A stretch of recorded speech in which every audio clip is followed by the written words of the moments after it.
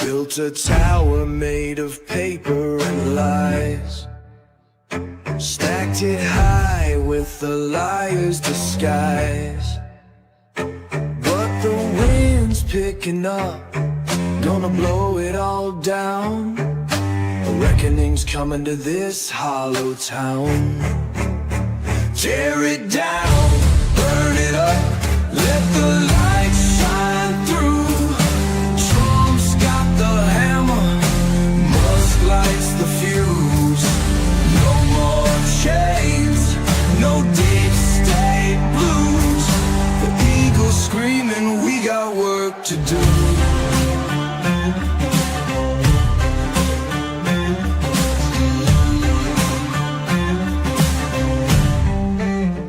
They sold our steel, they stole our land, turned the worker into a begging hand. But the wheels are turning, the fire's alive. We're taking back what's rightfully mine. Tear it down, burn it up, let the light shine through. Trump's got the hammer, Musk lights the fuse. No more chains, no deep state blues. The eagle's screaming, we got work to do. Ghosts of the past whisper through the trees. Swamp runs deep, but it's begging to freeze.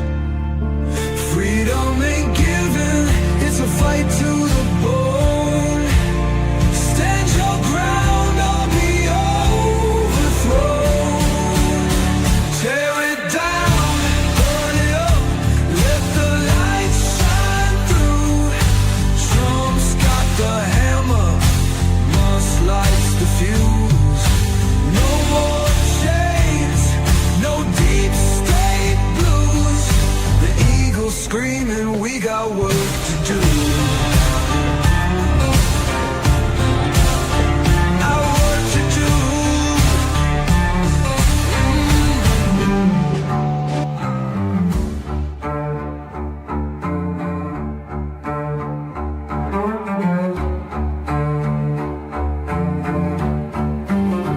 Ghosts of the past whisper through the trees. Swamp runs deep, but it's begging to freeze. Freedom ain't given, it's a fight to the bone. Stand your ground or be overthrown. Tear it down, burn it up, let the light shine through. Trump's got the hammer, Musk lights the fuse. No more chains, no deep state blues. The eagle's screaming, we got work to do.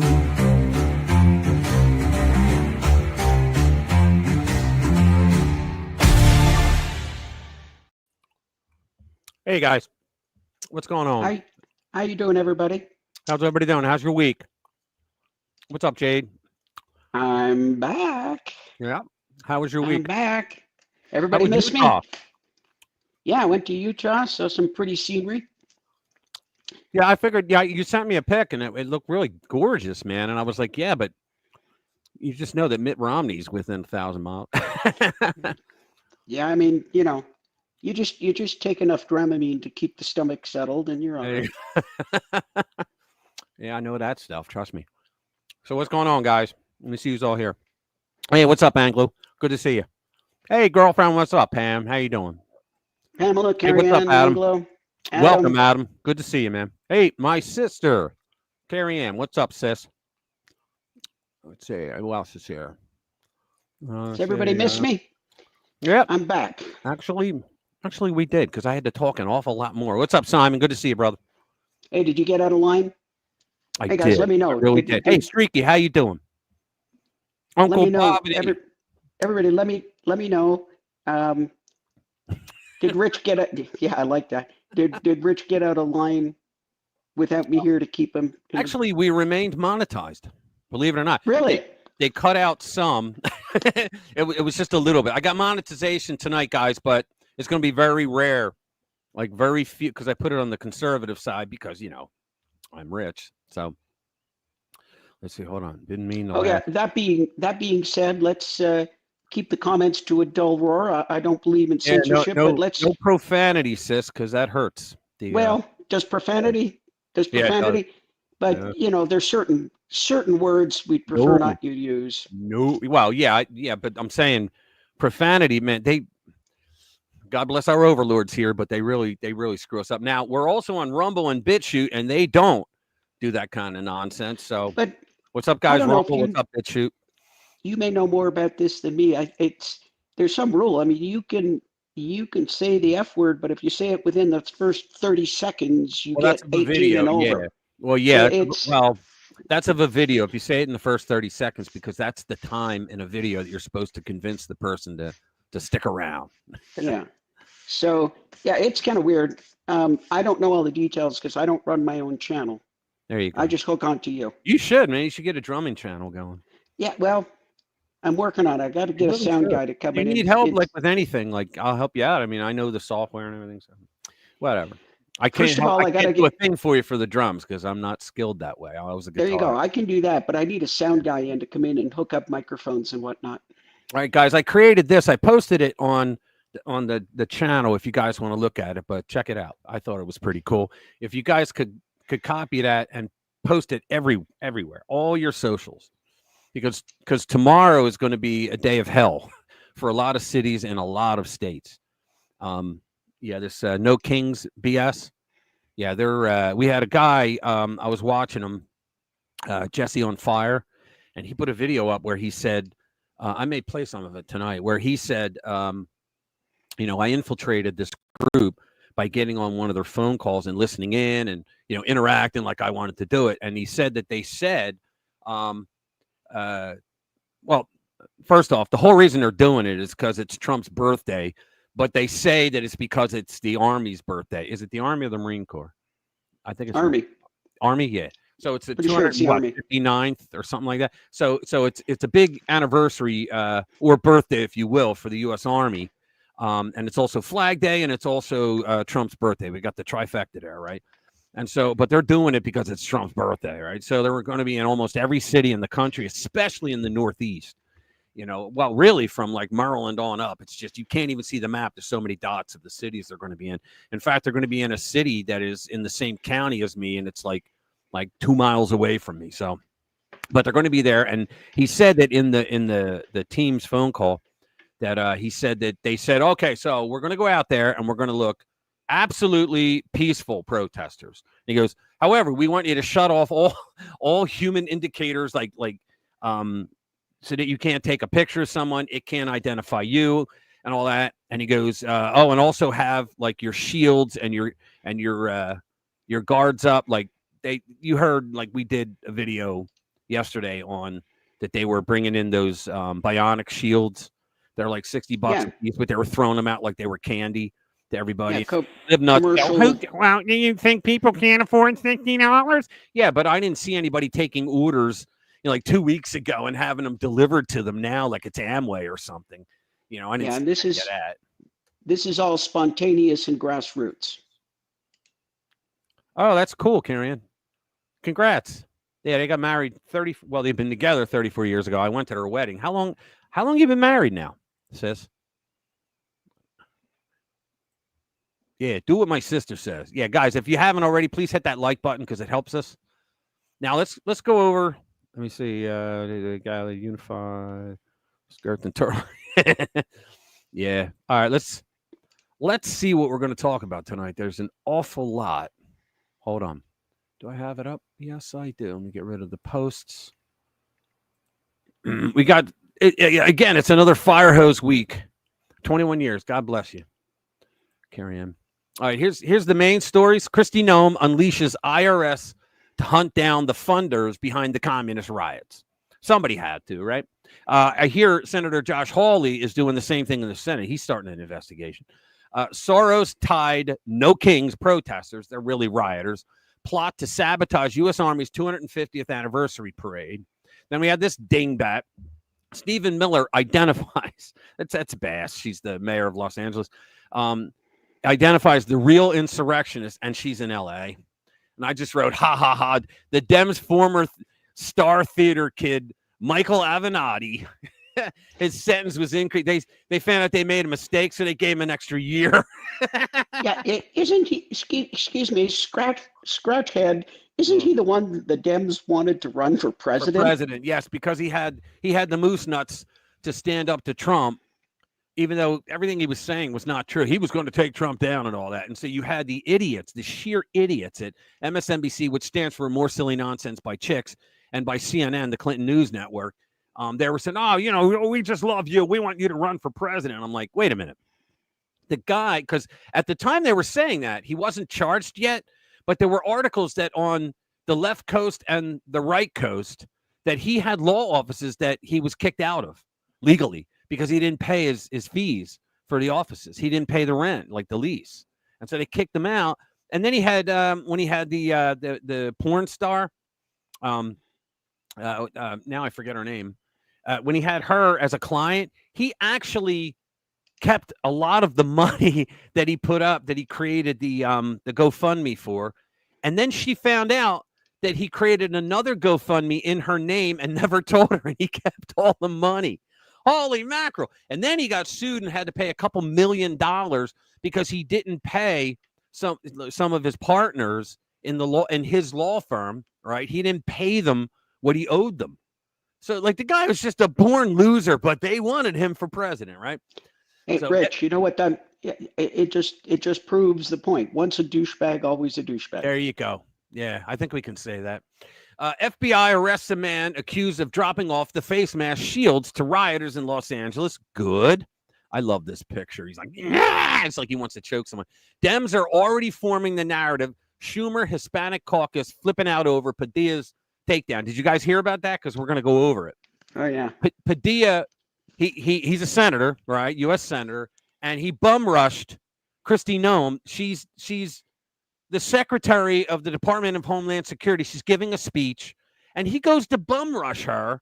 He didn't have his Senate pin on to identify himself. He didn't say who he was until Secret Service and others started pushing him out of the room. Oh, I'm Senator Padilla. You know, and so they're all like outraged now. They're outraged, right? Well, it means that he's a slob like the rest of us. He doesn't get special privilege because he's a Democrat senator, and they don't like that.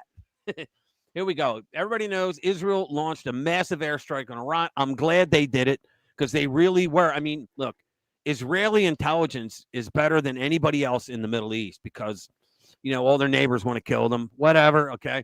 But because I know a lot of people here don't like Israel, but I don't love them, but I do like them, okay? Because they're we'll talk when the story comes up. They're a little U.S. But the problem is, you know, now what do you do? Well, there's a good part there. And Trump has been saying all along, you better cut a deal or it's going to get worse. And they just won't. So President Trump announces DOJ investigating who was funding the L.A. insurrection, providing armor and face masks. So that's the story that I wrote. Had to throw it in there for a shameless plug. Gavin Newsom issues incorrect press release on the L.A. riots. Who'd have thought? He's lying. What? No way. He refuses to correct it. And then finally, of the big boys, Kamala, New Scum, and AOC have been outed. A leaked DHS memo claims they back violent, illegal aliens over Americans. Nah, who saw that coming, right? Then we got the whole slew here, which is just a fun house of fire hose news. So let me see. Hey, Jimmy from Philly's in the house. Call him Mako Avenatti.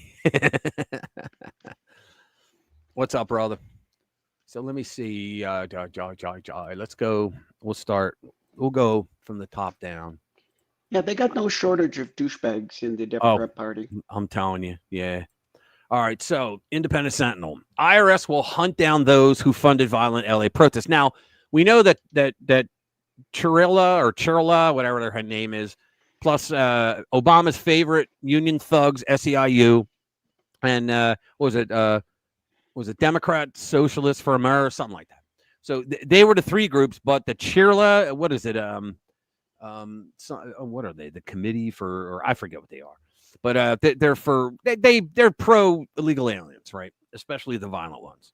And here they were given the Biden administration gave them $34 million, and they're using this. And you know who else is a culprit in this? Sam Walton's widow. She inherited like I don't know how many billion, like a lot of billions, right? And she's using it. She is the one funding a lot of what's about to happen tomorrow. So find out if your city is involved and do what you have to do to protect your property. All right, Secretary Noem. What's that? I'm not going into Denver or into Boulder tomorrow. I know. Yeah, I wouldn't either. Well, I got a gun in every room in my house except the bathroom. And I was thinking maybe I can get one of those giant gallon baggies and put it. Nah, never mind. Why don't you have a gun in the bathroom? Well, because I figure, if they get me in there, and son of a bitch, the guy got me coming out of the bathroom one day, right? If you're in there with your what hanging out, I guess they got you, right? I carry when I go out all the time, but because I'm only 10 miles from Philly. No, I'm kidding, but I do. But I always have one in the car, or I'm carrying myself. But in the house, I got one in every room. That was since the BLM days, and I just kept them there. You gotta clean them every so often, right? Even though you don't use them. All right, let's go. So Secretary Noem announced on Thursday that the Internal Revenue Service will hunt for those who are funding the violent protests in L.A. I'm surprised that they didn't use the Treasury Department because the Secret Service is better at hunting that stuff down. But IRS, I guess, same umbrella, right? The so-called peaceful protests will culminate in No Kings rallies across the nation on Saturday, tomorrow. Noem will also look at potential funding for radical NGOs, militant unions, SEIO, right, and other shadowy groups. Many of the funds are laundered to protect Marxist-Leninists behind these movements. We already have the names of quite a few of Soros's, from Soros and Singham, whatever. Quote, we also have the IRS here helping us track how these violent protesters are funded, what NGOs are out there, what unions, what other individuals may be funding these violent perpetrators who infiltrate protests. Now, think about this. These same, I have to keep it clean, these same people, these same despicable degenerates are the ones that scream, January 6th, right? When less than, I think, 4% of the people who were there were involved in a riot, right? And I don't think any of the actual rioters made it in-house. I don't think they did. I think they stayed outside, and just a bunch of people went in, taking selfies and stuff, and they gave them 20 years. So these are the same a-holes. That's the only thing they can point to, right? Other than that, you have like liars like low IQ Maxine, who right before the election, everyone who lists the most dangerous places between her and a camera, right? A news camera. And she would say, well, we know these MAGA extremists are up in the mountains practicing with their guns. And so I tweeted her. I said, could you tell us what mountains? Because I really want to go up there and see what they got, because she never mentioned, because she's lying. She's just lying, right? So these are the same a-holes. I think we can say that, right? These are the same a-holes who tell us about January 6th, but they say nothing about their constituents that are about to destroy cities, all right? They take people who may be wanting to come and be peaceful, but instead turn these into very violent activities that go after law enforcement. That's just simply not acceptable, correct? But Rich, yeah, it's different when we do it. Yeah, it's different when the Dems do it. You're absolutely. I'm sorry, I forgot about that axiom. Leadership, and we also have the IRS here that's helping us track how these violent protesters are funded, what NGOs out there, what unions, what other individuals may be funding these. Now, I'm sorry, but guys, think about this. In LA, they were all holding up Mexican flags, right? This is my country, Mexican flags, right? And you're like, oh, okay, this is a great country, Mexico. This used to be Mexico, right? That's a terrible Mexican accent. Anyway. So then why are they, if Mexico is such a wonderful place, why are they here? And why are they going to the lengths of fighting cops and ICE to keep from being sent back to this wonderful place that they're holding up flags on? Did a single moron in the cable news industry ask that question? I don't think so. No, but the where the Mexican president agreed to build the wall. And he Right. said, "Oh, but he would build it on 1830 grounds." I say, we come to a compromise, and we don't build it on the map from 1830, but you can build it and take California. They can have California. All right. Good. Hey, Ludwig, what's up? Good to see you, brother. Sheila, hey, girlfriend, what's going on? Good to see you. Thanks for being here. Appreciate it. I know the time difference, well, you guys is a little hard, but I love you, man. You guys are here every week. Thank you. Yeah, you guys are great. I mean, some people are a little bit Yes. further away, Yeah. Across the pond, as they say. across the pond, across the other Yeah. pond. Yeah, no, I know the other bigger pond too. But let's see what's next. We're going to do the Soros Tide. So, oops, why does it do that? I've been doing this for over a year now, and I still can't get the things up. Okay, ready? So, Soros Tide Blaze. Soros Tide No Kings. The No Kings is the group that is doing all this crap. All right, sabotage U.S. armies. Okay, protests funded by elites aim to stand against kings. As President Donald Trump's administration, let me increase it. As President Donald Trump's administration prepares a grand and patriotic 250th anniversary celebration for the U.S. Army, George Soros funded progressive activists are plotting a meticulously organized counter-protest. Wait a minute. How is it a counter-protest? The Army is not protesting. Right? Am I missing something? To politicize the military milestone. The White House has they are the protests. They're not a counter protest. The White House has stated that the grand military parade scheduled for June 14 in DC aims to celebrate the legacy of the Army and express our deepest gratitude to those who have served and continue to serve in its ranks. Now, Trump did this before. I think it was on the 4th of July during his first term. And they call, he's like a military dictator. Like I haven't seen any other president support the military this way and to say, you know what, we're going to have a parade for the military because look what they do. I mean, my son's serving in the Army right now. I know I know everything that he does and his wife does, like, the sacrifices that they make, but I digress. So for 250 years, the U.S. Army has defended our nation, upheld the ideals of freedom and democracy, and served with courage at home and abroad. From the Revolutionary War to today, the Army's soldiers have embodied duty, honor, and sacrifice, ensuring the security of the United States and its people. Now, Trump the other day said that as of June, we have already met the quota for the year for bringing people in, right, for recruitment, and they're going to continue, right? But they said they're getting great people now, whereas under Biden, nobody wanted to join. You blame them? Right. I'm not going to say the T word, but it was because of that mostly. And because they forced them to get the jab. They forced my son to get the jab. Right. Well, it was the whole mandate. The whole gamut of woke policies. Oh, it was woke through everything. Yeah. And DEI, the whole 9 yards. Right. No. I mean, when you're an officer and part of your officer training for advancement is you have to go to DEI and seminars, DEI and you have Academy. to do, I'm a war fighter. I don't need to learn about DEI. I always say that that the military does two things. They kill people and they break things. It's not a social club. And when you can't kill people and break things, you're wasting time and money. That's just the way it is. That's just how it's like they always say, if you want something broken, something dead, or someone pregnant, call the Marines. There you go. Oh, I never heard that one. But Never heard that one? no.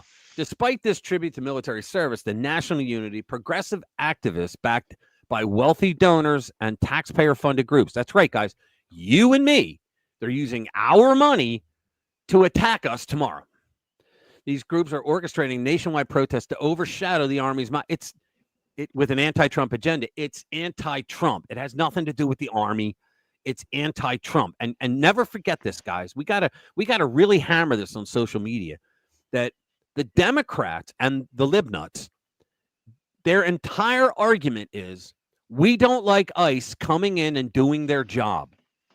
We don't like them coming in and taking out violent, criminal, illegal aliens for deportation. they're just disappearing people. No, they're not. They have final orders of deportation. That's a legal process. That final order of deportation is a legal document that says you've expunged everything. You have nothing left to do. You're being deported. And they run. They don't come in.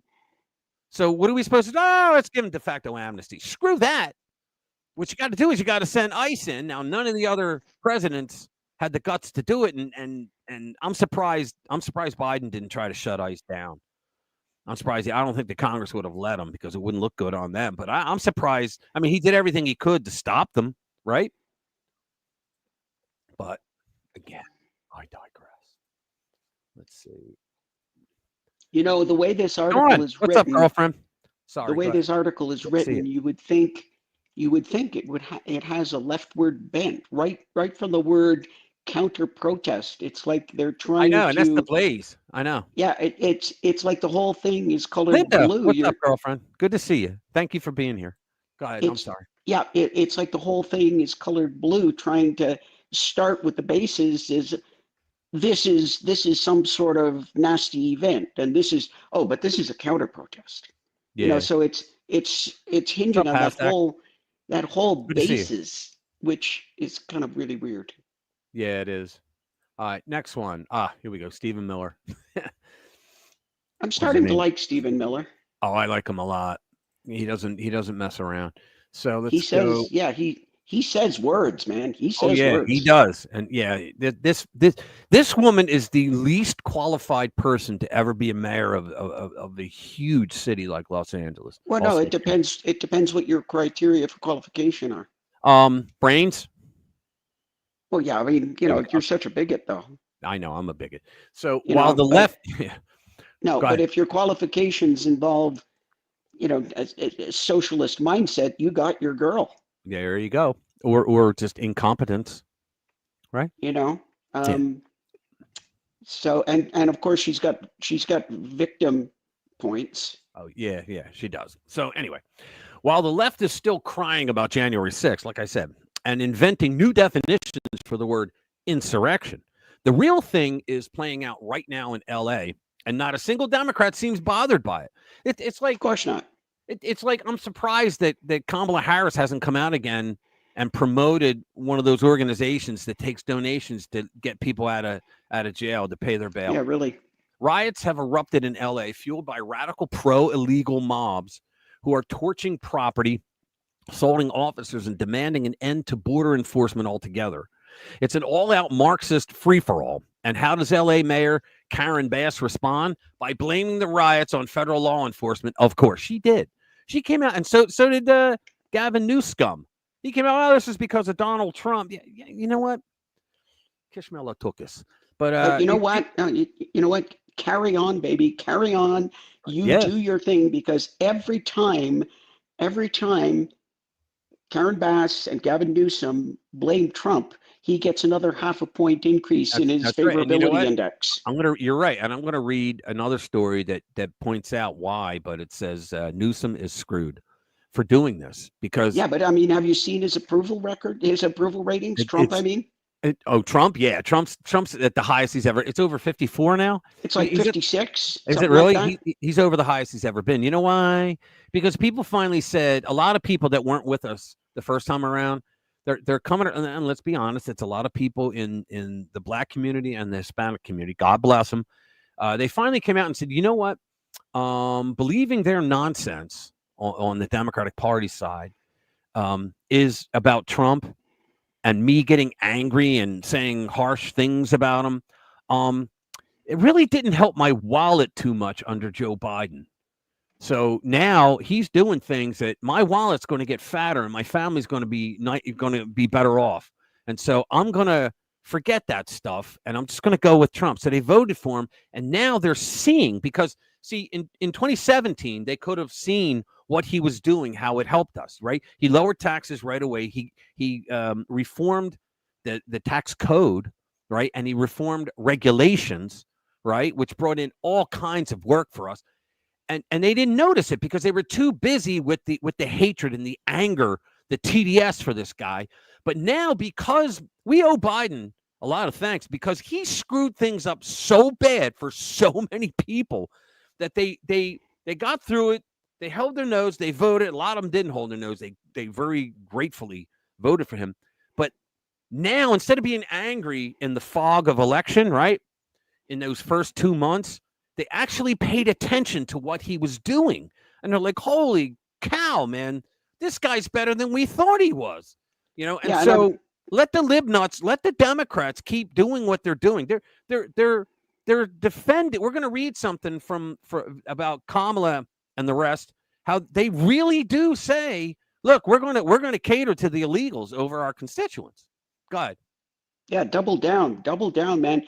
And you know, in that vein, I'm sure that everybody has seen, like, Hispanics voted for Trump in record numbers in November, and his approval among Hispanics has notched up considerably. I think he's up to like 65% now, You know or more in the Hispanic. Now, I hate talking about voting blocks, ethnic blocks, because you sound like Biden when he says, well, you know, the Hispanics, they're different. Not unlike the black community, Hispanics have a more diverse thought process. And it's like, he actually said that?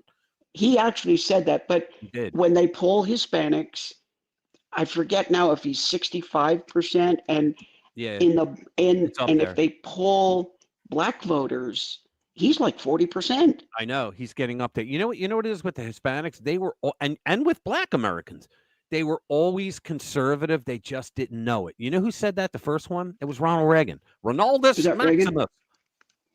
Yeah. Well, I mean, if you take a look, they're religious. They're Christians. They believe in God. They believe in family, and they believe in this country. Even and especially black Americans, because a lot of them were crapped on for generations by the Democratic Party, not by America. See, the Dems want you to blow. America did this to them, but no, it was the Democratic Party. Should they get reparations? Yeah, hell yeah, and they should get it from the Democratic Party, not from our tax dollars. That's how. Let's not get into that, because I got some ideas about that. You're saying, but it was the Democratic Party that screwed minority groups over for 100 years. That's absolutely true. I would take it further than that. If they want reparations, they should go to the source of the problem. They should go back. They should go back to like the Dahomey tribe in Africa, which was one of the biggest ones that captured slaves that were. It was the Yayo and the Ashanti tribes. The Yayo and the Ashanti tribes were very big on that too. Yeah, because they used to conquer a village and then slaughter everybody until they realized they could get money. Yeah. So then what they did, because we don't have to go down that road. When the Europeans first landed in Africa, they couldn't go inland. It was a death sentence. They'd get it was malaria. Whatever waterborne or mosquito. Yeah, it wasn't until quinine was invented we couldn't even go in there. The Europeans whatever waterborne or insect-borne disease, man, they would get it. It was a death sentence going in there. Let me finish this quote. Yeah. If you stop enforcing the law, people will stop rioting. That might be the most Democrat take we've ever heard, and that's exactly what Mayor Karen Bass is pushing in this stunning clip. I'm going to play the clip. I got a copy. She actually said that? Yes. In those words. She said because what it does, when ICE comes in, it just causes problems. We need to stop the raids. This should not be happening in our city. It is not warranted. And it does So it's not warranted. Okay. So the president of the United States there's very few things he can force the states to act on. The president of the United States, being a sanctuary city, is not unconstitutional. Okay. You can be a sanctuary city and say, hands off, we're not going to help.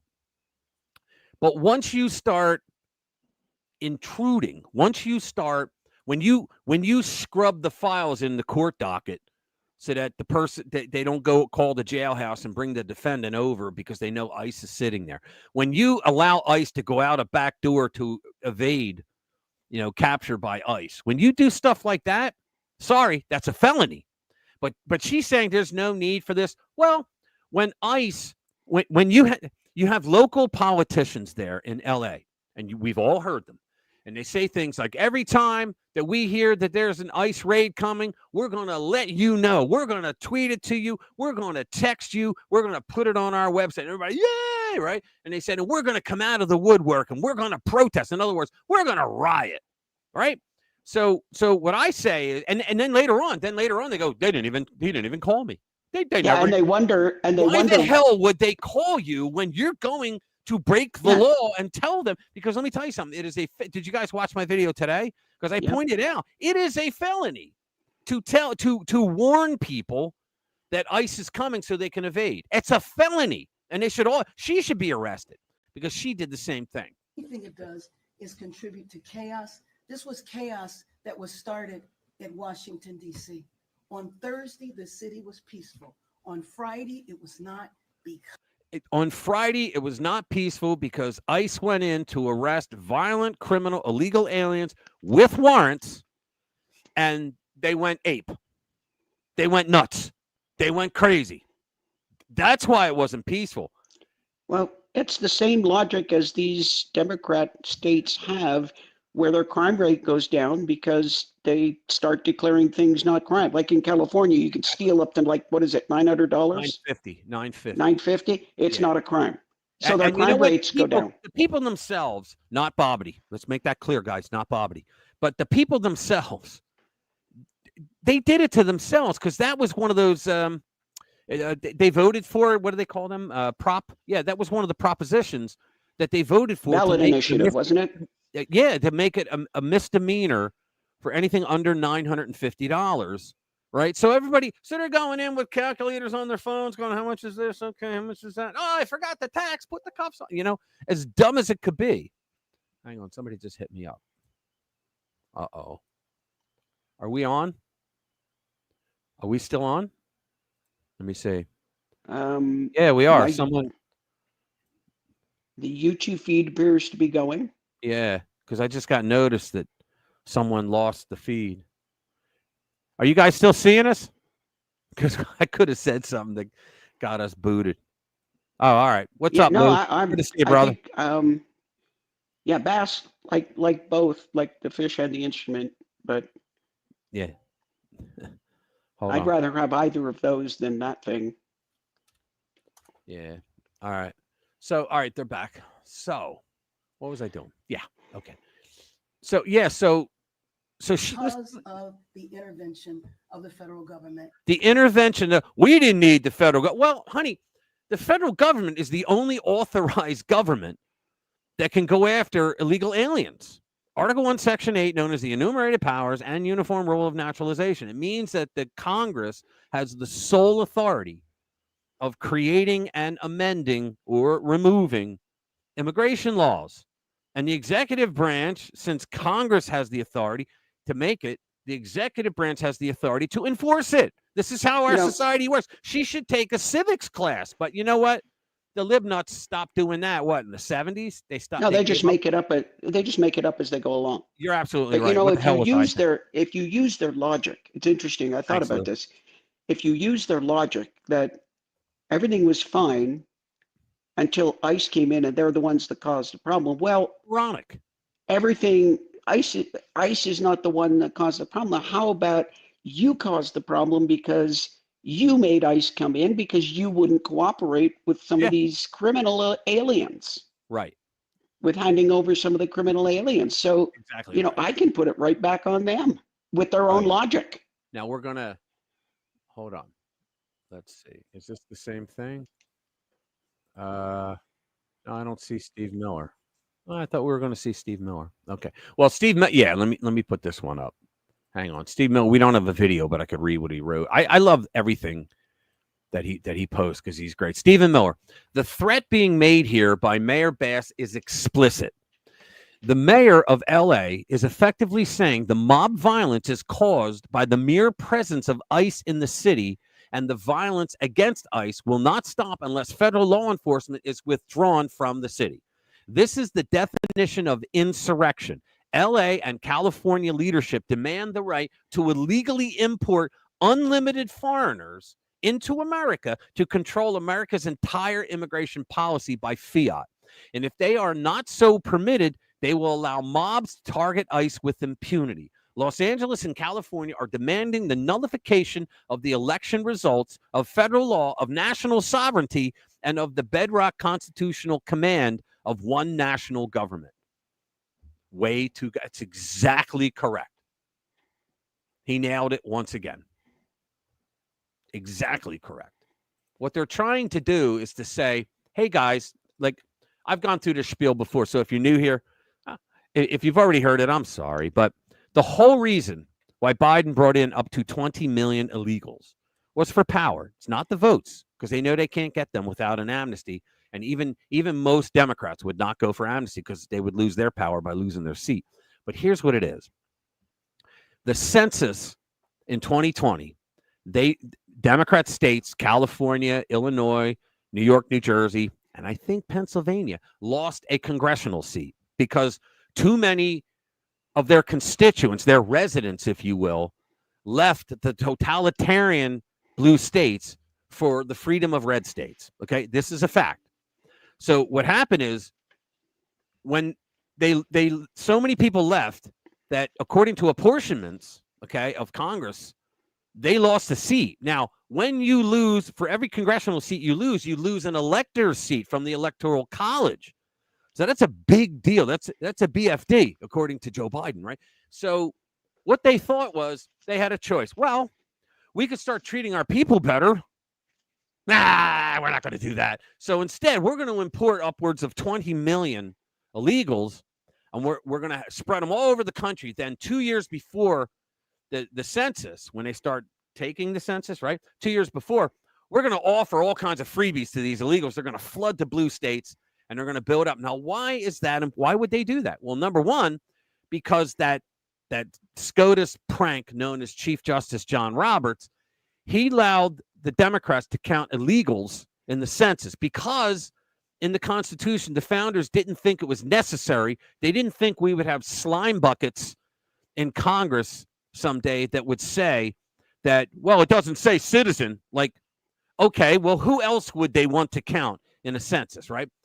And this is why they went absolutely apoplectic, out of their minds, right? Back guano crazy, toys in the attic nuts. When Donald Trump said, I want to put a question on the census. Are you an American citizen, a U.S. citizen?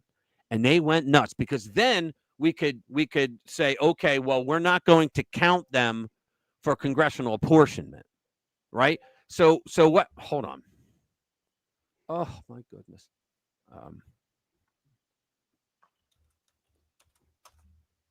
Okay, so I have to hang on. I'm sorry, guys.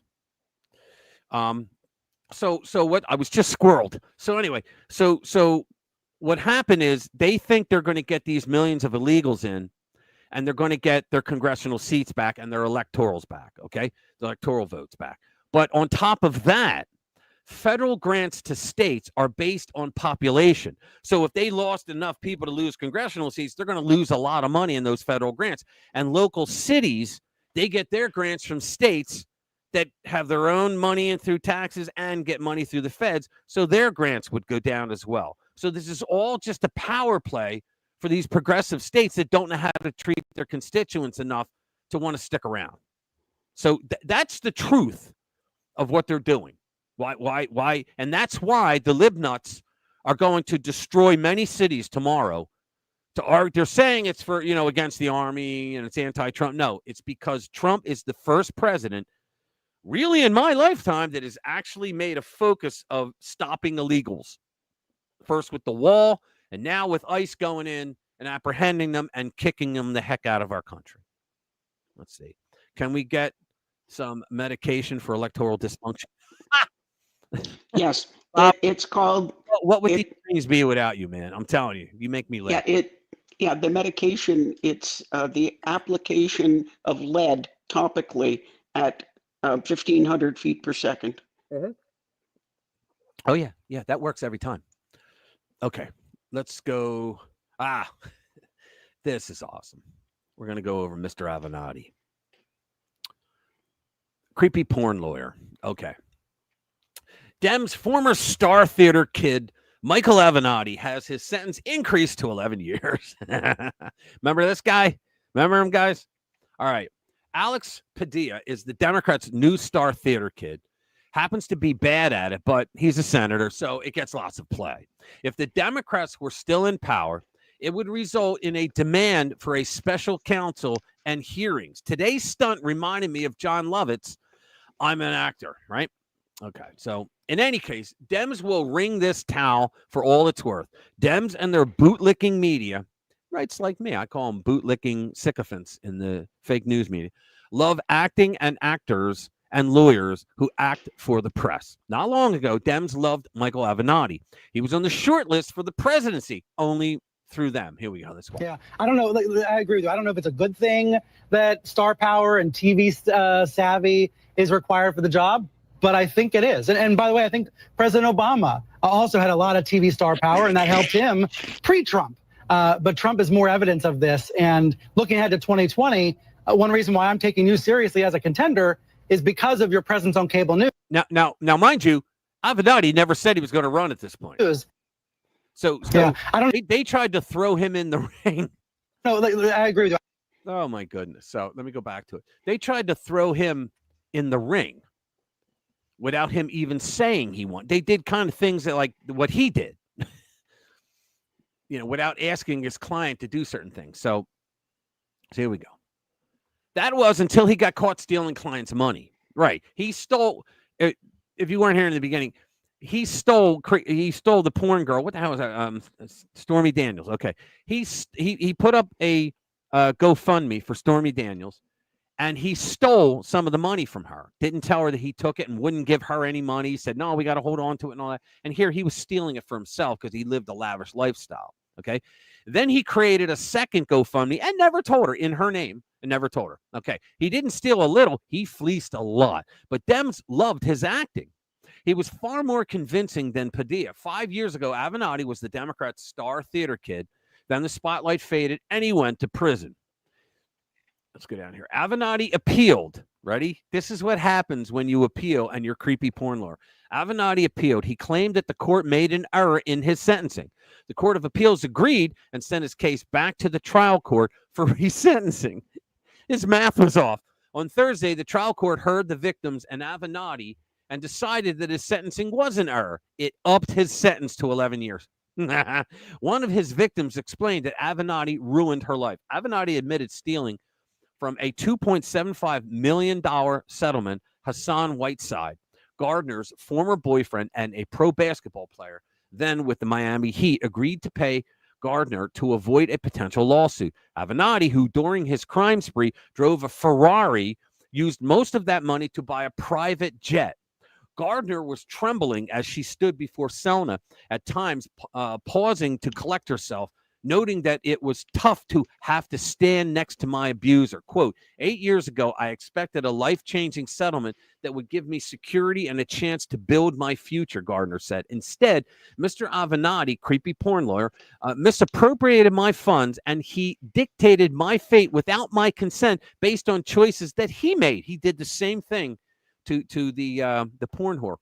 Gardner called Avenatti a legal predator and said if it weren't for him, she would be a homeowner, would own a car, and would have savings. Quote, this is someone who looked me in my eyes and told me that they were protecting me, she said. I think you should give him the most that you can give him because it protects people who are not equipped to fight these legal battles. That victim's statement apparently swayed the judge. His preliminary sentence was for 10 years. He added another year after hearing from Gardner. Avenatti won't get out of federal prison for another 7 years. He owes close, and guys, federal sentences, there's no behavior off for good, no time off for good behavior. You do the sentence. He owes close to $20 million in restitution, money that victims will never see, and he's been disbarred. So how's he going to make the money? Why can't we reclaim some of that? Why can't the victim just like sell his jet and his Ferrari? Yeah, they're going to sue him for the money. You know that. Yeah. I mean, we know that. Michael Avenatti is the Greta Thunberg of, Anthony Scaramucci. Yeah, why is it that, like, the theme of every story tonight is scumbag? I'm telling you, because they're all scumbags. Because they're all scumbags. That's the right answer, actually. Right. They are all scumbags. Let's see if is there a video on this one? Yeah, there are. There's several. Okay, I'm gonna do the Padilla one now. If you guys don't know, Okay. This U.S. Senator Padilla tried to bum rush the podium while the Secretary of the Department of Homeland Security was giving a briefing. Come on, guys. Democrats are dumb, but they're not that dumb to not know you just don't do that. You don't. Yes, they are that I have dumb. a question to ask. Well, actually, it's not that they're that dumb. It's they think we're that dumb. True that, but it was stupid what this guy did. And Oh, yeah. first of all, he wasn't wearing the Senate pin. That identifies you as a senator to anybody in the building, especially security. Number two, he didn't say he was a senator until the security started pushing him back. I'm Senator, whatever, Padilla. So that was all on him. I love this face. But the thing is, Rich, what he did was very reasonable, given that that's what's been going on for decades, and they've been getting away with it. Well, wait a minute. You're right. I don't disagree with you. Imagine it's expectation bias. Imagine if a Republican senator did that to the guy that they come impeached, and this JO right here threw out the articles of impeachment and refused to even hold a trial. Yeah. Do you remember when Mitt Romney had? Right. Do you remember when Mitt Romney had to apologize for mathematics? Yeah. Yeah, when he was, I forget the exact thing he was talking about. How many? What was it? Talking about the percentage of blacks in the population and in the prison population, I think, and he had to go on and on about. He had apologized for mathematics. Yeah. All right, let me go on. We just reported the wild action at Department of Homeland Security head Kristi Noem's briefing. On Thursday, Senator Alex Padilla, Democrat, California, who would have thought, right, tried to interrupt the brief. They think they can. It's like what they're doing at the ICE facilities. They think they can just burst in at any time. Oh, I'm a member of Congress. Fine, get in line, make an appointment. You can get in. But I'm a member. You're no better than anyone else, bonehead. Tried to interrupt the briefing and then got in a scuffle with agents on the side of the room, was hauled out and taken down to the ground. Here we go. Senator Alex Padilla, I have questions for the secretary. Now, they didn't show you how he burst all the way up because the person didn't hit the camera until. Senator Alex Padilla, I have questions for the secretary. They're not playing around with the fact of the matter is, what do you hear him? Get off me! Get your hands off me! That you're rotating on your. Look, they're just shoving him out. Heads off. Get off me! Now watch, he walks away. You gotta love it. Yeah, that's what happens. That's what happens when you think you're above the law.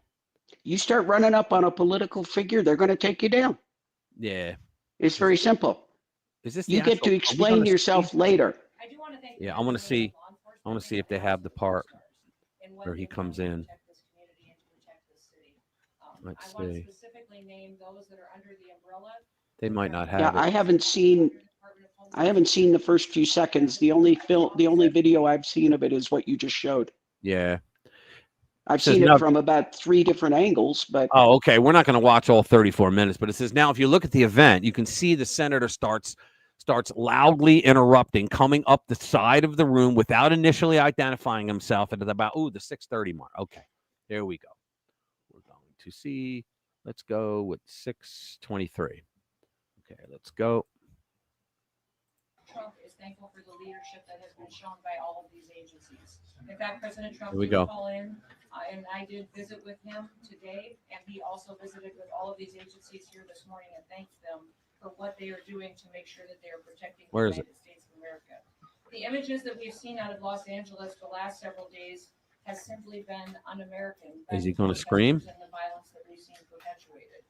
Masked thugs are assaulting police officers. They're setting vehicles on fire. They're waving foreign flags. Said the 6:30 mark. While burning American flags, and they've damaged public property and destroyed private businesses.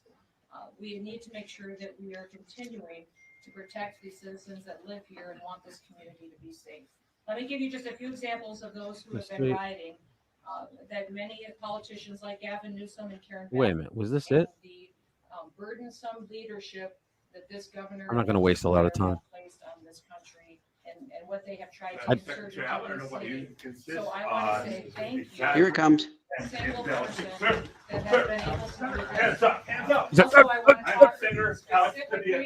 I have questions for the secretary. I mean, guys, think about this. What kind of an animal is this guy, or self-privileged, to think that he has the right to burst in like that, to interrupt while the DHS secretary is talking? And the Dems are going full on against this, and the next story we're gonna do is to show you how they're already coming up with a strategy to argue for this. You know what it is? Because they have nothing. They have no power. They want the people their constituents to think you come back to us and you put us in charge again. We'll be magnanimous. We're not going to stay mad at you. Well, we'll be magnanimous. I mean, oh my God, the thought process of these people. They just don't realize that they've lost. And I'm not talking just they lost the election. They lost any sense of anyone wanting to vote for them, except the extra chromosome left.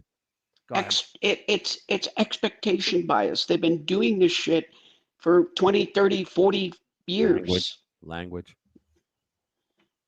Please. They've been doing this stuff. Yeah, there you go. For 30, 40 years, more. And they get in when they're in power.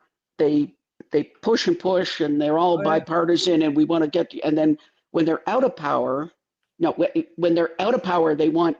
Oh, we need bipartisan cooperation. We need a say in this. When they're in power, exactly how it is. It's all. Screw you. Yeah, it's all. Screw you. Yeah, take a hike. We don't need to talk to you. Yeah, well, they're also used to an adoring and fawning press that goes.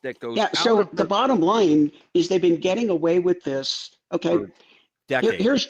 Here decades, literally. I mean, this gets pilots into trouble. This is so common. You have somebody. You read about these reports. You have somebody has done this particular flight more or less in these conditions, 10 times. And the 11th time they do it, they thunder into a mountain.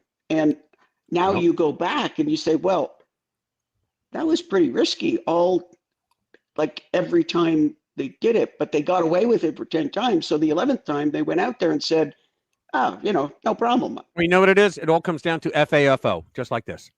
There you go. Comes out to FAFO.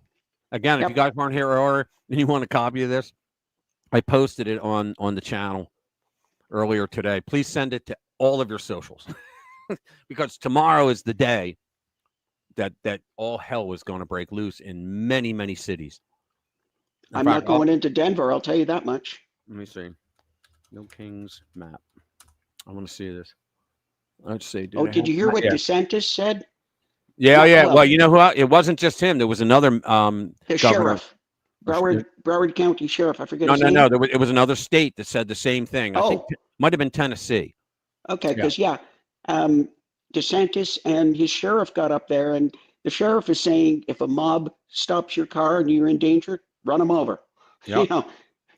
And you will not be in trouble. Yep. Let me see. I'm gonna pull this up just so you guys can see the magnitude of what's happening tomorrow. Okay. Let me see. Hold on. I can pull an image up. Where is it? There we go.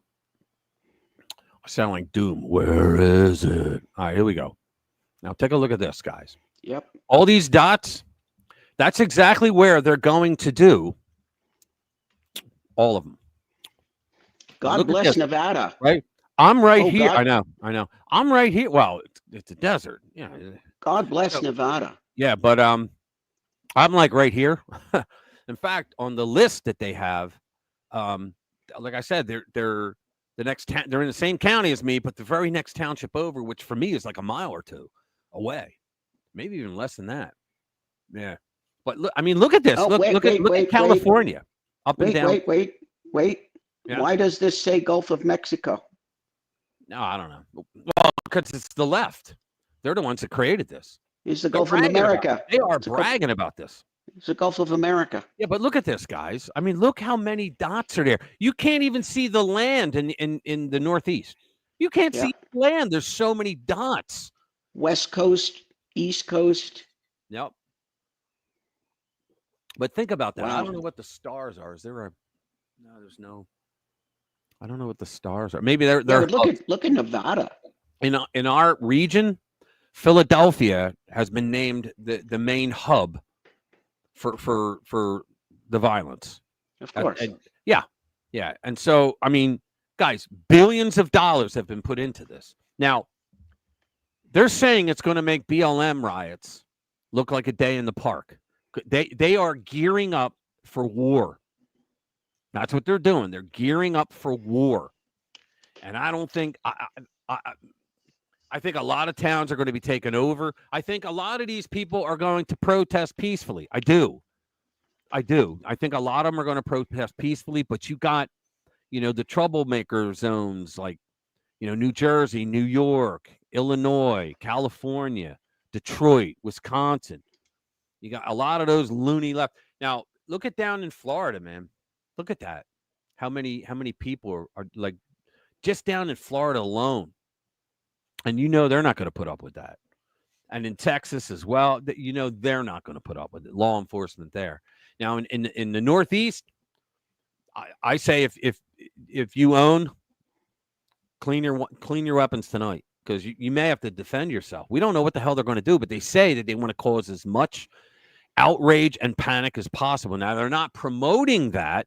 Okay, they're not putting that out on their literature, but we have that one video of the guy who said that he infiltrated one of their online calls, and he just sat back and listened, and he heard what they were saying, and he said it totally sounded like they're preparing for war or they're preparing for riots. They're not. They were saying, oh yeah, we're going to present ourselves as peaceful protesters, but they said turn off all human sensors, meaning they didn't want them to accidentally photo themselves or anybody else around. They said absolutely no pictures of anybody. In other words, they're giving the rules of war rules to the people that it's their first time going into combat against cops. That's what they were doing. They were giving them all the pointers of what to do. It's just unbelievable. Hashtag, it will come across the pond if they think they're successful here. It will. And you know what this is? This is, I believe it's a fight for civilization, because these people, if they are that angry, it can't be all due to TDS. A lot of them have TDS, okay? Because I think if any other president were to send ICE in, because before Biden, ICE did go in and arrested him, right? But now we have Biden, who gave us upwards to 20 million illegals. Even if, think about that, even if 5% of them, somebody with a calculator, my Catholic school math doesn't do it when I'm on the show. 5% of 20 million are violent. That's a lot of havoc they can cause throughout the country. I mean, think about it. And yet these people don't believe that we should kick them out, that we should get rid of them. And the Democrats, think about this, the Democrat politicians, while they're promoting, their silence is more deafening. While they're promoting, we want, we're going to fly down to El Salvador and try to get this guy back here, who is now here, but he's on trial for human trafficking. Right now, he's back in the U.S. on trial for human freaking trafficking, guys. And they were the ones that flew down there to try to get him out. And so the silence they have is for who? For their constituents, for the people that make the country work. There's a hell of a lot of people who live in California that don't want this. They want their nice neighborhoods. They want to live in peace. They want to go to work, raise their kids, right? But you know what this is going to do? This is going to do wonders for Trump's approval. Oh, you know that. Oh, yeah. Oh, absolutely. Because the people that came over the fence the one time, held their nose and voted, they're seeing it. And you know what? The beautiful thing is Trump has a perfect storm, because these people have turned on the CNNs and MSNBCs and the others. They've turned on them because they said, you know what? We now know that you guys lied throughout COVID. You lied And- through the George Floyd riots. You lied through every single Yep. thing that happened. Yep. And look at California. What is one of the best ways? What is one of the quickest ways to piss people off? Block a highway. Oh, yeah. Oh, yeah. I mean, Absolutely. do you know people change when they get in a car? You get these perfect mild-mannered people, and they turn into the Joker when they get behind the wheel, and they go absolutely insane. Well, Something happens to people. You got people on the highway. Best way to piss people off. One of the best ways. Block a highway. oh, yeah. Well, there was a woman. There was a black Oh. woman. I saw a story earlier. It was a black woman. She wanted to go to work, and these white libnuts were blocking. White libnuts were blocking the street, and she gets out and tries to appeal and says, "Guys, I'm not for either side. I just got to get to work. I could lose my job if I don't get to work. Can you please just let me through?" And they're laughing at her and mocking her. Well, guess what? When that story went around, how many other people do you think saw that and went, "Holy crap, we used to support this ideology? Are you kidding me? Really?" Because when the fog of TDS goes away, people get their common sense back and they go, "Holy mackerel, I can't believe I used to be on that side. These people are nuts." Right? So, these leftist activists double down, honeys, just double down. It's I'm not unreal. in favor of rioting, arson, and all that, but you go, girl. You just double down. Yeah. Go block the highway. Go piss people off, and we'll be sitting here counting the people coming over to our side. Yeah. Yeah. All right. Sorry about that, guys. Had to do it. Let's see. All right, here we go. Once again, let me take this down. Okay. And take that down. All right. So we're gonna do right now. Gavin Newsom issues an inaccurate press release on the LA riots. Who would have thought? Right? Refuses to correct it. All right, let's bring it up a bit. Gavin Newsom lying? Yeah, I know. Who would have thought? Oh my God. Tell me you're kidding.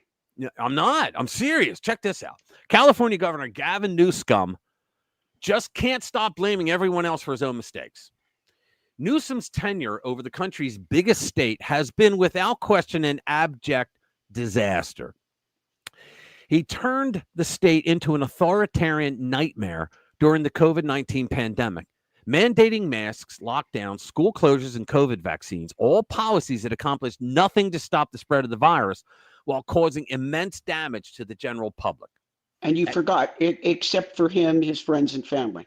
Exactly, when they go to the French Laundry restaurant. But you know what else? These people, these totalitarian people, they never want to talk about what they did to the kids, to their learning abilities. Oh, my Seriously, God. in those formidable years when they had to do the online crap, my son, my youngest son, is actually a pretty bright kid. He was a straight A student, and his grades started slacking. And I'm like, "Dude, what's up?" He goes, "Dad," he goes, "You don't understand." When he was in high school, he goes, "You don't understand." He goes, you get on there, you watch it. He goes, and then they have technical difficulties, and it goes down for 20 minutes. And he goes, then they come back, and you forget where you were, and you got to go through it all again. He goes, it happens all the time. Because, in other words, they weren't prepared for it, and they didn't actually have the technology to have so many people on. Because their servers, I guess, were light. I don't know. And he told me, he goes, I just can't stand it, so I don't even watch it anymore. I'm like, wow. There's something deeper than that. If you pick the right age, you've got infants and toddlers that didn't see another human face for 2 years. I know. And do you know what kind of psychological issues that starts to create? Yeah, because I had read that, and I watched who was it? It was either Malone or it was McCullough, who said that children learn many things that we adults take for granted, facial expressions. Okay. And they couldn't do it because your face was covered. And that whole operation was the communist operation of, we're going to make you obey. COVID was a precursor to what they thought they were going to bring us after the whole COVID. It was to demand. Well, it was actually to get you to obey in every Western country in the world, to get you to obey the government. So like morons, we all wore masks for fear of, going to prison, not being able to go into a store to buy groceries for your family. We did that 6 feet thing that we now know they pulled it out of their derriere because Dr. Birx and Fauci finally admitted, yeah, we just made it up. The 6 feet rule, right? But it was. And do you remember when he actually, even during the thing, he actually said, oh, you're supposed to wear 2 masks. And then when somebody asked him about it, he says, well, if 1 mask is good, 2 must be better. What a moron. I know. What a maroon, as Bugs would say. And it's as if that wasn't enough to push people out. Cost of living increases in California during his tenure have been extreme, pushing an already expensive state over the edge. Sure enough, for the first time ever, more people left the Golden State than moved in. Then the LA fires hit. Now, he tried to blame Trump for the LA fires. It's like a seasonal event for California now.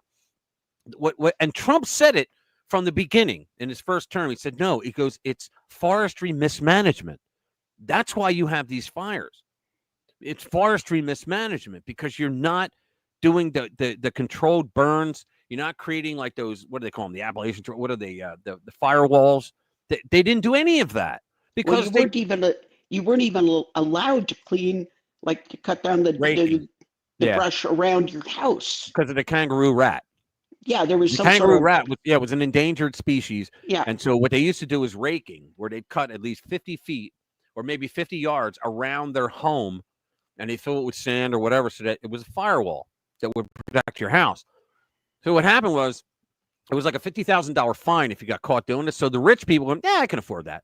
And so their houses stayed up if they did it and the fire wasn't so overwhelming and went the 50 yards in, right? But all these people lost their homes because of a damn kangaroo rat. Can you believe it? Yeah, I believe it. So Newsom and Los Angeles Mayor Karen Bass demonstrated their extreme incompetence, lack of preparation, and woeful inadequacy as leaders, watching 2 cities effectively burn to the ground. And now there's riots. Downtown Los Angeles and several other neighborhoods in the LA area have faced rioting, violence, vandalism, and property destruction since late last week. And Newsom, yet again, has found time to point the finger for his mismanagement at everyone but himself. That's what his superpower is. Blaming everyone else. And Bass and him, like you heard what he said to the one reporter, well, everything was peaceful. And then all of a sudden, Donald Trump comes in and says he's taken over the National Guard, which is his authority to do if he wants to. And they say, we didn't need help. Like, no, you guys didn't need help, right? ICE needed help, and which is federal personnel. And ICE was getting bombarded by all these libnuts, these rioters, and the LA police were being overwhelmed. You saw them all under the bridge, right? Because they were throwing rocks. Well, all those rocks lined up on the bridge like that, you don't have rocks like that naturally up on a bridge, okay?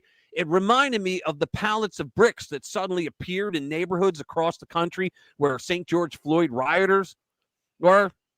Well, all of a sudden they got these giant rocks that were able to throw down at the cops. How the hell did that happen?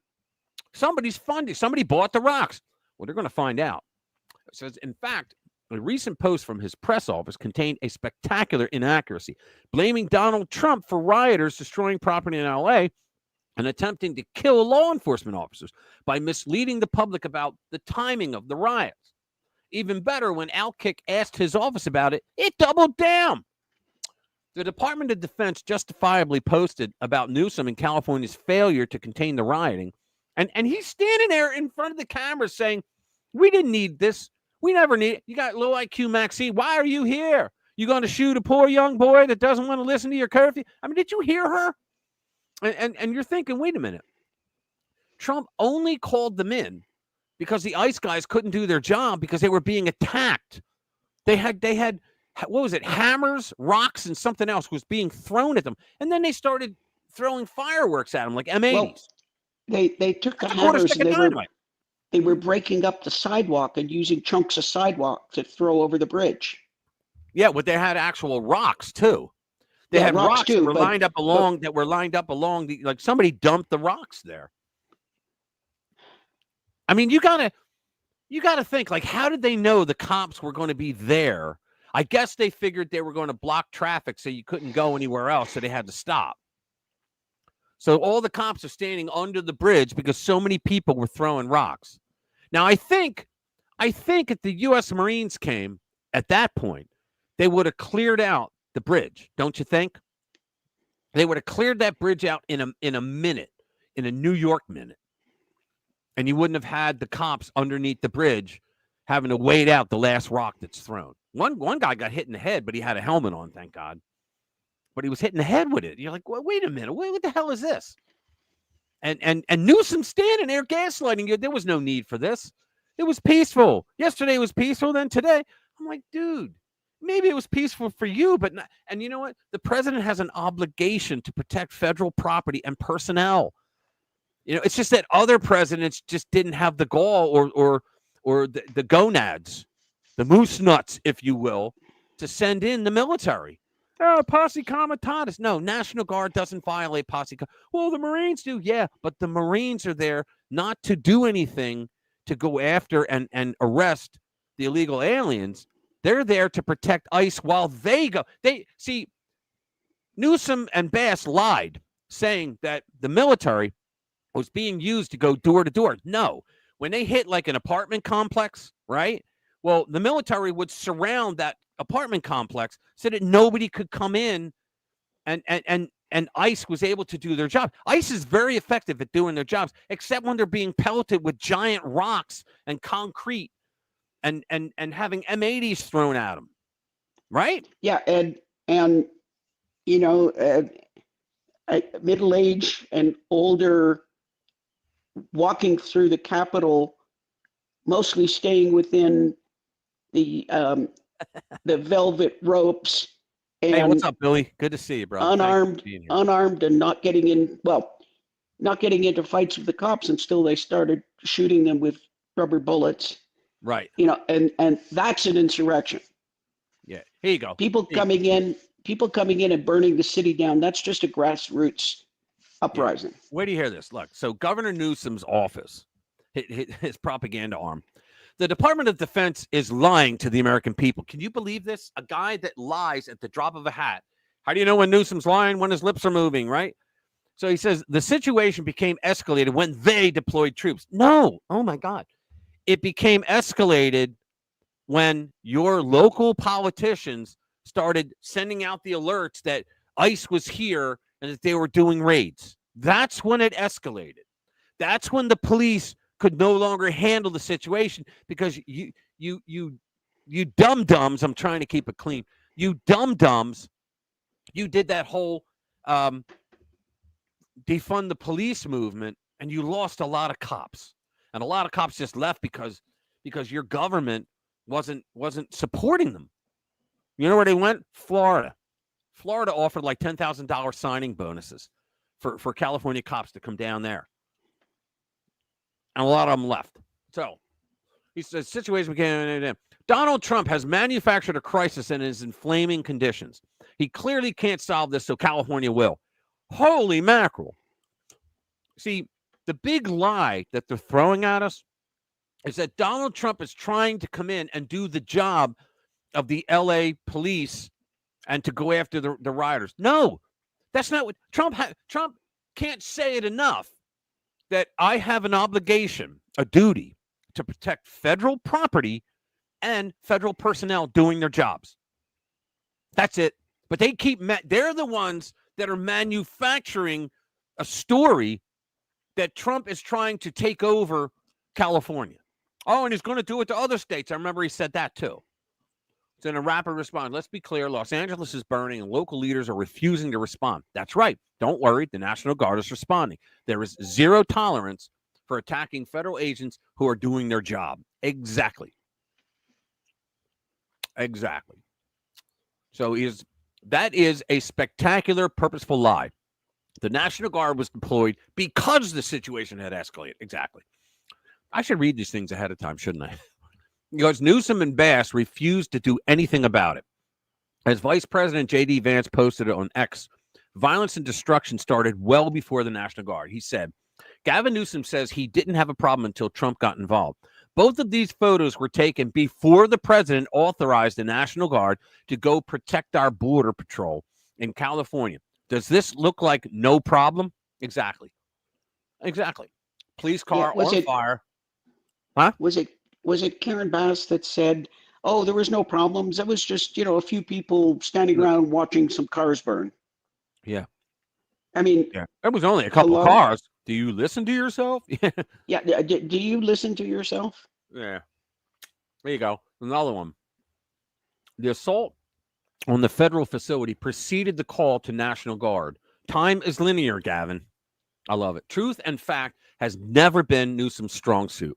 But when Outkick contacted Brandon Richards, a deputy communications director for Newsom, his only response was to link to a story proving Newsom's release false. Richards sent a link to a local news story saying that the National Guard had not yet reached L.A. when Trump thanked them for their service. So in other words, and that's not a mistake by Trump. He said, thank you for your service, because he knew he had other things to do, because he is actually a president who works, right? He had other things to do, so he wanted to get that out there beforehand. And I think guys in service like to hear that their commanders are actually got their back, because you don't get that under Democrats. Never. Trump may have been wrong, but that doesn't make Newsom right. On the one hand, they're saying the situation only escalated when the National Guard was called in. Then on the other hand, they're saying the National Guard hadn't arrived yet when there was rioting. Sounds like Newsom. We don't have to read the rest because we know. What a bunch of scumbags these leftists are. They're really good at lying. Yeah, peacefully standing around.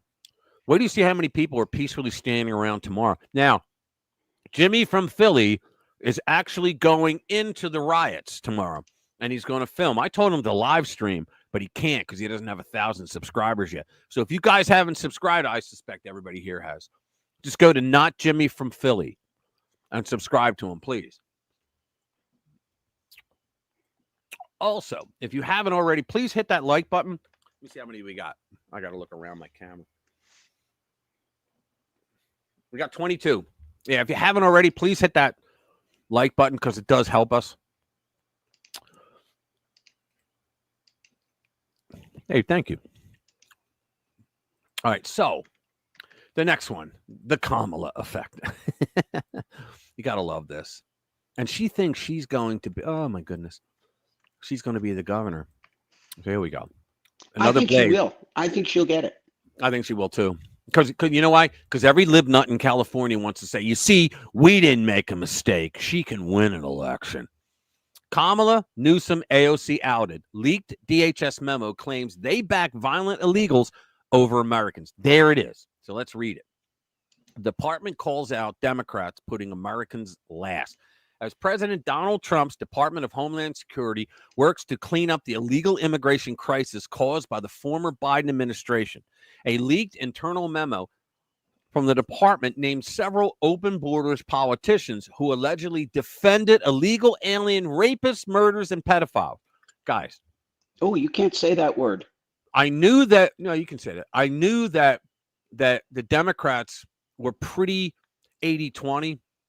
But did you ever think you'd see a day where politicians would actually support rapists, murderers, and pedophiles who are illegal aliens? Did you ever? I'll be honest with you. I'm the most pessimistic person about the Dems. I never thought they would do that and expect to get votes. I never thought that. And you know what that means? Politics is downstream from culture. And if these guys keep getting reelected, when they open themselves up and show what they are and who they support and what they support, there's a problem with the culture out there. Again, not where Bobbity lives. So the unclassified memo accused progressive politicians of prioritizing illegal immigrant criminals and violent rioters over law enforcement and their American citizen constituents. They're telling their constituents, look, we're going to care more about these people over here, but you can vote for us anyway. Citing the recent destructive and violent protests in Los Angeles, California last week. ICE, get the F out of LA so that order can be restored. Wow. So let me see. What is this? Okay. Since June 6th, thousands of violent rioters protesting immigrations and custom enforcement operations in Los Angeles have assaulted law enforcement officers with concrete chunks and Molotov cocktails, attacked federal buildings, burned cars, and destroyed other public and private property throughout the city.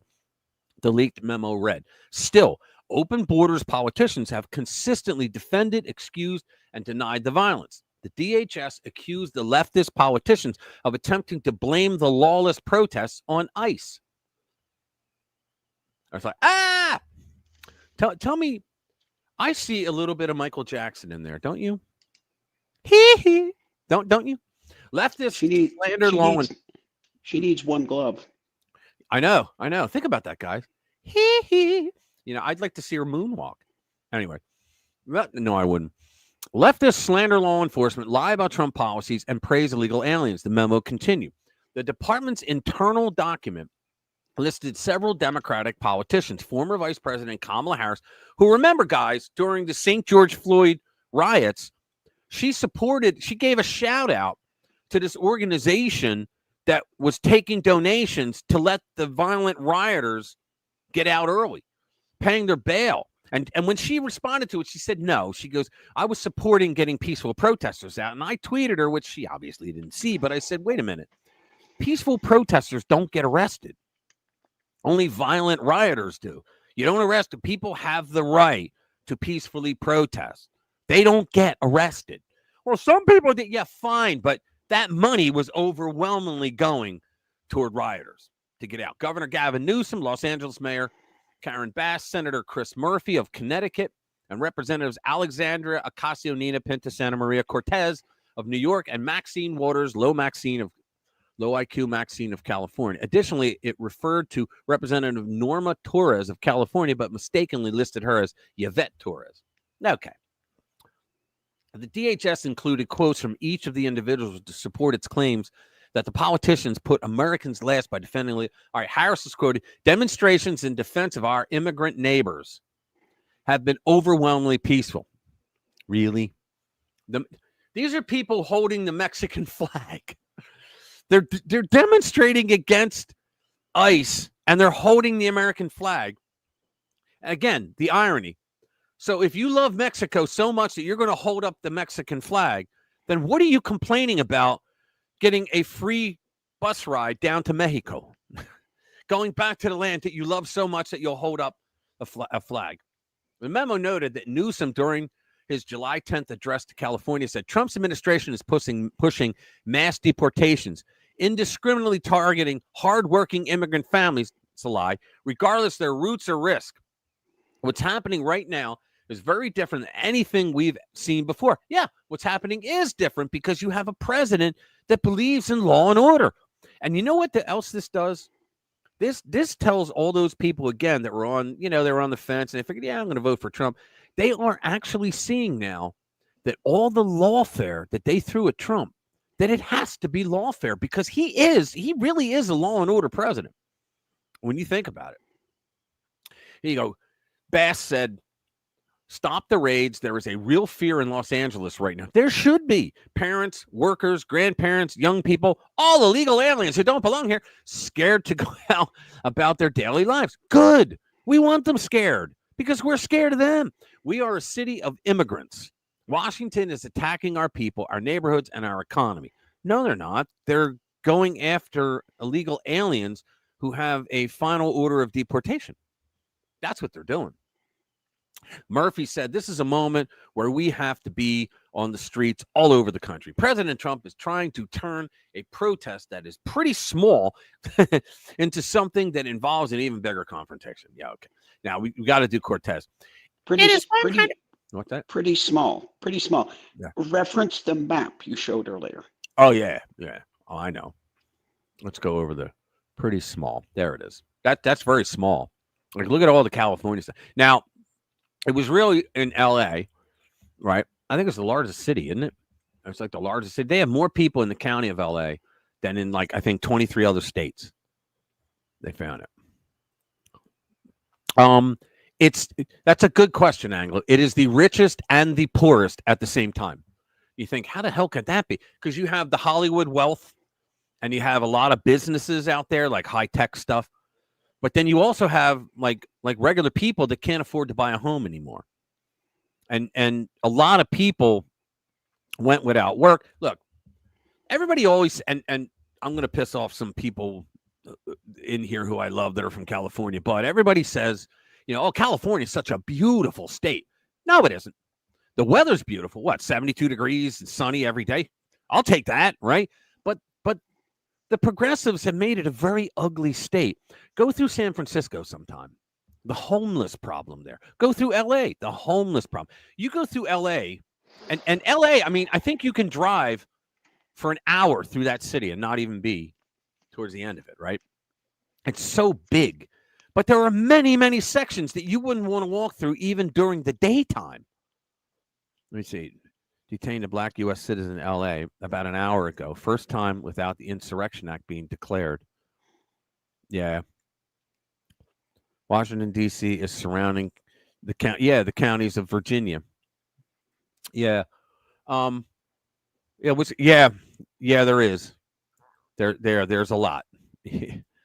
Yeah, they just got, and you know what was going on was a lot of businesses had to leave San Francisco. I got a buddy who should be here, by the way, but I worked with him like 20 some years ago, but we're still really good friends. And he moved out to California because his company went out there. So he's in Pelosi's district, but he's just outside of San Francisco, but he has to go in there to work. And he said that the problem is so bad with the homeless that they ran out of space and now they're coming into his area and setting up camp there. But he said that like what happens typically is you'll have your business, your store, a shop, whatever, right? And they'll be all over the front of your shop to the point where they take up space on the steps to get in. Yeah, exactly. Hey, what's up, Special K? Good to see you, man. Yeah, that was really something, He was a genius. He really was. It's sad. But anyway, back to it. So he said that they defecate anywhere they want. And he said, and then they live in it. And the drug paraphernalia is all over the place. You can't take your kids shopping. It's that bad. State of California is the 9th largest economy in the world. Yeah. And you know what? They may still have an economy, but think of all the progressive goodies that they offer people to go there, to live there, because they're getting federal grants and whatnot. All right. So let's see. So Ocasio-Cortez says, it is 100% carrying water for the opposition to participate in this collective delusion that Dems, for some reason, need to answer for every teen who throws a rock, rather than hold the Trump administration accountable for intentionally creating chaos and breaking the law to stoke violence. Now, I would love to see her be forced, with the lawsuit of defamation, to be forced to prove that the Trump administration intentionally created chaos and broke the law to stoke violence. Because as far as I see, that's a lie. That is defamation right there. I would love to see them go after her for that. They'd find some libnut judge to go along with it. I don't know about that, because this whole thing was started because ICE took a bunch of arrest warrants. And you know what it was? It was Tom Homan said it. I had it in my video. It was one place that they went to. Okay. The guy that owned the place is like a multi-millionaire, and he was involved in all kinds of drug things, stolen property. It was like, he was like, the guy to go to for like criminality. Had a ton of people working for him, loaded with illegals that were where he was. And their intelligence told them to go there to find them. They went and found them. They started making arrests, and everybody went ape. Why? Because local Democrat politicians started sending out the tweets. They have this app out there they use as well to tell them where ICE is so they can get out, right? Well, and as a matter of fact, I can't find who it was, but I heard her, and she was giving a speech, and they're all, yeah.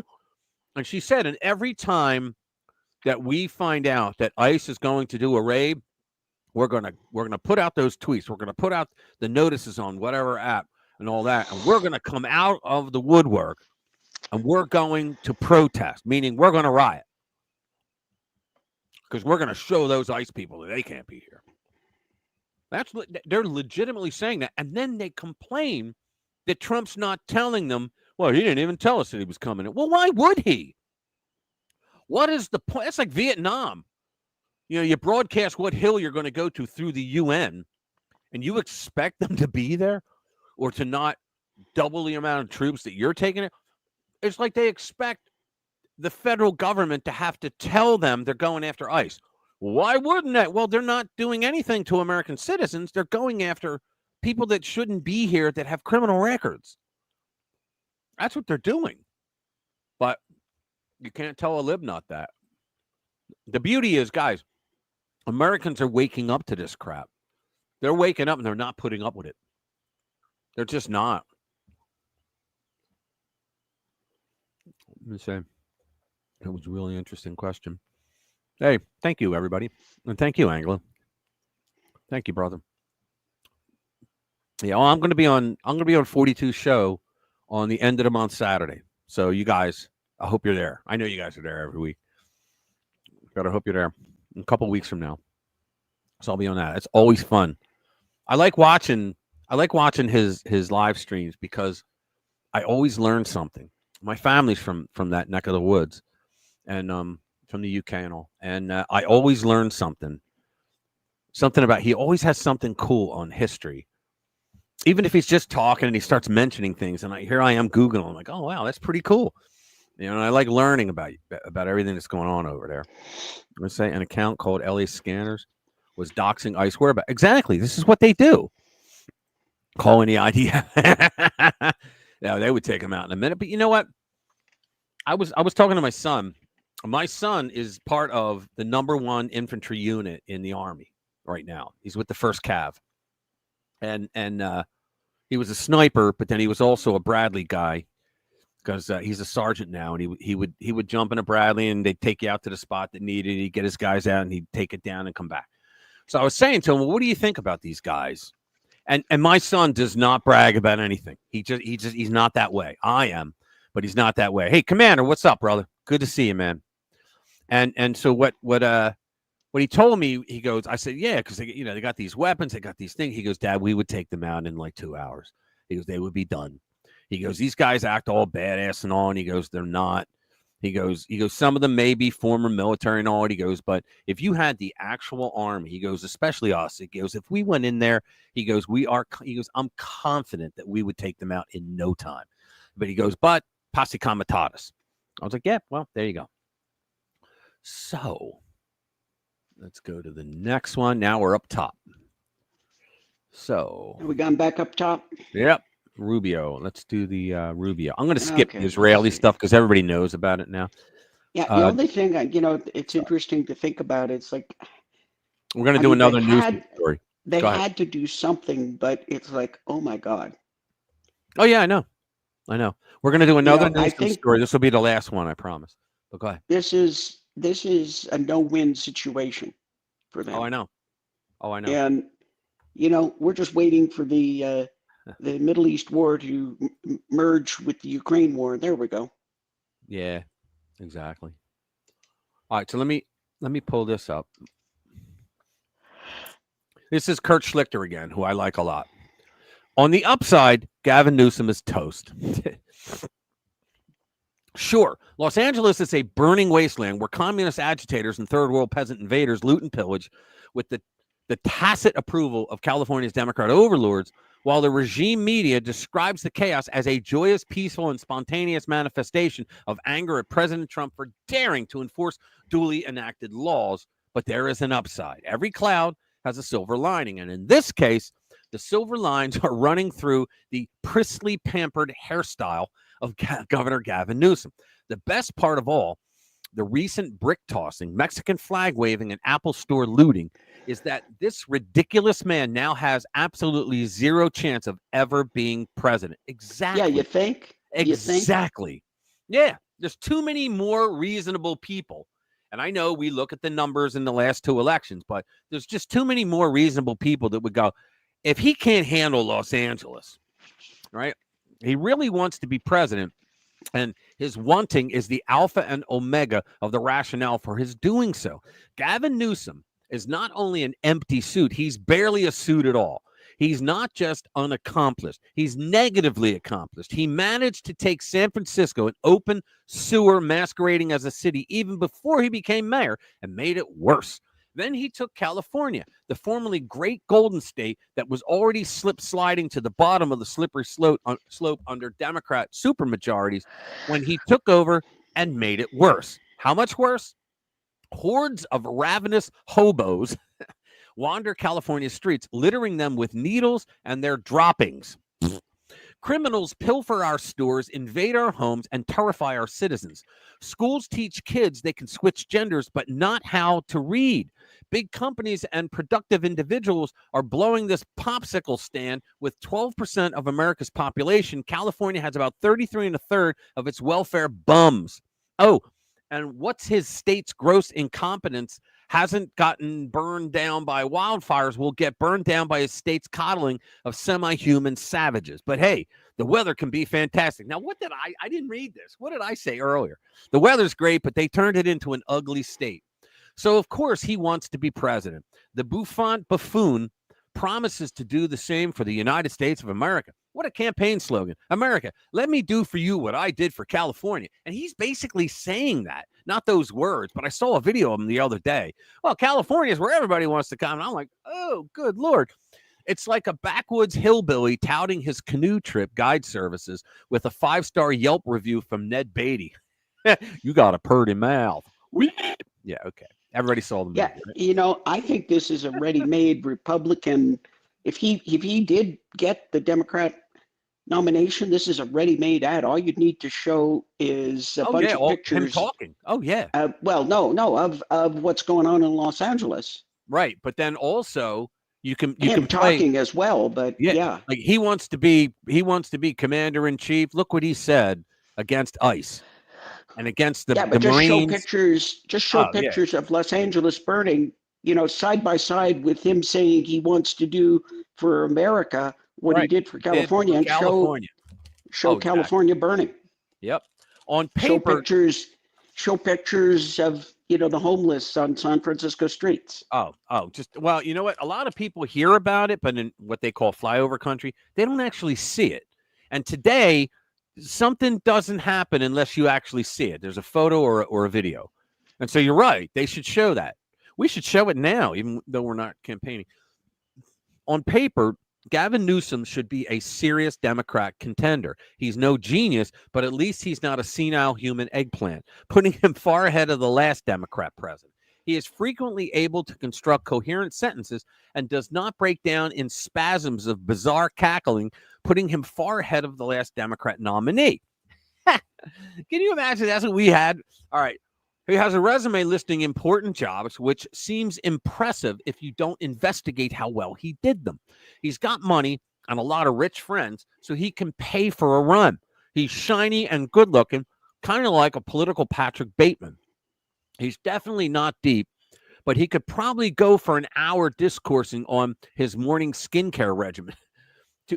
To the key Democrat demographic of female identifying SSRI goblins, he looks like Prince Charming through the Chardonnay-fueled haze in their broken brains. And he's got the advantage of Democrat desperation. Don't put it past the Democrats to be so eager to win in 2028 that they throw all their diversity posturing out the window and cry, "Get us cis penis person of power." All right. The problem, that's bad. I know.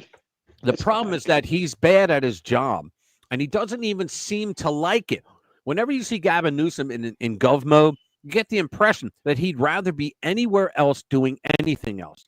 It's not like he actually does anything as governor. With guys like Newsom, it's not the doing, it's the being. He wants to be governor. He doesn't want to do the hard things a real governor does. That is exactly correct. And it would be the same thing if he were to become president. He wants to be president. The doing stuff part is a huge hassle that gets in the way of him being the center of attention. His personal life is just as disastrous as his tenure as governor. He famously had to make a speech confessing that he had tapped his best friend's wife. I didn't know that. Oh, my goodness. Hilariously, Donald Trump Jr. snagged his former wife a move so alpha. There's not, yeah, you know who it was, right? A move so out, and they're not together Who anymore. was that? Who was It it? was she was on Fox. She was a Fox News. She was on the 5. Gloria, what's her name, guys? Hold on, I'll find out. You looking it up? I Yep. was going to look it up, but you Yeah. look it up. Go ahead. Kimberly Guilfoyle. I don't know why I couldn't think of her name. I like her too. Kimberly Guilfoyle. She was on the 5. She's actually very conservative. But where was I? Yeah, snagged his form while nuisance status. All right. In the last few days, a professional football player began insisting on Twitter that he had a history of intimate personal relations with Newsom's current wife. Yikes. Well, at least Gavin can be secure in the knowledge that if this whole politics thing doesn't work out, he'll fit right in as a staffer at the Bulwark. Newsom has not announced that he's going to run, but he's obviously going to run. His plan is to occupy the totally empty moderate lane in the upcoming 2028 primaries. As part of that, lately, he has been pretending not to hate conservatives. He went on some conservative shows, and he had some conservatives on his podcast to demonstrate that, hey, we can all get along. See? Some conservatives didn't like the idea of platforming Newsom, but they are wrong. The more, like you said, the more you platform him, the more he talks, and the more he talks, the more aware people become that he's close to being a clinical moron. He did not get where he is by intelligence. Witness his genius move by denying he spoke to Trump. Remember this? Hold on. Yep. Excuse me, guys. By denying he spoke to Trump when iPhones keep receipts. Yeah, he said, I didn't talk to him. And Trump literally posted a screenshot of the call log. You know, and he's like, Here he is. I called him here. It lasted 3 seconds. He goes, because he didn't answer the phone. He goes, and finally I called him back and we talked for, what was it, like 15 minutes? So he lied. I mean, Gavin Newsom thinks that who's the other one that does it? He thinks that nobody's going to catch on, that he's just going to be able to get away with it. He got where he is by having just enough cunning to leverage his limited assets and his long-standing circle of rich friends into being the front man for the poisonous ideology that has ruined California and promises to ruin America next, given the opportunity. Here's a little thing that people don't know about Gavin Newsom. He can't read. He knows how to read, but he can't read. He's severely dyslexic. And so that's why he doesn't use a teleprompter. And they all say, he's brilliant. He doesn't even use a teleprompter. He can't read it. So what he does is he memorizes. He's got a damn good memory. He memorizes everything he has to say for a speech. He can memorize an hour-long speech. I think he took like courses how to do that. But I mean, he had to. Anybody that could do that, and he can do it. Which is why, if you take him to task while he's going through his memorization, you can destroy him in any debate. Who was it? It was a comedian who had him on his show. He had a radio show, and a comedian had him on, Adam Carolla. And Adam Carolla destroyed him because he was like he tried to say that that black people couldn't get ID. And he's like, and he was going on, and Carolla said, well, wait a minute, why not? What do you mean? And he goes, well, they can't get ID. Well, why not? He goes, well, because they don't know where to go. Whoa, wait a minute. Are you saying they're stupid? No, I'm not saying they're stupid. But what are you saying then? You're saying they can't get ID? Yeah. Well, he goes, well, can other people, like can Asians get ID? And he goes, well, yeah. And he goes, so what you're saying then is only black people can't get ID. And it just completely threw him. He didn't know what to do. It threw him over. 2 million illegals in California. There's at least that many. I think they said there is. And you want to know something? It was when they did the amnesty, when the Democrat-controlled Congress lied to Reagan and said, if you sign off amnesty for us for this amount of illegals, then we will give you more money for border control, and we will enforce, what was it called? It was I forget what it's called, but it was E-Verify. That's it. It was called E-Verify program, where you couldn't hire an illegal alien because they would have to legitimately verify. And it was going to be a system where you can't use like phony driver's licenses and whatnot.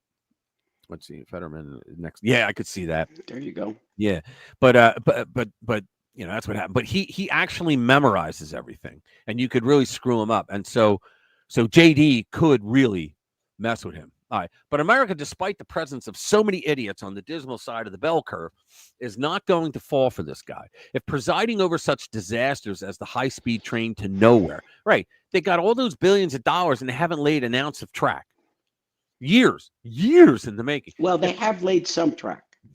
I heard they didn't lay any track that could be they driven put on. they put some down, but I didn't hear let's that. just say it might as well be none.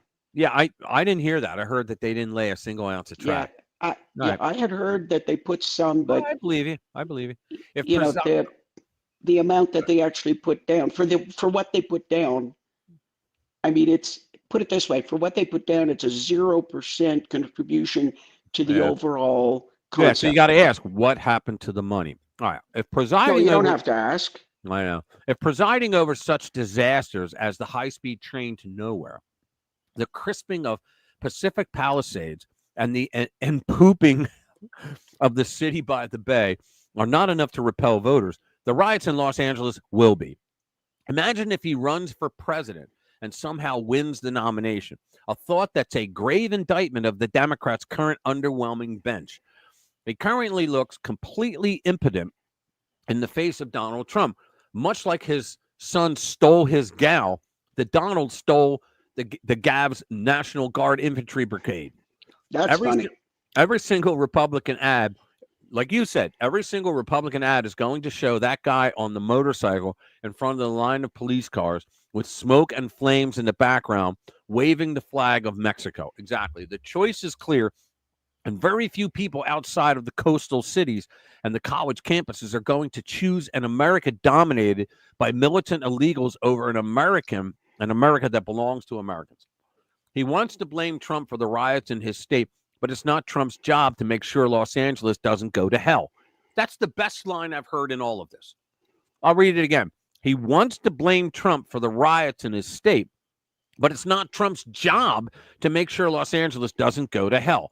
If Gavin Newsom's and Governor Hairstyle has a consistent track record of failure, of which this latest disaster is yet another check in the L column, who's he going to blame when he's president?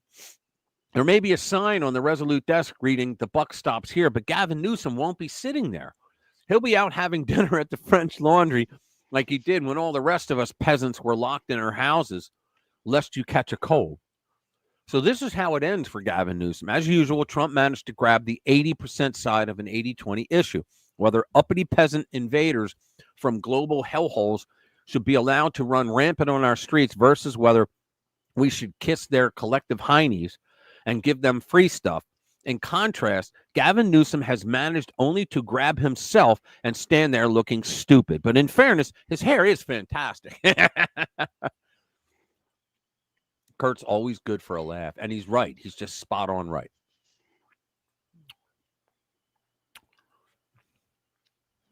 Let me see. No. We're talking about emojis. Okay. Let's see. ICE prepares to deploy tactical unit. They're going to lose their minds. Yeah, they're going to lose their minds over this one. ICE prepares to deploy tactical units to 5 Democrat-run cities amid escalating chaos and lawlessness. And once again, they're going to blame Trump, right? ICE is gearing up to deploy elite tactical units to 5 Democrat-controlled cities, drowning in chaos, according to a report from More Silly Nonsense by Chicks. What began with federal immigration enforcement in LA has ignited demonstrations and even violent scenes in major metropolitan areas. The targeted city, that's what kills me with the left. ICE goes into Los Angeles and goes to this one particular building to rout out and arrest these violent illegals with criminal records and whatnot. And yet other cities go, yeah, man, we got to do the same thing. And they start rioting, but ICE isn't in their town. Targeted cities: Seattle, Chicago, Philadelphia, New York City, and Northern Virginia.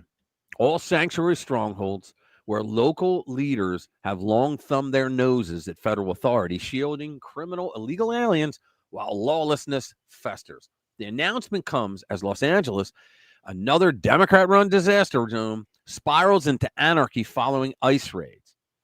Mayor Karen Bass and Gavin Newsom, both radical Democrats, have fanned the flames of anarchy, refusing to cooperate with federal authorities and instead coddling lawbreakers.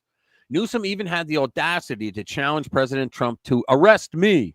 And Tom Homan gave it out. He goes, look, that he said that NBC reporter, he goes, was a liar. He goes, he's just a despicable guy. He said he edited and doctored the question. He goes, my answer, because he made it sound like he said, yeah, well, I could arrest him. What he said was, if you violate the law, you could be arrested, immigration law. And the guy said, well, does that mean that people like Governor Gavin Newsom, you're saying if he's violating law, he could be arrested? Now, if Tom Homan was a little more, he's savvy, but if he was a little more, he would have said, now he only asked me that question because he wants a soundbite that, yes, I would arrest Gavin Newsom. And that's exactly what happened. Although the way Homan answered it, he didn't say that. He said, well, if you violate the law, then yes, you could be arrested. So he's like, you arrest me. Come. I would have laughed if he went and arrested him, but they're not going to arrest a governor. President Trump, unyielding in his promise to secure the border and protect American citizens, has already deployed 2,000 National Guard troops and 700 active Marines to Los Angeles to quell the riots, bypassing spineless state officials who've abandoned their duty. MSNBC reports that ICE, equipped with Bearcat armored vehicles, long guns, and tactical gear, are now poised to storm these 5 Democrat strongholds. ICE's Special Response Team, the SRTs, are highly trained elite units within ERO, enforcement and removal operations, tasked with handling high-risk situations, serving warrants, and assisting other law enforcement agencies. So the feds are supposed to assist local, but local's not supposed to assist the feds to get rid of illegals from your town. Does it make any sense? None. Yeah, we don't have to watch the video. I just want to know why Denver isn't on that list. Yeah, but they're on this list. They're on that list. Yeah, okay. Oh, that one goes up too. Okay. They both went up. Look at this. Okay, let me see. Name that band. Okay. Alien. Oh, let's talk about DeSantis. Oh, yeah. I'll put that up. We talked about ICE. Let's chill that for a bit. Let's talk about DeSantis. Yeah, I got it right here. This is great. This is special. Yeah, we got to go through the. Sorry, we got to go through. And we also have a policy that if you're driving on one of those streets and a mob comes and surrounds your vehicle and threatens you, you have a right to flee for your safety. Yep. And so if you drive off and you hit one of these people, that's their fault for impinging on you. You don't have to sit there and just be a sitting duck and let the mob grab you out of your car and drag you through the streets. You have a right to defend yourself in Florida. That's right. And it should be that way everywhere, but it's not, because in California, you got to have people up there smashing your windows and you go forward an inch and God forbid you hit one of these animals, because you will go to prison. And then the Broward County Sheriff? What's that? Was it the Broward County Sheriff? He came on and he was all over that. Oh, yeah. Oh, yeah, he was. He was. Here you go. This is just the news. Who wrote it? Solomon? No, Dunleavy. Okay. See, these are the little things that the Dems don't want you to know. So anti-ICE protests were fueled in part by CCP-linked communists, the Chi-Coms, right? Revolutionary Org, and a tech millionaire. Wow. Okay. It says a leftist groups funded by shadowy Marxist multimillionaire who lives in China are linked to the Communist Party that is financially supporting the anti-ICE protests in Los Angeles. So they got a lot of benefactors. An avowedly communist revolutionary group with ties to a China-linked Marxist funding network has been at the forefront of organizing nationwide protests opposing illegal immigration crackdowns by U.S. Immigration and Customs Enforcement, including protests which spiraled into violent riots in parts of Los Angeles. The Party for Socialism and Liberation which openly calls for revolution to bring down the current American system and which publicly sympathizes with murderous communist regimes, has been a leader in organizing and fueling anti-ICE demonstrations in LA as well as in other cities nationwide. Now, we hear so much about this kind of stuff that we go, tell me something I don't know. But nobody does anything about it. And when someone does, like i.e. Trump, when he does something about it, they're like, how dare you? How dare you stop our lawlessness? President Donald Trump activated elements of the California National Guard to help quell the anti-ICE violence in Los Angeles. Defense Secretary Pete Hegseth said Marines stationed at Camp Pendleton are being deployed to restore order as well. Then you have, stop the raids, National Guard out of LA, PSL said. I don't even want to read their crap. If I didn't send in the troops to Los Angeles the last 3 nights, that once beautiful and great city would be burning to the ground right now, Trump said. And I believe him, like not the entire city, but a nice size of it. And you got to think, man, when they burn businesses down, what did the business do to them? How did the business get involved with ICE going after a bunch of violent, criminal, illegal aliens? But the only good thing is that these chuckleheads burn down their own cities. They don't come to my city and burn down they burn their own cities down. Now, I feel bad for the people that are not lunatics that are living in those cities. I really do. Because can you imagine your house burns down because they started a fire because they have TDS? Can you imagine that? Wow. So the PSL has been running a Don't Open for ICE campaign in both English and Spanish, which says, don't let Trump and ICE win without a fight. Papers or not, everyone has certain rights that they can use when an agent is trying to deport them. Not really. We are workers with dignity and we deserve to stay where we are. Not really. If you have a final order of deportation, you do not have the right to stay where you are. I mean, I'm sorry. You don't. It's that simple. End of story. Make asylums great again. Yeah. Thanks, Sheila. Word worker. Yeah, he's got a strong tattoo game. My son does too. He's got all those military tattoos, but he's got them in places where if he was like dressed normal, you can't tell. But he's got them all over. I'm like, okay. Let's see. Let me see something. There we go. Did we play that one yet? Oh, yeah, here we go. You're not going to believe this one. Okay, ready? And this is really something. Let me see. Yeah. Mike Benz, who, if you don't follow him, you should, because he's got a lot of good stuff. The CIA's Riot Starter Guide. Sound familiar? So how to start a riot guide. Now, there's probably going to be commercial. Their influence will be used to fuse. Here's a declassified CIA guide written in 1983 to train CIA operatives in the field on how to organize riots in foreign countries. And here's a tab on using agitators, including hiring professional criminals to manipulate mass meetings and assemblies of people in person, which can result in general violence. And you will see that they advocate for general violence, where the CIA tells the case officers, our psychological war team must develop in advance a hostile mental attitude among the target groups, so that at the given moment, they can turn their anger into violence, demanding the rights taken away by the regime. So make these ethnic minority groups so mad at their government in a general sense that whenever we snap the trigger at the given moment, they will turn that general anger into physical violence against the state that we want to overthrow. But this is a CIA guide on getting teachers, doctors, attorneys, and businessmen in a cluster cell recruited as social crusaders for the CIA-backed cause. And then note what it says. Through a gradual process, these cells, your 10 super teachers with a lot of influence in the teaching realm, your 10 lawyers with a lot of influence in the legal realm, your 10 captains of industry with a lot of influence in business, your 10 medical professionals with a lot of pull over the hospital systems will each work within their own spheres of influence And at the appropriate time, their influence will be used to fuse the groups together into a united front.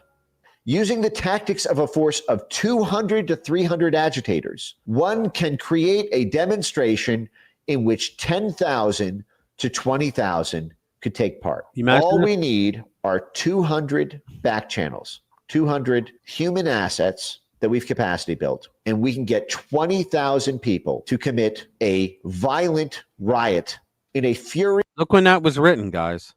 11/7/2017.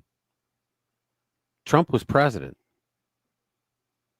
They wrote this behind his back. Of violence against their own government. Unbelievable. You know, they probably wrote it against him. Good to see you, Bex. Glad to see you here. Hey, what's up, Gina? If there are illegals rioting, the U.S. government is not there. It's exactly right. You're exactly right. But you know what? It doesn't matter.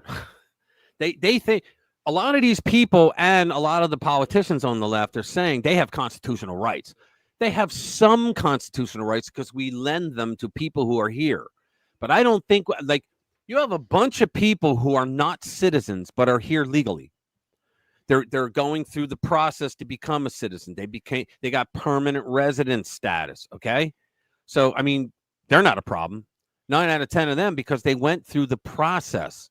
So they commit less crimes than a lot of other people. But the illegals, they're the problem, and yet people on the left say that they have rights.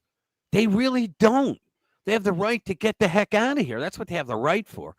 That's exactly what Glenn Beck has been saying and did a new show about. Cool. Yeah, they don't have rights. I mean, I even went to AI and said, do they have rights? Oh, yes, they have rights. And I'm like, no, they don't. And I'm arguing with a friggin' AI. Well, I mean, they've got human rights. You can't, like, murder somebody because they're not a citizen. Right, they have that right, but they don't have the right to stay here if they. And you know what kills me? No. Conservatives, they say, "Oh, you just hate all kinds of immigrants." I had a guy in work the other day, like, looked at me when I said, "No, conservatives love legal immigrants." He went, and I went, "Dude, who the hell do you think you are? I just told you something. You calling me a liar?" He goes, "Well, it doesn't say." I'm like, "No, we don't like illegal immigrants because I had to dumb it down to this level." I said, "Look, dude, when they come in illegally, it means they can't get a real job. And if they can't get a real job, they're getting under the table wages. And if they have under the table wages, you can't afford to take care of a family that way, let alone yourself, right? So you have to resort to illegal things in many cases in order to earn that kind of money. But if they came through a legal port of entry, yes, it will cost them money to get the legal representation to go through the process. But if they can't afford that, then why are they here? To take advantage of the United States, but not the same way that legal people who come in like you take advantage of the United States. The United States we don't care if real immigrants come in and take advantage of the United States. That's why we're here, right? But when the legals do, they're taking advantage as they suck off the system. And they commit crimes against American citizens when they shouldn't even be here. And nothing's stopping them from coming in legally. Nothing. But they don't want to do it. They just don't want to do it. I came here and I came in here and welcome.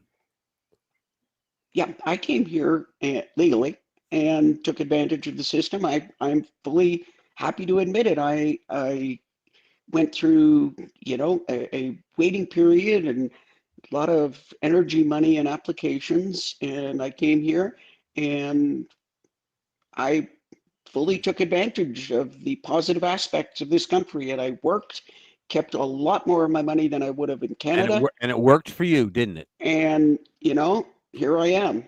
Yep. And God damn it, I'm a patriotic American. Under the table. Can I say God damn it? Can I say God damn it? I don't know. That might be an iffy one. It might be an iffy one. Let's go. Next one. What about if we run George Carlin's 7 words? No. Are you kidding? I can say them. Okay, I won't say them. Anybody No. who hasn't seen it, by the way, look up George Carlin's 7 words. Yeah, that but you do it can't after the say. show. Thank you. Yeah, don't put it in the comments. Oh, I'm not. No, you could lose all your monetization forever if you played that. Yeah, but George Carlin's 7 words you can't say Say on on radio or TV. TV. Yeah, you can't say on TV. Yeah, it was funny. Let's see. You wanna get a little bit of a lighter note to take a few breaths, talk about David Hogg? Yeah, you know what? I was just looking at that. Slaughtered hog. Yeah, I was just looking at that. I mean, we've kind of been in a bit of a heavy mood here. I Let's know. do something a little lighter. Sure. Watching David Hogg squeal. Slaughtered hog. David Hogg has vice chair position yanked out from under him, but it's not over yet. Hey, what was it? Was it you that said, somebody said one thing that, oh God, now I'm going to forget what that old TV show was. Oh, What was it? the orange car, Boss Hogg was the sheriff. Yeah. You know what I'm talking about. Yeah. Oh, anyway, and if somebody put it in the comments, you know what I'm thinking. What's the show? But Boss Hogg was the sheriff, and they had that woman that wore the incredible. I don't know how she got those shorts to be so short, but thank you, the Dukes of Hazzard. Thank you. Yeah. But one thing that the Dukes of Hazzard taught us is you can't ever trust a hog. Oh, yeah. You can never trust a hog. That is true. That is so true. Okay. Members of the Democratic National Committee pulled the chair up from under Vice Chair David Hogg on Wednesday. The 25-year-old anti-gun rights activist was discharged in a 294-99 vote. He wasn't alone. Vice Chair Malcolm Kenyatta was also given the boot, but it may not be the end just yet. It says Nick Sorter. Just in, Democrats, they cited diversity quotas for his removal. Ha! Darn, Vice Chair David Hogg is no more. Oh, you got to love it. We guess Noodle Arms, Noodles Arms, that's what they call him, doesn't rank on the pyramid. David Hogg was elected on February 1st of this year. His short tenure ended today after only 130 days. His firing did not come as a surprise to many posters. That was quick. I've never seen someone crash and burn so quickly. That's funny. I know. It was so predictable, wasn't it, Nick? I hope you're well. It's a wonderful time to be alive. It seems that many in the DNC did not like how he was threatening the primary Democrat incumbents he views as ineffective. Plus, when he first got in there, he was doing fundraisers to his own personal fund, not to the DNC. He was using the DNC's capital, like people, right? His voice, right? The platform, all that, but to go to his own personal money. Wow. Posers are convinced there was more on his being let go. Let's see. Why did he do to warrant what meant what? What did he do to warrant to vote him out? English is not this person's wheelhouse. I think that's one thing Democrats did right for once. Okay. He's not trans or brown enough. That is true. I don't think he's soy enough. He's 100% soy. That should be soy enough. The other factors are what really effed him. Okay. Just because he's a white male and for no other reason. Do I understand that correctly? Yeah. Well, goodbye, David. And there I was in the middle of the heat of battle at the school. Yeah. Shed a tear. You know what this is? This is the world's smallest violin saying, "My heart bleeds purple piss for you." You said a bad word. I know. You have to cut David Hogg some slack since he spent so many years biting pillows, gave him a false sense of assurance that he could create his own pillows to challenge Mr. Mike Lindell. He did. Do you remember that? I do. He created a company. Because Mike Lindell, the lib nuts hated him because of what he did for the 2020, exposing the 2020 election fraud. And so he came out and said, we're creating a pillow company and we're going to beat Mike Lindell into the ground. He's going to lose his business and all that. And they couldn't even get it started. They sold what, like 3 pillows? Maybe, and then they ran out of mothers, that wanted to buy them for them. Yeah. Hog is so scrawny. I'm surprised he can even support his own body weight. I know. Noodle's arms. Look, Hog made himself famous for being the guy at the school. And you know what's funny? He wasn't even there. Yeah, you're right. He wasn't even there at the time. He wasn't. He heard about it on the radio, and he got on his bicycle and he went riding there. Then he hid in like one of the like a boiler room or something, I think it was, and he had several other people with him. So then he starts broadcasting on his phone. So here I am in the middle of the shooting here, and like the shooting was almost already done. And that's what made him like famous. If the DNC was something, they would tap Greta Thunberg to check. You hear what she's doing now? I mean, she's now, rabble for hire. Yeah. She's Well, doing she got the into this anti-immigrant thing now. She got into this thing, was it up in Norway where there were like some ancient clan of Norwegians or Sweden, and they were herders, and she was, oh well, we need to stand up for their rights, and I mean, she's a whore. She technically is, but I mean, think about it. When like her parents in the beginning let her come all the way to the United States by herself on a boat, traveled on a boat to show that she was for, fighting climate change. So that boat didn't do any climate change damage. Let's see. And the goofy thing is the people bought what Hogg said, hook, line, and sinker. Yeah, they did. They really did. And do you know who for that, what was it, Marjorie Stoneman Douglas School? And the kid, in a nutshell, you could look at Barack Obama and Eric Holder for that. Because they had this program where they wanted to end the high school to prison pipeline, they called it. Because too many students were going right out of high school straight to prison. Okay. And so they wanted to create a program that stopped that. Now, you would think that if they were responsible, serious people in government, that stopping that would include, teaching them how to not want to bring guns to school and do drugs and stuff like that, right? No. What they did instead was they offered extra grant money to school districts that could lower the amount of arrest rates. And by lower arrest rates, not get them to stop doing, like teach them don't do crime because we'll get you an after school job if you need money and stuff like that. No, what they did was they bribed the local police departments to stop reporting certain types of crimes. So that, because they said, we're going to get all this grant money and we'll donate a portion of that to your department. What do you say? Sure. So this kid that did the shooting, I think it was 23 times. Police, it was just under 2 dozen. Police were called to his house because he was brandishing a weapon, shooting a weapon. He had all kinds of firearms. Okay. He was shooting a weapon in his backyard. Neighbors were like, holy cow, he's shooting a weapon. Well, he was target practice, but hell, you ever hear ricochets? Right?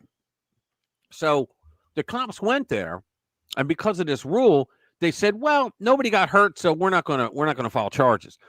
But according to California law, Florida law, they could have confiscated all his weapons for any one of those violations.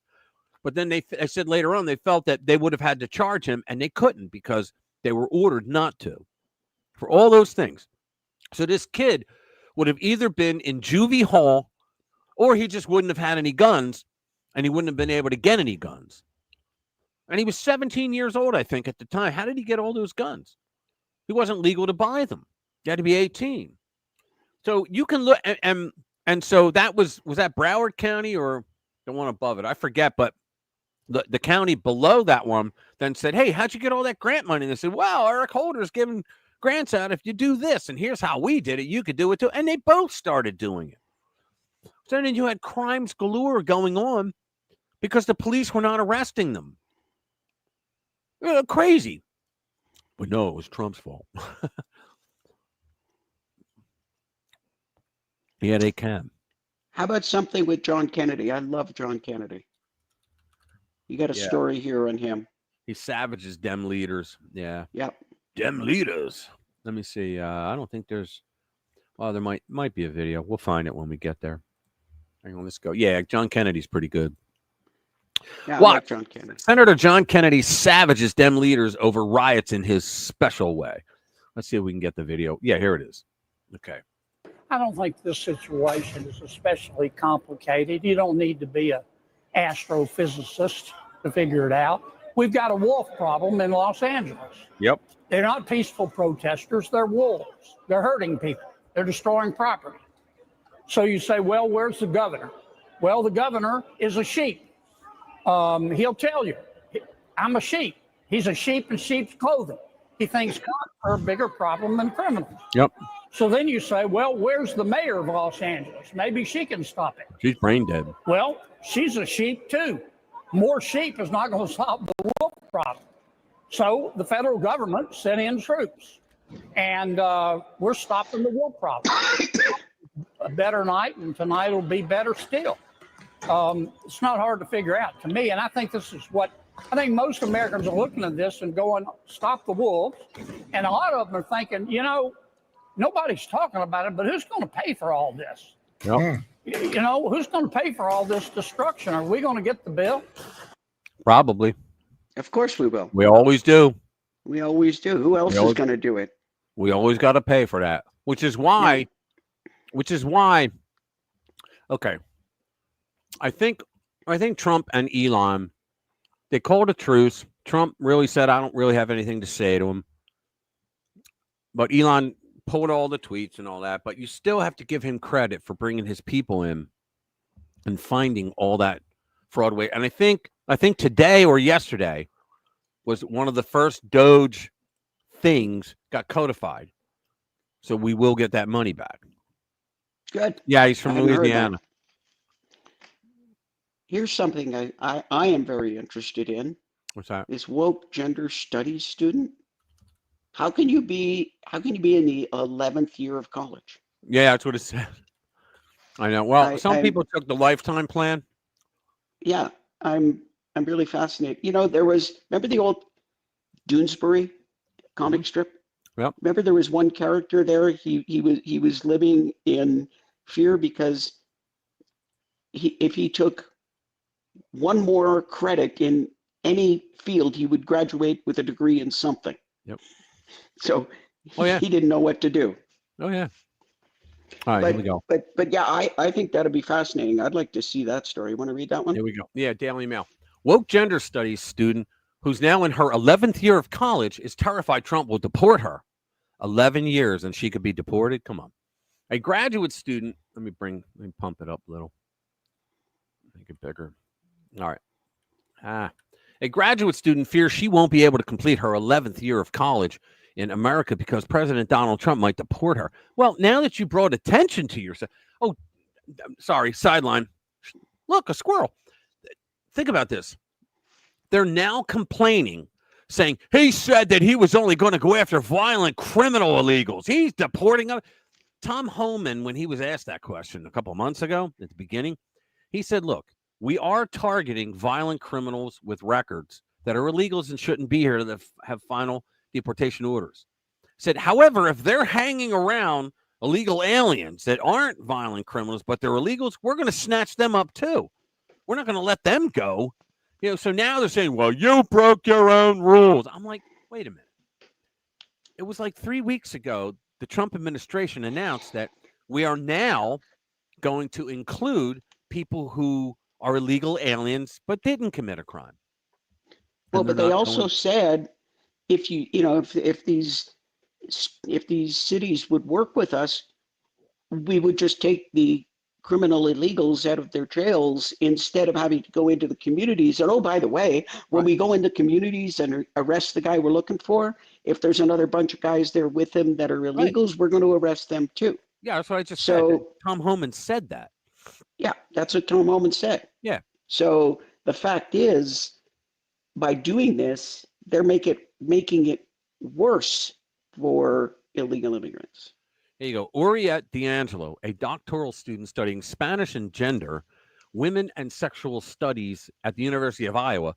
I can't believe they have a degree in that. in a Gender- university in Iowa. You know, red Gender, Iowa is? women, and sexuality studies. You can get Yeah. a degree in that. Moved from her home country of Venezuela to Chicago in 2015 on a student visa. The 34-year-old, who was also a professor, I'll bet she's not a professor. They call anybody that teaches in college a professor. They call Barack, he was a constitutional scholar professor. No, he wasn't. He wasn't even a teacher. He was a visiting lecturer in that Chicago school. All right, so 34-year-old, who is also a professor, chose to flee her home in La Sharia, I guess, after she watched it decline and turn violent under the country's leadership, Hugo Chavez, who died in 2013, and the current president, Nicolas Maduro. Although she's been in the U.S. for years, illegally, to seek academic and professional opportunities, because she obviously outlived her student visa. D'Angelo is scared her dreams could soon be crushed by Trump's administration as he continues to crack down on illegal citizens in America. Now, if she's here on a student visa legally, what is she worried about? Evidently, she's not here on a student visa legally. Well, wait a minute. Maybe she is. So let's read on. After finding out that her studies might come to an end, D'Angelo often writes poetry around themes of dictatorship for class, told friends she would mail Trump's administration notebooks of her work if she was forced to head back to Venezuela. Quote, it would be almost impossible to start over, she told the Tribune. Venezuelans are being categorized as bad. Well, many of them are, but I want to stay here professionally. I want to finish my dissertation. I want to follow the right path. Fine, then you don't have anything to worry about. She wants to complete her doctorate by May 2026. So what's she worried about? Over the years, D'Angelo has come face to face with immigration rules and guidelines, including when her Venezuelan passport expired in 2020. There you go. There's always something, you know. When you get pulled over with a bunch of friends, there's always one guy that has a gun. There's always some guys that have coke on them. You're like, if only I, you know. So she really, has that's never been a problem in my car when I've been pulled over, no matter how many people. Well, I don't get pulled over. Well, oddly enough, I haven't had a speeding ticket in like 15 years, 20 years. You better knock on wood. Knock on the Formica here. Yeah, there you go. She then applied for temporary protected status, TPS, which was introduced under former President Joe Biden. No, it's been there since like the 30s, to help citizens of countries stricken by war or natural disaster get temporary work. There's no war or natural disaster going on in Venezuela. The natural disaster, I guess you could say, would be Nicolas Maduro, but I digress. Because consulate buildings were closed at that time due to Venezuela's shattered relationship with the U.S., she had to travel to Colombia to renew it, D'Angelo told the outlet. When she came back to the U.S. in November 2024, D'Angelo was processed under TPS, not her student visa. There you go. As she made her way through O'Hare, International Airport. She had officially lost her foreign student status, even though her whole reason for moving to the U.S. was for her to study. Well, couldn't she call them and go, hey, guys, I was here all these years under a student visa, and I'm about to get my master's degree. Do you really think I could get back on that? I think they would, if she hasn't committed crimes and she was legally here, I think they would do that. But they put her under TPS. You know why? Probably because she got money under TPS. She probably got a Biden phone and a bag of goodies, right? And a debit card and a hotel room. In January, Trump's administration revoked her visa, but she managed to get her hands on an international student visa in April, after preparing documents and statements for her application. She also went to make a GoFundMe donation page to raise money for the hefty costs associated with the legal and process. See, this is a woman that we may want to give her a break. She's going to think about this, Jade. She's going to all kinds of lengths to be able to stay here legally. She can't afford to get the documents, but she's trying a GoFundMe to raise money. I would, if I would look at her and go, you know what? Yeah, you're in college. You never committed a crime. You were here legally. You can stay. I mean, me. But you got to go through, the fees, because it is quite expensive. That's a separate discussion. But you got to go through the paperwork. You got to go through the documentation. Yeah. And Yeah, it, but but, it but I'm sounds saying she has a it sounds history. like she for the most part did. This is someone you wouldn't mind having as a neighbor, right? Yeah. Yeah, I mean, she's not an illegal alien. That's number one. She's not. She's here on a school visa, even though 11 years, for goodness sake. Yeah, but you know what? It could be 11 years. 4, 5, 6, 7, 8, 9, 10. Yeah, it could be 11 years that she was here for her she say she's going for a doctorate, I think. Yeah. Yeah, So what are so we saying? 4 years? 4 there's years of 4 and then undergraduate. 4 and then 3. 9, 10, 11. 4 Yeah. years for our master's degree. In what she was going in, I think it is. Holy crap! Yeah. Yeah, so it's usually 2, isn't it, or 1? Yeah, well, I would say 2 for a master's degree. Yeah, yeah. And then It's all depending around your regular time. doctorate can be 3 or 4. Yeah. So I could see 11, right? But that's someone you wouldn't mind being here. You're like, well, wait a minute. She came here to study. She wants to be here, right? She doesn't want to go back to Venezuela. She'd like to be here. She was never illegal, right? She's literally going out of her way she's not a member of the Flat Ass Society, okay? Yeah. And she's literally doing something to raise money to help her pay. Yeah, I think there should be like, and I'm not, me, guys, I'm a conservative. I don't believe. I think there should be like a fund that is not paid for by tax dollars, but by like a GoFundMe or something, an organization, a 501c3, that literally gives out that kind of money for something exactly like this. Someone who is legally here, is doing the right thing. I mean, she got a job, to afford to pay for things. She's doing the right thing. She wants to be an American, right? But she can't afford. I think there should be something, or even the government could say, okay, you don't have to pay. Fill out this pauper writ, whatever, and you don't have to pay. So the page is no longer active, and she chose to take it down amidst growing anxiety related to Trump's decisions. Before it was removed, the page raised more than $10,000 to help her out, according to the Chicago Tribune. So far, nothing she's done is illegal. So I like her. It was the longest month of my life, she said, referring to March. That same month. And you notice she's not so far, she's not angry with Trump. So far. I haven't read anything. That same month, she also made a personal decision to marry her girlfriend. Here we go. Kayla Harder. Insert joke here. But according to D'Angelo, they chose to do so because of their concern over federal attacks on LGBTQ rights, not because of immigration fears. Quote, with the current administration, we don't know if same-sex marriage will still be legal in the next few years. Yeah, it will be. This is what kills me, Jade. Out of everybody running for president on both sides of the aisle during and before the Trump years, Donald Trump was the only candidate, the only one who said first thing out of his mouth, why don't you just let them get married? What's the big deal? Yeah, I mean, I don't think he cares. Yeah, I don't think he cares. He said, why don't you let them get married? But even then, when he said it out loud, and everybody knew he said it every time it was brought up in the primaries in 2016, and yet they still say, oh, he hates gay people. He wants to take away same-sex marriage. The exact opposite is the truth.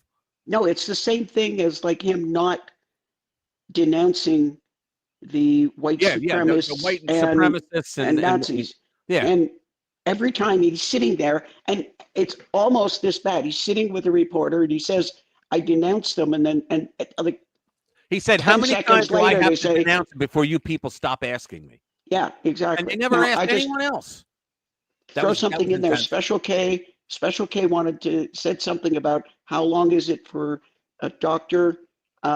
4 years of undergraduate, typically 4 years of medical school, and then typically anywhere from 2 to 5 years of postgraduate training. There you go. It's a long time. My niece is going through that now. She went to Harvard, and then she graduated. I'm sorry.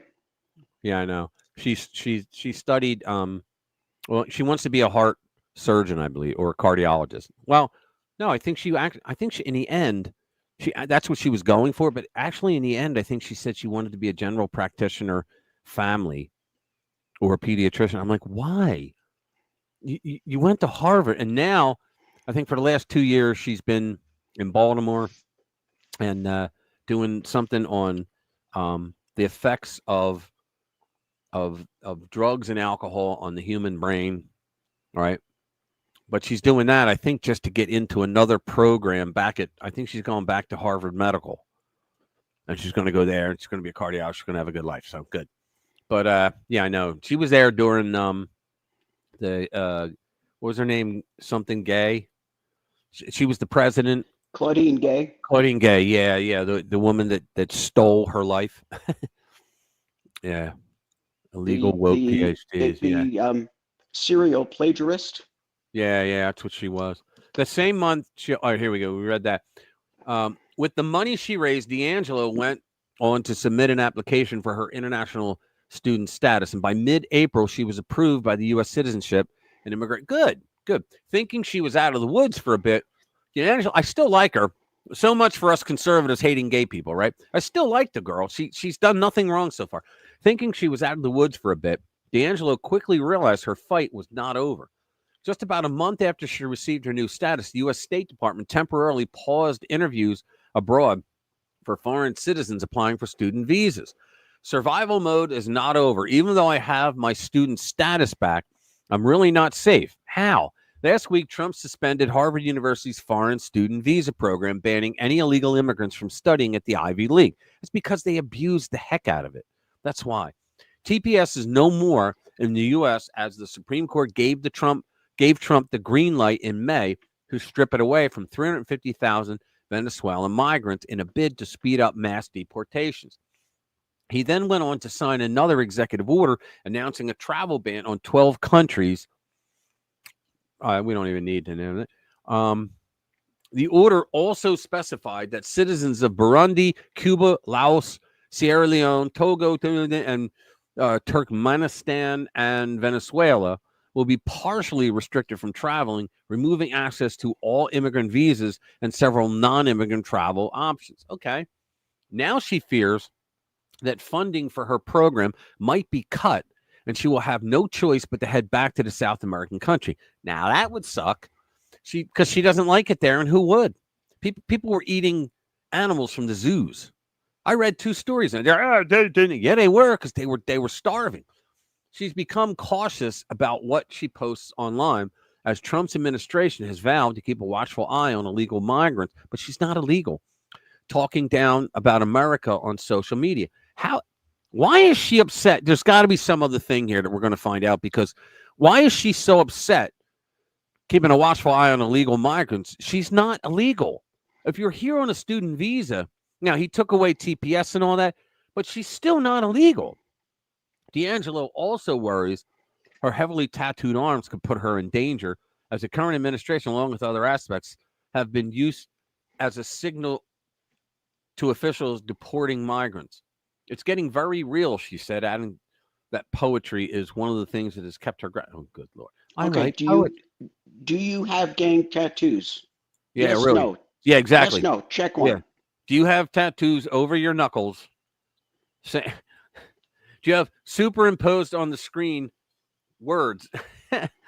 Even when she lived in her home country, she would turn to poetry. I don't care. It's impossible to fully describe what it's like, she said. But that's also something that motivates me. Okay. In her poems, I don't care. She also publishes her writing online. Okay, whatever. Okay, so we got the feel-good story, but I still like her. She hasn't done anything illegal. Well, she's been going through the process, so yeah. this is okay. Yeah, I know. But she's claiming she's worried about Trump getting rid of her. But if she hasn't been charged with being an illegal alien, Trump doesn't even care. See, the left wants you to believe that Trump would be like, yeah, so anyway, AWACS, I said, whoa, there's a brown person. Go get him. You know, it's not what's happening. Yeah, it's not squirrel. You know? Yeah. He wants to get rid of the illegals that have been here, especially the ones that have harmed people. Send her an eviction notice in poetry form. That's great. You gotta love that. I mean, you have to follow. Kick her out because of her tattoos. Yeah. Well, exactly right. Exactly. You have to follow the law, and so far she is. Now, that is a heck of a bummer. That. Yeah, why doesn't she do a GoFundMe to pay for her legal fees to become a citizen? She could still apply. She could go through. I mean, if she's if she's never run afoul of the immigration, she's never been deported. Right. If she's not committed crimes, she can put through the application. Yeah, welcome. You know, she's somebody that I wouldn't mind having as a neighbor. Yeah, Seriously. you can put through an application to become a permanent resident. I can't wait to read this. Roses are red, violets are blue. You should have left 5 years ago, and now you don't have to. Oops. Now get the hell. Now get the left to tell us about all the other cases. Yeah, I know. ICE is coming. Yeah, it's like, there you go. The injured rioters. You might want to apply just a little ICE. Again, you guys that weren't here, if you want to get a copy of this, I posted it on the channel. Take it and post it everywhere you can. First of all, it'll help us because it's got our little logo there, but it's also funny as hell, especially for what's coming tomorrow. Yeah, all 20 million are just poets. They're just misunderstood poets, right? All of Joe Biden's illegals. The Dems are losing their minds because Secret Service handcuffed the senator who started shouting at Christie Noem. Now, we already did the Noem story, 2 of them. CIA leakers is 37 months less than mandatory. Yeah, all right. Here's a great one. It's Caroline Leavitt. I was just myself going to say that sounds like a good one. I know, great minds, right? It's like what a stupid question. She's like 20-some years old. But you know, the interesting thing is, what's that? Before you read this, the interesting thing is, I don't know if you've seen any comments from the left, right? But they're categorizing this as an unhinged rant. Oh yeah, and it's not. It's not. You know what I'm doing, guys? I'm posting now my stories and videos on Blue Sky, and I've got a bunch of people that are liking it. Yeah, like I had, and a bunch for Blue Sky. I had 5 people. That's almost unheard of. A conservative getting 5 people on Blue Sky that liked one of my stories. Yeah, but if you go to Blue Sky and you sign up just to be a troublemaker like me, and I don't give anybody a hard time. I just post. I'm not even going to answer their comments, right? But go there and subscribe. Streaky Bacon is right. I don't know if you see his comment. U.S. is so lucky having all these poets. We just have aspiring rappers in the UK. That's great. That's I mean, 20 million since 65 or something. Yeah. I hate to say that he's right, but he's right. Yeah, he is right. Yeah. All right, so we're gonna play this. Let's get it. Drop this sour liquid under your tongue and achieve perfect A1C levels. There we go. Next Big one. retailers don't want you to have this zoom lens, but there's nothing I bet that it they doesn't can work do like to stop that. I know. So there's Thanks so much, Caroline. The president warned that any protests on Saturday would be met with force. Can you clarify what kind of protest President Trump does support or find acceptable? The president absolutely supports peaceful protests. He supports the First Amendment. He supports the right of Americans to make their voices heard. He does not support violence of any kind. He does not support assaulting law enforcement officers who are simply trying to do their job. It's very clear for the president what he supports and what he does not. Unfortunately for Democrats, that line has not been made clear, and they've allowed this unrest and this violence to continue, and the president has had to step in. So if there were peaceful protests on Saturday for the military parade, President Trump would allow that? Of course the president supports peaceful protests. What a stupid question. Raquel. You gotta love it. What a stupid That's question. what you call a zinger. Yeah. It's like, what a stupid question, because she just said it. She had just said it. You know, of course, the president supports First Amendment and free speech. We're sounding like hardened, callous brats. Oh, well. Yeah, we kind of are, because we're so tired of getting hit by, like, well, you guys probably have the same problem that we do, in that everything has been controlled by the left. You know, like television, news, the book industry, universities, right? Corporations, right? Everything has been controlled by the left. Every means of communication has been controlled by the left. The only thing that wasn't was talk radio. Conservatives own talk radio. So what did they try to do? They tried to bring back the Fairness Doctrine. The Fairness Doctrine ended with Ronald Reagan, and they've been trying to bring it back ever since. The Fairness Doctrine says, well, if you're a radio station and you have conservatives on for X amount of hours, you must have liberal programs on for the same amount of hours, and vice versa. So what would happen during the fairness doctrine? They would play, if they had 12 hours a day of conservative talk, right? They had to charge extra for the commercials during that time because nobody wanted to buy commercials during the libnut side. Like when the libnuts had their programs, nobody wanted to buy commercials because nobody listened to it. Who would actually listen to libnut? Now, this is back in the 80s and 90s. Back then, who would listen to libnuts on the radio? Why would you have to? Everything else was libnut at the time, right? And so they got rid of the fairness. The fairness doctrine was basically saying we want to cut down as much conservative talk as we can. Imagine Tucker Carlson segments forcibly placed during prime time for MSNBC. That would be hilarious. I was really hoping that Elon would follow through with purchasing MSNBC. Yeah, I kind of was hoping myself. I so wanted him to purchase it because then he'd fire everybody and bring in. I'd love to see Mark Levin on MSNBC, wouldn't you? AA, good chat about it. Okay. Yeah. I can think Charlie Kirk. Give Charlie Kirk a program. Trump's press on secretary. MSNBC. Oh boy, what's that? I'm sorry. Give Charlie Kirk a slot on MSNBC. Yeah. Oh yeah. Yeah. I heard him do a takedown. It was him versus it was him versus not an atheist, but the guy believed, it was a British guy, and he believed that he believed in different things that the Bible said, and he tried to make Charlie Kirk look like an idiot. And the guy had his book open. Charlie didn't have a book, and Charlie just worked circles around. Whether you're into like Bible reading or the whole religion thing or not, it was a master class in how to make someone look like an idiot. And Charlie Kirk just like he just went off on the guy, and he did it. I like Kirk because he does it where he seems polite.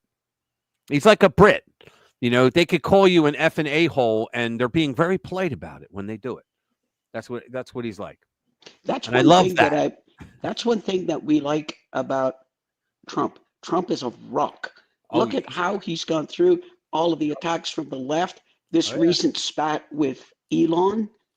And he doesn't flare up. He doesn't. He has a. I would use a word that might get us. Yeah, I don't use it. But he is an effing rock. Oh yeah, he is. He's he's been that way, as we've discussed before. He's been that way. Oh yeah.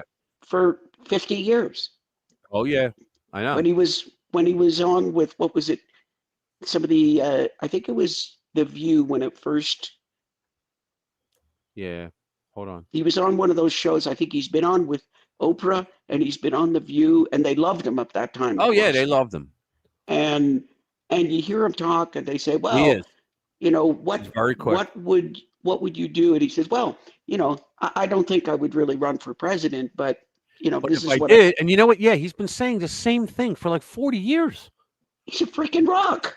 Yeah, he's been saying the exact same thing. Like he said they're ripping us off on trade. He's been saying this for 40 years. And they act like he's a fly-by-night politician. There you go. The Democrats have to send up a balloon to see which way the wind is blowing before they talk. Here's Representative Anna Paulina Luna, who I love, from Florida. She's as conservative. Yeah, here we go. She's on War Room. Ma'am, you're putting forth some legislation. I mean, you're cutting edge on this, and you're not going to back down. What are you pushing here to make sure that we really get to the bottom of what's happening in trying to destroy this country from within, ma'am? This is such a long debate, Stephen. I know you've been on it for a while, but actually just yesterday, I sent a letter from my office to President Trump asking him by executive order to freeze all funding, over $72 million in federal funding that had actually been given to an organization that's actually helping to organize the No Kings protest. But it's actually a lot more nefarious than most people realize, Steve. I know the War Room has been tracking Chinese influence for a while here in politics here in the United States. But there's also the Chinese Progressive Association that's actually involved in organizing this. They are self-proclaimed Maoists. They brag about it on their website. And then this is also correlating and tying to what's happening right now with the PSL backing these LA riots. Also goes to a billionaire by the name of Neville Singham, who actually today House Oversight is going to be sending a letter to Mr. Singham to provide documentation and to testify before Congress. And I can make the promise to you that if he does not appear before Congress, that he will be indeed held in contempt of Congress. If he ignores his, which is good because she's talking to Steve Bannon, who used executive privilege to not have to go speak to the unconstitutional January 6th committee, and they put him in jail. Subpoenas, and he'll face jail time. So this is a different Department of Justice. We no It's a new world, libnuts. longer have Merrick Garland. And what I can tell you is President Trump has already authorized the DOJ and the FBI to look into what's happening with these protests. But look, this is not actually about illegal immigrants. These Marxists are using illegal immigrants because remember, Hispanic Americans, specifically of Mexican descent, are the largest voting minority in the country. Listen. They're doing the same thing that they did during the Summer of Love with BLM. They're just inserting a Mexican flag. And, it's gotten so bad and so obvious at this point with the funding trail, Steve, that my office jokes that it's the Timu riots. The Timu riot, yeah. What did she say? What riot? True. What she's saying was true, that the communists have always used black people in America because they understand the whole racial division, and they take advantage of that because left-wing black Americans can say anything they want, and no one's going to go against them. So they've always used them. And so now she's saying that they're trying to use Latinos this way, but illegal alien Latinos, because American Latinos are not stupid enough to get involved in that, because they're no different from us. They're no different from anybody else. Neither are the black Americans. They're no different from anybody else. But if you're a libnut, you're a libnut. And that's that. So what she's saying is that the communists are behind this. Everything they do, they try to make it look like it's about something else, but it's all about destroying the American system and replacing it with a utopian heaven on earth, which doesn't exist anywhere. And that's what they're always doing. Well, Rich, you're selling it. You're selling it short. You know it's only because that communism has never been done right. When we do it right now, it's going to be a utopia. It's just never been do it right. When we do it, we're going to do it right. And you know what I say to them? You know what I say back to them? Well, it failed because you did do communism right. You talk to any one of the 20th century dictators, communist dictators, and you get them into a room and they'll all admit to you, communism is communism is communism, and socialism is communism. A socialist is a communist who just hasn't picked up his AK-47 yet. Exactly. I heard a guy say, and I can't remember who it was, but it was a congressman, and he said, look, he goes, these people are communists. He goes, the difference between a Marxist and a communist is a communist does something physical. The Marxist is all theory, right? They're in the courtrooms. They're doing peaceful protests, right? They give speeches. The communist is the one that goes up and bashes you in the head with a motorcycle chain. Yeah, they're the same thing. They just haven't picked up their AK-47 yet. Need to do better, comrade. Yeah. Говорите по-русски. Да? Нет? Let's see. Hey, listen, you want to make fun of CNN and NBC for a minute? Yeah, what's that? What do you got? Well, it's the third story from the bottom. Let's see. 1, 2, 3. Study. Oh, yeah, here we go. Yeah, this is good. Let me see. Accept all. Okay. No. This is Newsbusters, which is really good. If you don't know who Newsbusters, they've been around for a long time. All they do is rip on the news. Like they're conservatives and they rip on how left-wing. So study, CNN and MSNBC overwhelmingly call riots peaceful as LA burns.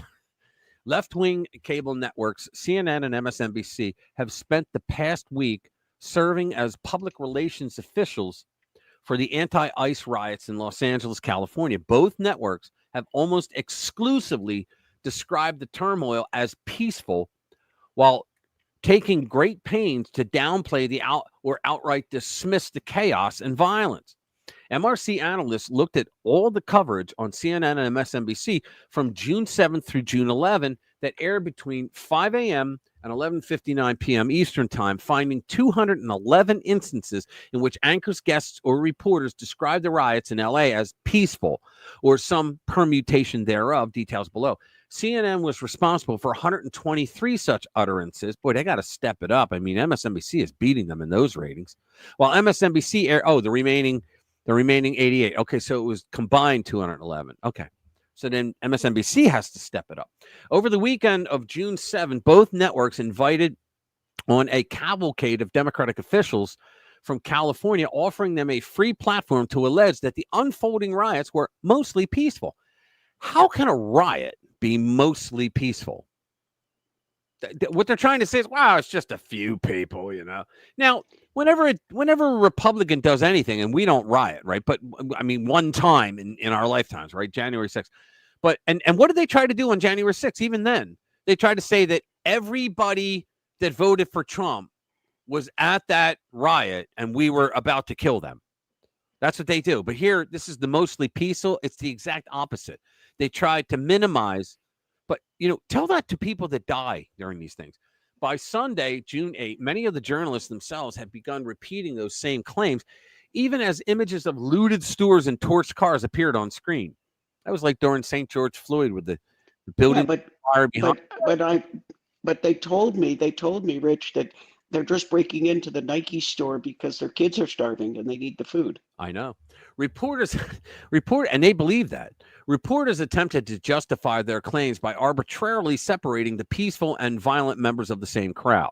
The rioters were framed exclusively as rogue actors or lone wolves.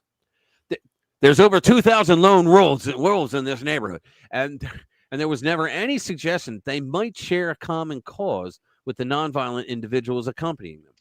There are agitators, of course, in every crowd, but most of the crowds that I saw that spoke to, those are peaceful people. CNN's Brian Stelter.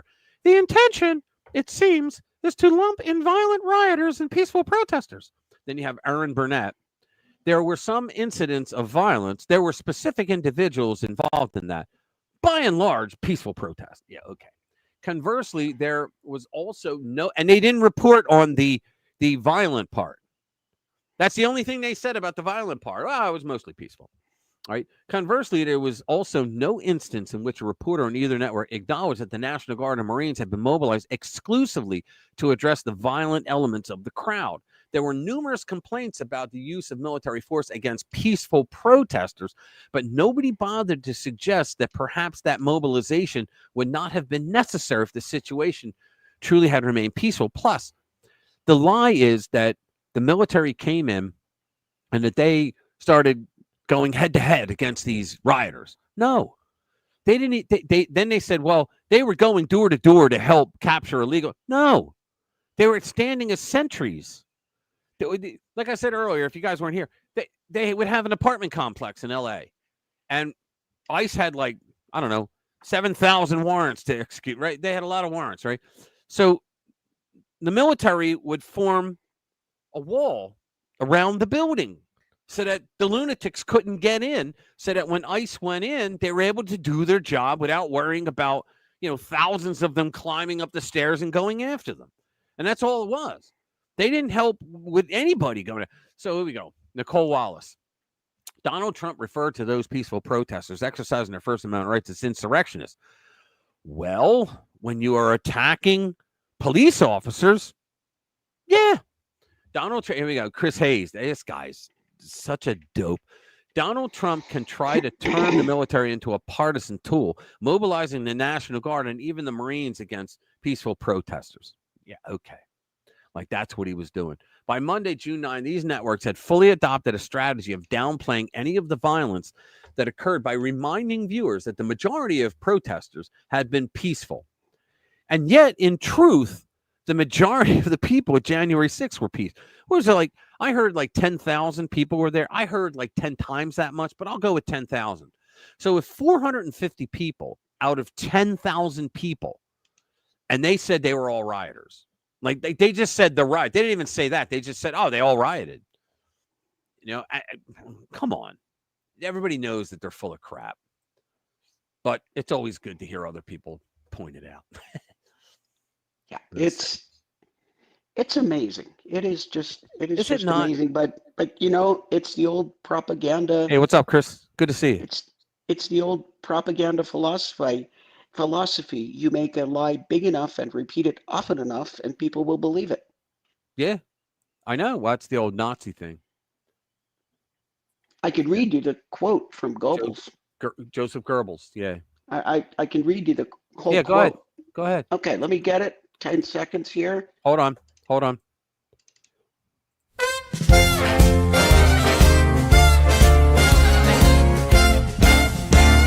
It's a Dr. J moment. All right, go ahead. Okay, now we got that out of the way. Okay, I quote, "If you tell a lie big enough and keep repeating it, people will eventually become to believe it. The lie can be maintained only for such time as the state can shield the people from the political, economic, and or military consequences of the lie. It thus becomes vitally important for the state to use all of its powers to repress dissent, for the truth is the mortal enemy of the lie, and thus by extension, the truth is the greatest enemy of this state." Right. Now here, Special K is right. He learned it from Edward Bernays sauce. Edward Bernays was the propaganda minister for the Woodrow Wilson administration. And Goebbels wrote in his diary, he wrote two things that I found fascinating. He wrote in his diary that they got that the Nazis got most of their propaganda tactics from the Woodrow Wilson administration, because Edward Bernays was a guy, he was the propaganda minister, but he was a guy that was one of the biggest, like, madmen, like Madison Avenue guys. He sold ads. He was a marketing expert. He's the guy that did the Gerber thing. Gerber, or no, it wasn't Gerber. What was it? Oh, was it Beech Nut? It was one of those where they, maybe Gerber or Beech Nut, where the ones that were the baby food, right? Gerber. But what they sold back baby. then was bacon. Okay, the American staple for breakfast was coffee and toast. Back in the turn of the 20th century, that's what people had in America. It was coffee and toast. And here, this company wanted to sell more of their bacon. So what Bernays did was he got these doctors that would say anything for money, right? Because they existed back then too. And he got them to write up a phony report saying that the protein you get and all these other things in bacon means that it's much more healthy than the usual American diet for breakfast. So they sold a ton of bacon, right? They got a lot of advertising. And remember, there's no TV or radio or anything. So they got a lot of advertising that went through the country, right? And then some real doctors come along and they wrote an article. They collaborated on an article and said, look, okay, some of the things you said about bacon was true, but if you just eat bacon in the morning, it's going to harm you. And they listed all the myriad ways, right? So then Bernays got another call and said, well, you got to fix this. So he thought and he went back to these unscrupulous doctors and they said, oh yeah, here we go. So they came up with the idea, if you add eggs to the bacon, it will balance what these other guys, these slime balls that wrote this article trashing us, that it will balance out everything. And that's how bacon and eggs became the American breakfast. So a guy convinced people to switch from coffee and toast to bacon and eggs and orange juice, right? That's a hell of a propaganda leap, right? So he's the one that did all the propaganda for the Woodrow Wilson administration. Yeah, this country does have some history of, questionable, or let's just say not our best moments. Apparently, oh gosh, I'm losing my mind here. The genetic work, the eugenics. Oh yeah. That the Nazis did. Margaret Sanger was involved as well. That came from the U.S. Margaret Sanger and her stuff. Yeah. But then, do you know what else? Here's something else a lot of people don't know. the Nazis, when they really did have the meetings for the final solution. What are we going to do with these Jews? Are we going to kill them all? What are we going to do? Because they had to take into consideration would the rest of the world actually accept this, yada yada. And so one of the things, like Goebbels talked about this, and he said that one of the considerations we did was to start doing what the Democratic Party did during slavery with these people. And he said, and the more we studied what they actually did, because there's a lot of stuff that we don't learn about what the Democrats, the slaves owners did, like the real things they did. Like, you ever hear of the laughing barrels? Laughing barrels were if two slaves were walking down the street, because they were allowed to, right? If they were walking down the street and one of them told a joke, or they heard a white guy tell a joke and they were laughing their ass off, they had to stick their head in a barrel that was provided for them, because people were not allowed to see a slave laughing. They could get beaten for that. So they said, all right, we know sometimes you can't stop laughing, so just stick your head in the barrel. They literally did that, right? But what Goebbels said was that the more that they studied how the American Democrats treated their slaves, they said that was too inhumane for us. We just couldn't take it. So I'm sitting here going, wait a minute. The freaking Nazis said that the American Democrats were just too brutal. So we can't copy their system.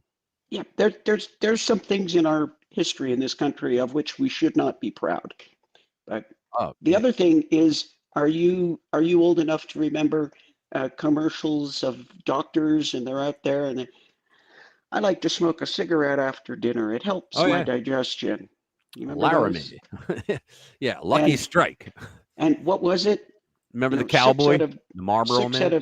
6 out of 10 doctors prefer camels. The rest prefer women. Yeah, I remember. I remember when they did commercials like that. I remember when they were also allowed to sell booze on the air. Yeah, remember the Marlboro Man? Wasn't he great? Yeah. But there's only 2 countries in the world. I think it's us and maybe New Zealand that allow pharmaceutical commercials on the air. Why do they allow direct marketing to?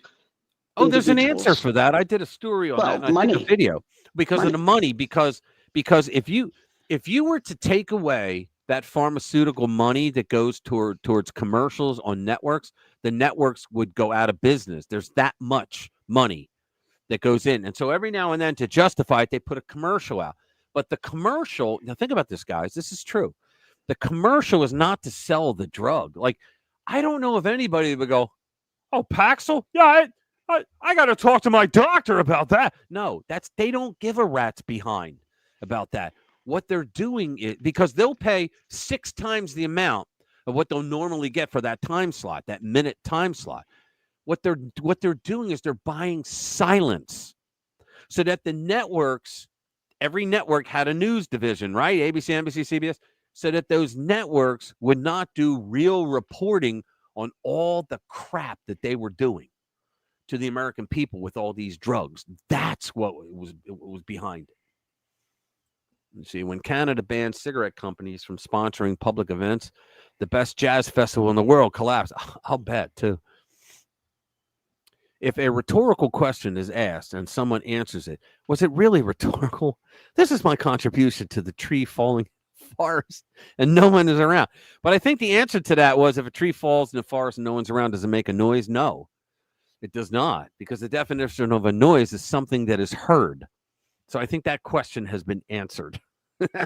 Well, I would have an argument with you about that. Of course you would. But the definition of a noise is something that is heard. And if no one's there to hear it. There was lots of noise before there was any life on this planet. It doesn't matter. If a tree falls today, there's plenty of life on the planet. That's the correct answer. If a tree falls in the forest and no one is around to hear it, who cares? Right. But if no one's around, does it make a noise? And the answer is no, it does not, because no one was able to hear it. The definition of a noise is something that can be heard. If somebody didn't hear it, now some people will get into it like the real libnuts. They'll get into it and go, well, the definition is something that can be heard. Now, if someone was there, they could hear it. Therefore, it makes a sound. But no, it doesn't, because if it's not heard, it didn't happen. if a meteor crashes into a distant moon, well, now there's probably no noise. You know why? Because there's no atmosphere and there is no noise. In space, no one can hear you scream. Well, this is what they're saying. If the pressure wave doesn't exist, there is nothing to hear. Yes. Without air, there is no noise. Sound turns into heat at 100. Now we're getting. Okay, yeah. Guys. Let's do a couple more. It's after our time, but I want to go on if you don't mind. Well, I'm needing to go get some dinner. Are you planning to go on?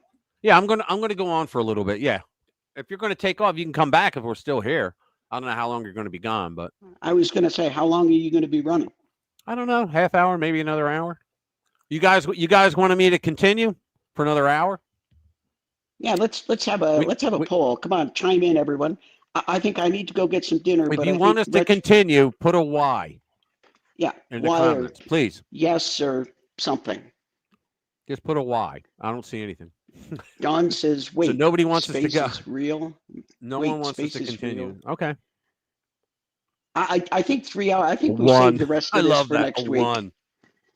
I think we saved this for next week. Okay, we're getting in a couple of Ys. All right, we got a couple of Ys. Okay, cool. Yes, please. Let's see what life is well after the stream. Well, I think I need to go get some dinner, guys. So, all right, if we're still here, chime in. So I'm gonna clock You still got out. the invite, right? You didn't get rid of it. Oh yeah, and make sure everybody. Or you know what? You can stay on. Just I'll put you in the blue room or the green room, whatever, if you want. It's up to you. You can log out. I will sign out, and I'm gonna go what's get up, some Charlie? dinner. Good to see you. So everybody Thanks for being here. have a great weekend, and take care of Rich while I'm gone. He wants to go on, and my ass alarm is going off. So look at this. Take a shower. Yeah, well, there is that, but my ass alarm is going off. So I gotta go do things, and we will see you all. Wow, you just went sideways. Oh, so I did. What the heck happened there? I don't know. What did I do? It looks like you're like glued to the floor and your ass is glued to the chair, so you're not. I wonder if I out. can make myself go upside down. You probably could. Heck? What the heck? I don't know. Uncle Bobbity says you're the greatest. Yeah, thank you. I see that. Thank you, Bobbity. Yeah. I have no idea what I just did. I did something, but I have no idea. But that's hilarious. All right. But I'm sure when you come back in, you'll be fine. I got to go get some dinner. Everybody have a great weekend. Hit that like button for us. Really appreciate please it. do that. And we'll catch everybody next week. All right. See you, Dr. Jade. All right, guys. Now that she's got... No, I'm kidding. Let's see. LA Chaos and Illusion. Trump will not fall for it. Let's see what else we got. Well, you know what? I'm going to look for some stories. How's that?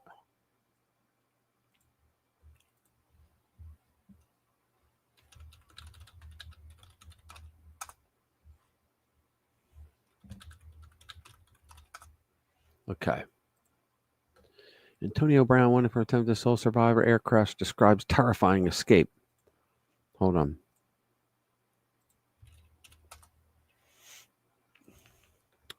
All righty then. Let's go. Oh, here's a good one. Let's see. It's What Finger. You guys never heard of that. Let's go there. Let me pull it up. What Finger? Just trying to script Notepad. Let's do What's Finger. Okay. What's Finger News? They just got a bunch of videos. So let's see. Rumble clips. Popular ice cream tested. You will not like the results, folks. Let's see. The audio was fake. Taken from a real movie, yet the left is spreading this now. We got to watch this one. Okay. Let's do. Here it is. Okay. It's Liberal Hive Mind. Love him. Hey guys, welcome to the Liberal Hive Mind, a channel solely focused on exposing the abundant hypocrisy of the left. All right, so we got to talk about this viral clip that's making the rounds on X right now. now, because this right here, this clip that I'm about to show you guys in this video, this is the exact kind of manipulative, emotional, blackmailing garbage that the left is constantly pushing out with their little army of TikTok propagandists. It's all coordinated, it's all fake, the same pattern over and over again. All these leftist disinformation campaigns that are clearly built on emotional manipulation. Well, we got another one. The left-wing apparatus is mobilizing an entire army of TikTokers to push the latest rhetoric strategy, and it is so transparently corrupt, so transparently coordinated. It's obvious they'll do anything. They'll lie, they'll fake videos, stage drama, anything to push the globalist no borders agenda. And right now they're rolling out one of the most dishonest viral campaigns we've seen in a while. I was going to do a video on this now. I can't. I think what he's going to talk about, or no, he's talking about the audio was fake. Okay. I thought he was going to talk about, there's a campaign out there now on TikTok where they're saying, did you know that that being here illegally is not a crime? It's a civil offense. Did you know that jaywalking is a civil offense? So that's what you're complaining about. And my answer is, okay, so physically being here is a civil offense, but when you cross the border illegally, that is a crime. Yes. When you try to evade police, that is a crime. When you do not show up for your deportation hearing, that is a crime because they enter a bench warrant for your arrest. It's a crime. Okay, but that's that. I'll play it. We're talking total misinformation, and it's spreading like wildfire all over social media. The playbook, of course, is always the same with these leftoids. Tug at your heartstrings with fake news, and then try to guilt trip people into supporting your ridiculous, destructive agenda. Let's expose the leftist propaganda machine, shall we? We got some stuff to get into, so let's roll the tape. All right, friends, so there's a video that's currently going viral on X right now. Just take a look at this. Mamá, por favor. Mamá, no me dejes. Mamá.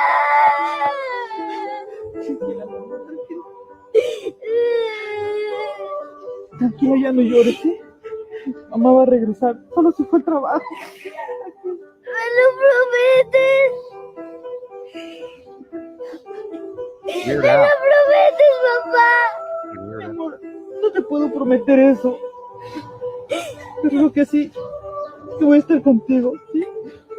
So there's this audio clip of a little girl screaming for her mommy as her mom is being taken away. And we got all these leftoids posting with that little audio file. It's emotional, it's dramatic, but probably most importantly, it's completely fake. Turns out the crying audio, it's ripped straight from a movie that was filmed in Peru.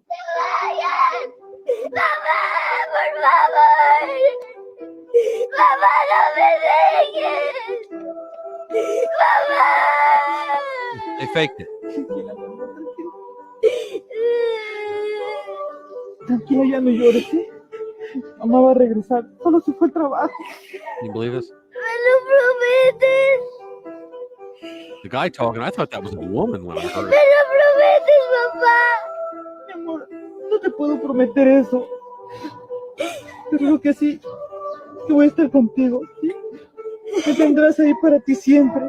Oh, no. It's not from an ICE operation. But once again, that's the game that the left plays. Just straight up lies. And like I always say, it's always about emotional manipulation. It's not about winning on the merits. It's not about winning on the ideas. It's about making people feel bad and then guilt tripping them into supporting your agenda. They don't want you to think. They want you to make an irrational, emotional decision. And this little situation proves it perfectly because even if the audio was real, it changes absolutely nothing. Of course, kids cry when their parents are arrested. That happens when anyone gets arrested for anything. You know, let's say you got this mother who was arrested for fraud or theft or drug charges. Well, in that instance, that individual would be taken into custody. Let's say they then go to court and are found guilty and sentenced to 2 years in prison. Well, then that mother is going to be taken out of the home, away from their kids, to serve time and face the consequences of their actions. The children are going to cry. But that doesn't necessarily mean that the arrest is wrong. And that's the argument these people are making, as if immigration law is some special category where emotions should override the law. It's ridiculous. And again, it's obviously coordinated. Just look at this. You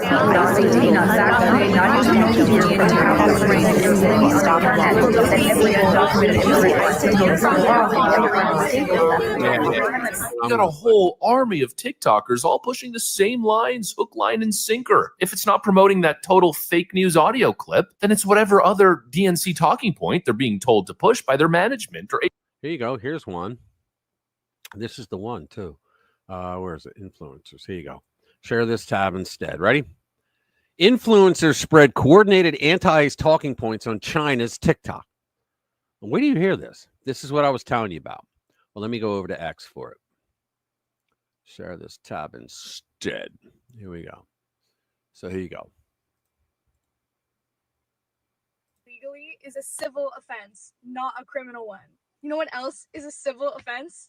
Jaywalking. And being undocumented is not a criminal offense. It's a civil one. And if you've ever jaywalked, congratulations, because you've also committed a civil offense. Have you ever sped over the speed limit? Have you ever drank or smoked underage? Have you ever drank and then driven a car? What about jaywalking? Being undocumented in America is a civil offense. Yeah, being undocumented is a civil offense. However, like I said, walking over that boundary is a crime. Now, coming over the first time is a misdemeanor, still a crime. The second time is a felony. Okay, so you get deported and you come back, that's a felony this time, right? Evading law enforcement is a felony. Not showing up for your deportation hearing is a felony. Murdering your neighbor's daughter is a felony. It's not a criminal one. Can you believe these of crime as knuckleheads? Traffic offense. Just a reminder, in case anyone forgot, being undocumented is a civil offense, not a criminal one. If you've so much as littered on public property, I never want to hear, oh, but they broke a law as a justification for your hate.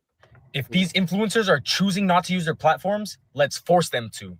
I'm tired of all these influencers not speaking up right This kid is an influencer. He was hired. now because things are happening right now in our own backyards, and some of these people are staying quiet.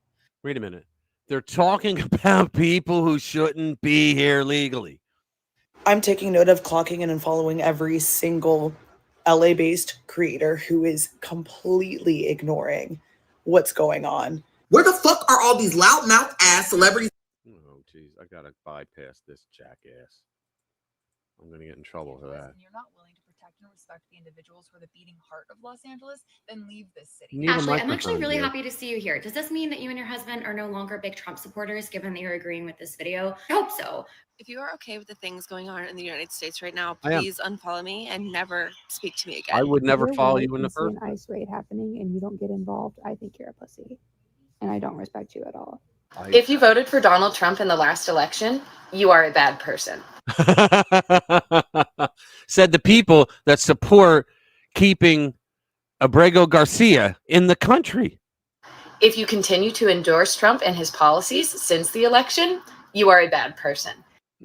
If you do not think what ICE is doing in California right now is problematic, It's not problematic. They're trying to get rid of the problem that you people caused. You voted for Joe Biden, who brought 20 million illegals. you are a bad person. The second you don't speak out against atrocities, Well, the atrocity was 20 million illegals. Many of them are murdering people, stealing things from people, human trafficking, drugs. all for the sake of, I just don't want to get involved, you aren't kind. You're acting. Guys, what do you think? Should I do a video playing this video? I could just do comments after every single one. You see, these people are just showing that they have no mind of their own, but are 100% reliant on social media. 100% true. You nailed it. Let's see. Burning Waymans. Let's see. Where was I? Here I am. Actively being harmful, and you're a fucking coward. If you support the president violating congressional law, How is he? Well, first of all, there's no such thing as congressional law. Guy's a moron.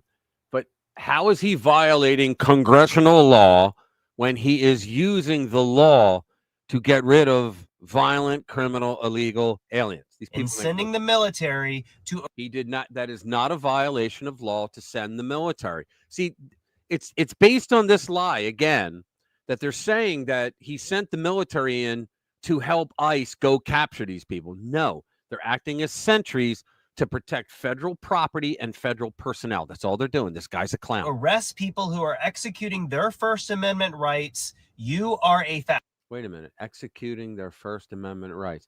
How is being a violent criminal illegal with a final order of deportation executing your First Amendment? I don't think this guy knows what he's talking about. If you support ICE, disrespectfully gargle on my penis. If you support ICE, if you support this current administration. I'm going to have to, I can't play this anymore because I'm going to get totally demonetized for that. But guys, now you see, right? Now you see what's going on with these people. These people have no brains. Yeah, the media. They have no brains. Tweeted your ICE meme. Nice. Thank you. Yeah, I'm going to put that up again.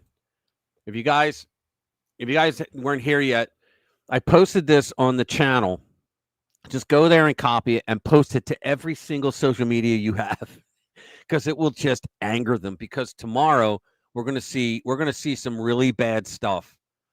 We're going to see a lot of really bad stuff. Gina, it's going to be up in your way. It's also going to be in Lansdale. It's going to be in Allentown. Philly is the main hub for all of this. They're saying they chose Philadelphia to be the main hub for the riots. And we're going to see it's going to be in Bethlehem. It's going to be all over PA. But here's the other one that I keep putting up. This is where all the riots are going to be. I mean, look at this. You can barely see any land up here because there's that many riots. They're calling them peaceful protests. Come on.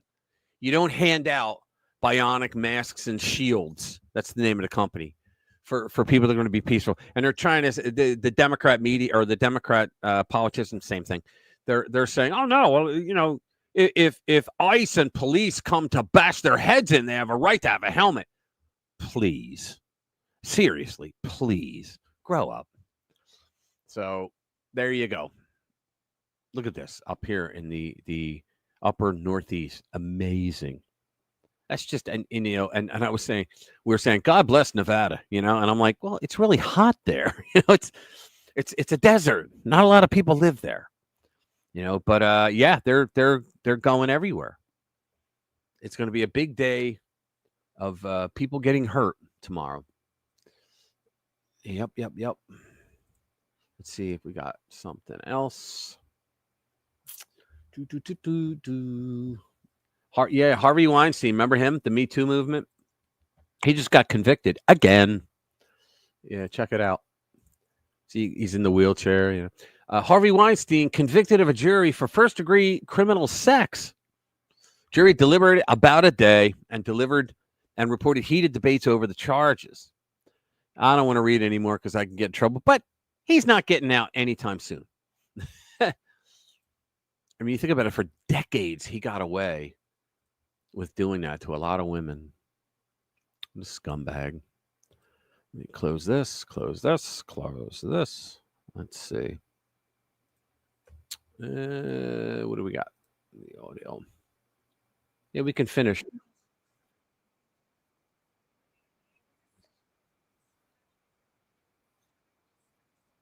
He's playing the same thing. All right, he's playing. Yeah, never mind. We don't have to play it anymore. What's his name? Liberal Hive Mind was playing the exact same thing. Let's go back to What Finger, because they got some pretty good videos. Can't spin this one. Actually watching a video changes everything. I don't know what it is. Oh, Liberal Hive Mind. Okay. Yeah, he's on there too. How about that? Israel under attack. How China is secretly behind the ICE raids. Yeah. Donald Trump's savage response as Israel drags America into war. Yeah.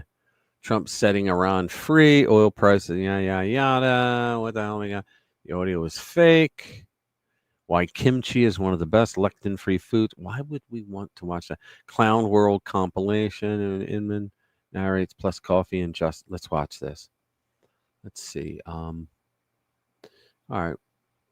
I don't know if we can show that. What's we got? Has Trump called out the guard everywhere? No. No, Linda, the only reason why he called the guard out in L.A. is because the rioters came out of the woodwork because there's local politicians that tell everybody, they literally have apps to do this, not just Twitter, X, not just X. They have apps that they use where they can tell you ICE raids at this apartment building coming now, and they get out. It was one woman, Linda Schaff, I think her name was, and she was a mayor. What the hell was she? I think I actually wrote the story. Yeah, I should read that.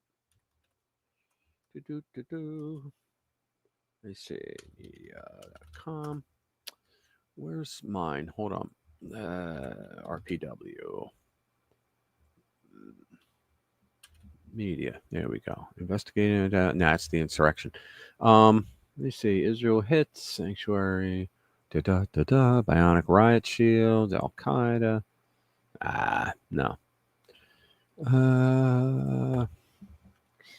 What was her name?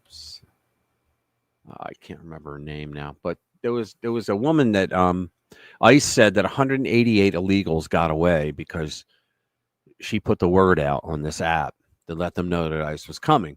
And then they have the gall to say, well, Trump didn't even tell anybody that ICE was coming.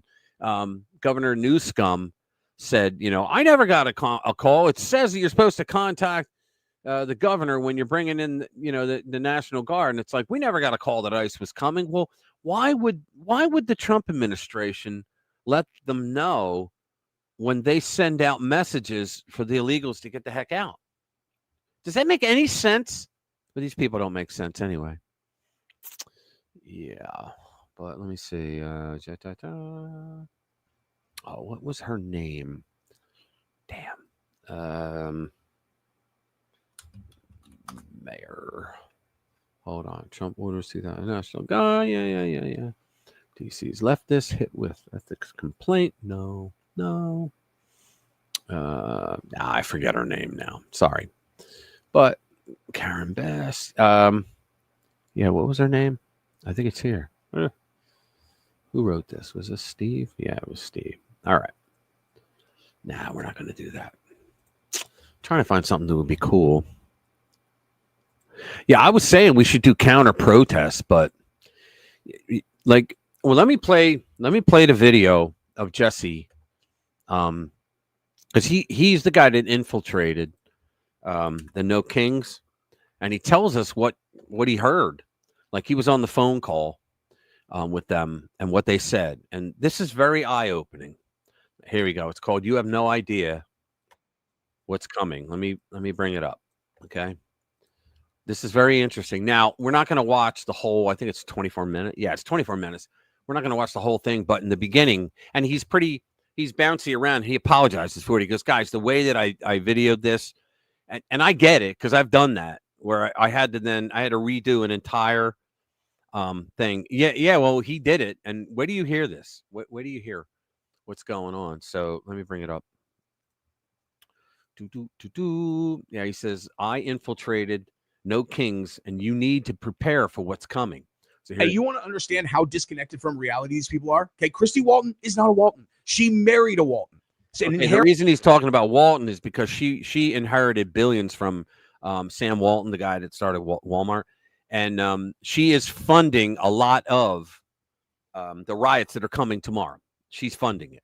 Inherited all of his money when he died in a plane accident. Okay, so what's she going to do with his legacy? She's going to destroy it. And she's going to destroy it along with the rest of his family's legacy, because everyone is tying this No Kings thing to her, and they are tying that to Walmart, which they are frantically trying to disconnect from, because they know exactly what's going to happen on June 14th. Yep. And that's going to lead to a level of destruction inside of their organization that is hard to even wrap your brain around. This is going to be the most widespread violence in the history of the country, and her name is going to be on it. So what's she going to do? She's going to destroy her husband's legacy. Yep. Hey, awesome job, dude. He really picked a winner. So I'm not great at staying on task sometimes, you guys. And so after doing a 7.5 minute intro before I got to the main point, which is what you're looking at over here, I decided I'm just going to cut the video off and I'm going to put this at the beginning. Okay. I've done that. So what you're looking at right here are the planned protests on June 14th, which is Trump's birthday. We'll talk about that later in the video.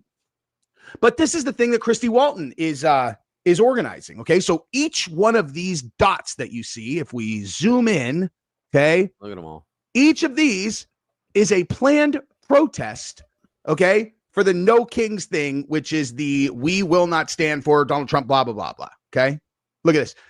We in America, we don't have kings.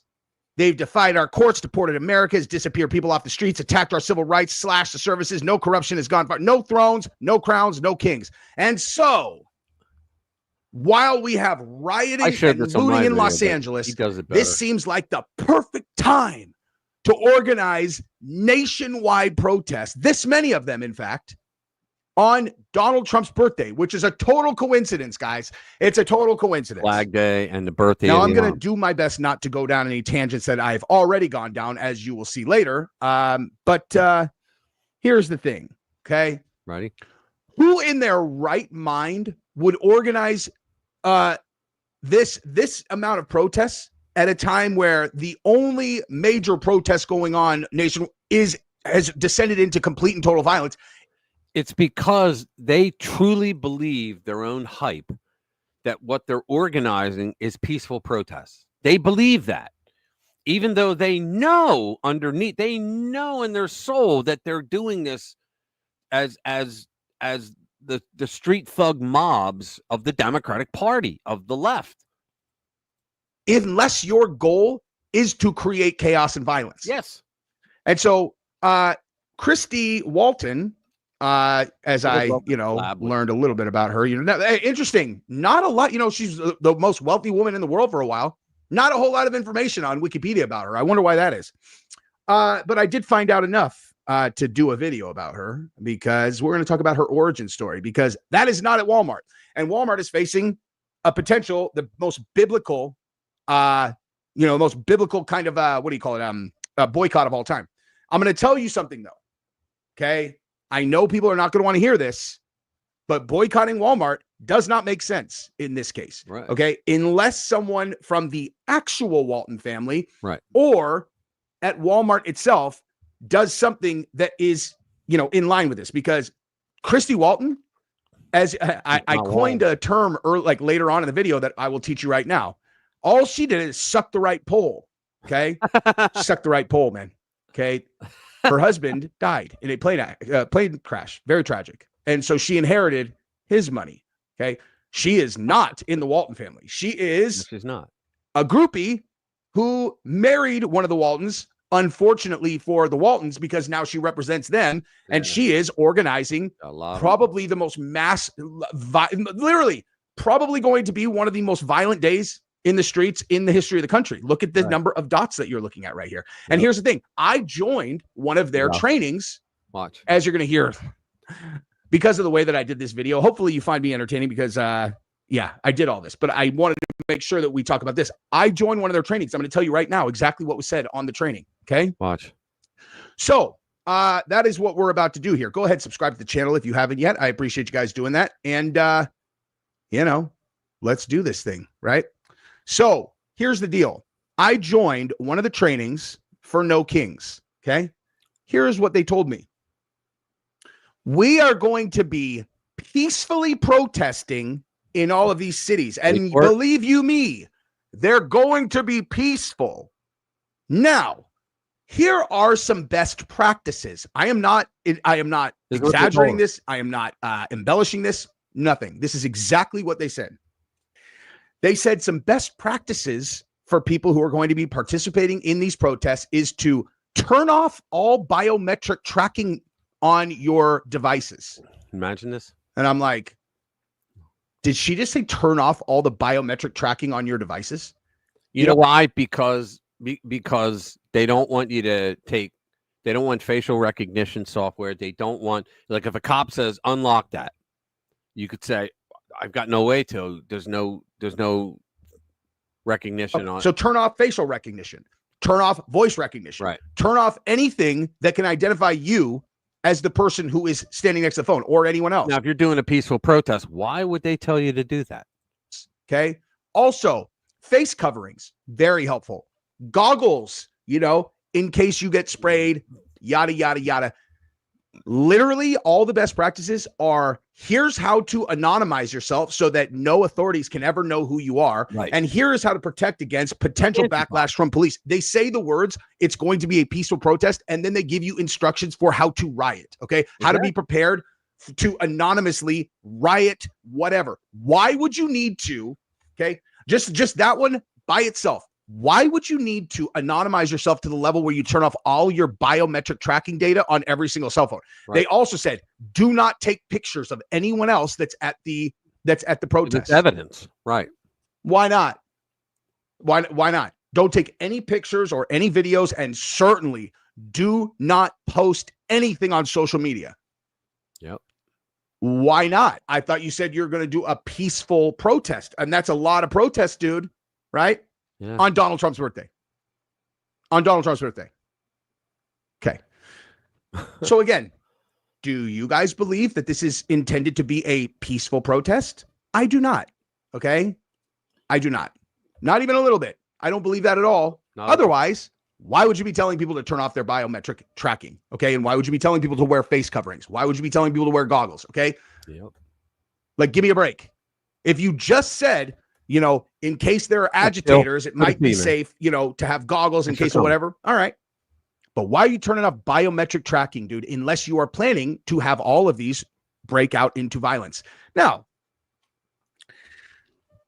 I'm not in charge of any kind of law enforcement, but if I were, I might say that the second that you see violence, you should meet that with such biblical, draconian response that people are terrified to do it anymore, because that is why police officers have batons and guns, okay? Is so that if people escalate to violence, they get overwhelmed with more violence, right? I mean, as far as I understand it, okay? So check this out. So you go attend. It's like, oh, well, geez, which one should I go to? Like, I would challenge any of you to try to even count the number of protests that are happening in California. And check this out. You want to know how many people were on my training? Just mine. Okay. They do them all the time. They're doing trainings I don't know how many they're doing a day. All I know is that when I first looked, they had one that was going to start in 90 minutes. Okay. I told Heavy Duty Country about it. And when I said to him, I'm like, they have another one. This was the next day. I'm like, they have one going in an hour. So it seems like they just have them going all the time, like all the time. Okay. So there were 19,000 people on just mine. Just mine the other night. I recorded it. Okay. How many people do you think it takes to have a gigantic, a big protest that could potentially turn violent? Okay. You sure as hell don't need 19,000, right? Look at all of those dots. Okay. So they create the environment where people believe that this is a fascist takeover by Donald Trump, as opposed to him. Hey, what do you think? He picked LA out of a hat, and that's why he sent military there. Right. He's like, gosh, I feel like I want to take over the entire country with military force. It's like, where should we start? So let's just start with LA because we hate LA. You're all, or LA had descended into violence and the police were not responding correct. The police were getting overrun, so on and so forth, etc. Like, I don't think he just randomly came up with LA, right? Right. So, yeah. So you have all these dimwits who actually believe that they're in a moment where they need to rise up against the government because that is what you've told them. And then you fund all this stuff. And on Donald Trump's birthday, he loses control of the country. Look at, hey, this is Donald Trump's America. Yeah. Okay. Yeah. That's what they do. They cause all the chaos. They harm people, harm property, and they go, this is what Donald Trump did. That's like punching somebody in the face and going, you made me do that. Come on. It is absolutely absurd. Okay. They ran the same fucking thing in 2020, dude. They ran this exact same playbook. Black Lives Matter is standing up to the police. And now they figured out a way to do stand up to the police without saying it again, because they knew they wouldn't be able to get away with that. They're all, oh my God, the immigrants are under attack. Donald Trump really walked into a trap here, though. He walked into a trap by deploying the National Guard, and really makes you wonder who's on the inside. Now, let me tell you about this. Actually, let me tell you about this guy. So this is the dude who apparently got arrested. To describe where it just feels like something's going to happen and you're waiting for it to happen. And you can look around, you see the National Guard in front of the federal building, but as far as this intersection where we're seeing all this take place, there's no local police to be seen. Yeah. Hold on. Before we go further, I want to bring something up that I have. Hold on. Present. Hang on. I could do an image. Here we go. Ready? Gina, pay attention to this. Okay. I'm going to try. Here we go. I'm going to try to make it larger. What they're saying here is that this was urgent and all. Maybe you sent this to me. I don't know. But they're saying here that it's going to be in Norristown, Lansdale. What is that? I can't even tell what that is. Bethlehem Township, Jenkintown, Reading, Havertown, and many more. I found out that they're also going to be in Allentown. They're going to be all over the place. Let me see. How do I get rid of it? There we go. All right. Yeah, they're going to be all over the place. Lansdale is like not even a mile from me. I think they're going to be in several places in Chester County. And they're saying in that piece that I just put up, they're saying that they're going to make Philadelphia the epicenter of the entire region. That's where most of the money and most of the problems are going to come from. And see, the problem is this, that wherever these big cities are, when they get like thousands and thousands of people, the overwhelming majority of them don't even live there. They don't even, they're people that they bus in from the outside. Close to you is Pottstown. Well, good. Just hope they don't, straggle. Because I was saying earlier, I got a gun in every room in my house. And if they're going to come here, they're going to get a fight, but I hope they don't. Let's put it that way. I hope they don't come here. But okay, let's go back. Yeah, because he has a couple more good things to say. But let's see. Here we go. Distributing riot shields and bionic face masks. And remember what I told you? Okay. Hey, all they need is one person at each of those dots to distribute this kind of stuff. Yeah. And then whatever they say on their little fucking, their slide deck, it's going to be peaceful, but turn off your biometrics. Okay. Then once you get there, they're all here. You need your shields. You need your rockets. Here, these are fireworks. They're perfect to shoot at police. And then here's this and here's that. It's like, this is not even like, my personal opinion is, in the event that these did descend into violence, like they almost certainly will, I would say we arrest Christy Walton, because she's the one who organized this. She organized. And right. This is the most, these people get away with this, these lefties, billionaires, because number one, they're billionaires, but number two, because the media is not going to trash them because they're lefties, right? They're not going to trash them. The politicians aren't going to trash them because they're lefties. So to get away with this stuff. So when Trump comes along and said, look, law and order, they go out of their mind. He's acting unconstitutional. He's unlawful. No, you're the MFers that are unlawful. And you finally got a guy that comes up and goes, guess what? We're not going to put up with that anymore. Oh, look at this. Hey, so handing out face shields is a crime now? What an idiot, dude. Yeah. No, it's not. But what do you think they're doing that for? And so you're defending people who are going to shield and mask up and go attack police. I heard once, I saw someone on X also say because someone said they cost $60 a piece, these shields. And someone said, oh, so you think people can't afford $60? And the point was, no, Doomheit. The point is that they had a truck come up with boxes and boxes of them. They were just throwing them out like candy. I didn't happen to see the video where the people came up and handed them $60. I'll put my order in here. Will we be here same time next week to pick them up? Okay, thanks. No, that didn't happen. So the point was, who is paying for the thousands of these helmets with visors that are military grade? Who's paying for them? That's the point. Hey, Hey, good job, dude. Hey, you're definitely not a brainwashed fucking moron, dude. Yeah, it's not a Mensa Club. Okay. Member. Oh, what is that? A crime to hand out shields, pepper They spray, really are. guns, and other things? Are you kidding me? It's like, I think you're splitting hairs here, dude. Okay, we're trying to figure out anyway. So here, and then again, so now let's talk about this. The Walmart, the Walmart, what do you call it? Boycott. Right. It's very unfortunate for Walmart because again, Christy Walton look bad. Let me show you what she looks like actually, because it's hilarious. She looks exactly like you would expect her to. Okay. And what's funny too, you want to know who's another person. There you go.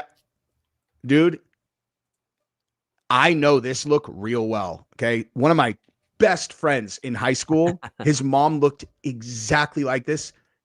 And she was one of the most manipulative people that I've ever met. Okay. Yeah. So this is a person who is telling themselves that they are doing something good while organizing the single largest protest. Like I said earlier, they think, like she thinks that it's going to be peaceful protests and they're going to send a message. And then she'll take absolutely no credit or blame when she finds out that the majority of them are going to look, I'm sure there's going to be some that will be peaceful protests, like in podunk towns across the country, right?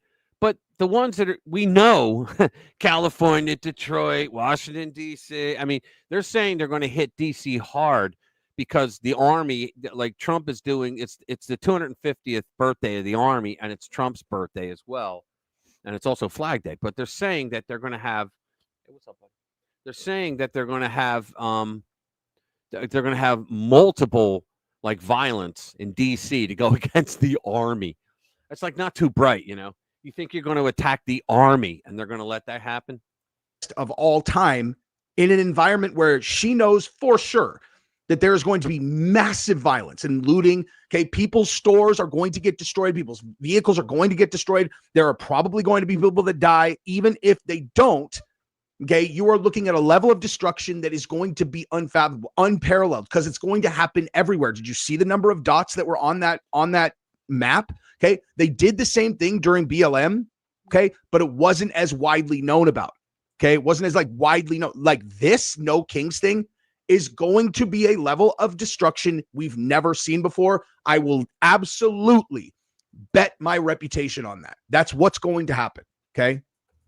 And this is a person who will sit at her house and tell herself that she's a hero and that this is all Donald Trump's fault. Right. It's always Donald Trump's fault. Their actions, their behavior, their crimes are always Donald Trump's fault. He's the one that brought this out by having the gall, the unmitigated gall, to send federal agents in with warrants to arrest violent criminal illegal aliens for deportation. So we're clear about where she came from. Okay. She married John T. Walton, who is one of the sons of the Walmart founder, Sam Walton. I think he's in 2005, her husband died. Yeah, I think he's redoing that. So we're done. But yeah, 2 years, unbelievable. Let's see, what else do we have? Let me go out. Let's do this. I got some more stuff. There's Trump troll. There we go. Let's see. There's Trump troll. That's pretty funny. We got Benny Johnson. Let's see. Yeah, Redacted, man. Redacted has some things. I really like the channel, but they do some things, and I'm like, whoa, wait a minute. Why would you say that? And they don't produce anything. Hold on. Trying publicly as an illegal alien. Oh, that's funny. Okay. What else can I find? I'm trying to find something good to put up. Not one dime. Oh, wow. Oh, here we go. It's 13 minutes. Epstein File Saga. It just got even stranger. Yeah, Russell Brand has a good one, but it's about Epstein, so I can't play it. He can. I can't. Why are these 3 carnivores becoming diabetic? Oh, there's live protests. Let's see. Let's see if there's hope and change. No, there's nothing going on. Okay. What else is there? Military meltdown. Yeah, this guy's pretty good. Is he doing live? Yeah, it's a live stream. Let's see how copyright. Oh, here we go. ICE raids, food processor. Ha! Illegals found wall to wall. Wow. Let's just see this.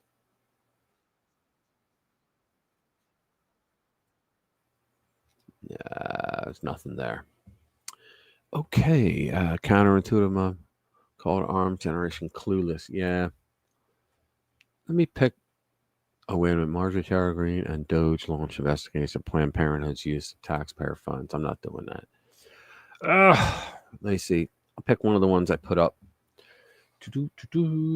Chaos is an illusion. Trump will not fall for it. That's another Kurt Schlichter. Yeah, I'm going to do another Kurt Schlichter piece because he's pretty good. The LA chaos is an illusion, and Trump will not fall for it. Let's understand what's going on in Los Angeles, because most people don't. This is not a battle of cops versus rioters. It's a battle between narratives. Most people see regime media video of third world savages. Wait a minute. I lost myself when I rose it up. Third world savages waving the tacky banners of their garbage homelands, lighting fires, hassling cops, and doing other things consistent with being barbarians, and think that Los Angeles is in chaos and therefore get scared. The idea behind this color revolution, it is organized and planned, not spontaneous or genuine, is to intimidate normal people into submitting and embracing the politicians associated with its goals in the hopes that it will stop. Yeah, it's like you wear people down and they go, okay, I don't care anymore. Do whatever you want. Just make the violence stop. That's what they're hoping for. This is the work of the Democratic Party. The rioters are its useful idiots acting to support the party's goals while it's maintaining deniability. Exactly. But this scheme only succeeds if the target is feckless and weak, which such targets usually are. Trump isn't. He's going to win this because he understands this fight better than his enemies. The chaos is an illusion. His strength is reality. Exactly. Remember, this is not a kinetic operation. A kinetic operation, he's a colonel in the Army, by the way. He speaks a lot of times like that. A kinetic operation achieves its goal by the violence itself. Kinetic operations destroy enemy personnel, destroy enemy combat power, or conquer territory through physical destruction. But this is an information operation. It accomplishes its mission by influencing the population. That's what color revolutions are. George Soros has paid for many of them. The violence itself is not an end, but a means. The goal is to compel people to submit by convincing them to accept the narrative. And the narrative here is that Los Angeles is in complete chaos as a result of Donald Trump enforcing or attempting to enforce federal law. So to stop the violence, Donald Trump must be compelled to cease enforcing federal law. This, of course, would be a devastating neutering of Trump while strengthening the Democrats. Now, see, any other president would have backed down by now. I'm convinced of that. Most of them wouldn't even do this, but they would back down. And I think we've seen that with the Biden administration. They want to make Trump look weak and convince America to submit to their intimidation. But this plot only works if we accept the illusion they are presenting. He's right. It's like with the communists, the only way that they win is if you say, okay, I surrender. As long as there are people in the pocket of a population that go, no way, we're going to continue to fight, they never win. They just don't. So remember, it's an illusion. It's an information operation. None of what you see on the regime media is real. Oh, they are burning a few cars and screaming and yelling and running around waving flags of garbage countries.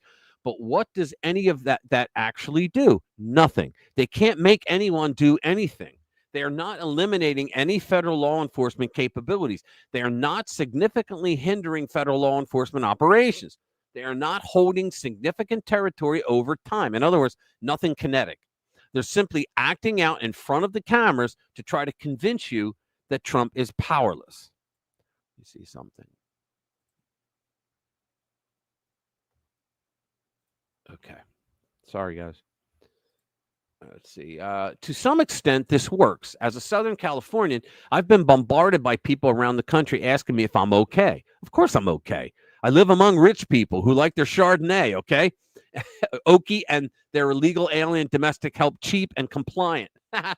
They won't let that nonsense happen in my neighborhood. Hell, my liberal neighbors would call the local SWAT team if poor people knocked over one of their hate has no home here signs. The violence is happening downtown where practically nobody lives except bums and a few urban pioneers. That's what I said earlier. They burn their own cities down. So, that's good.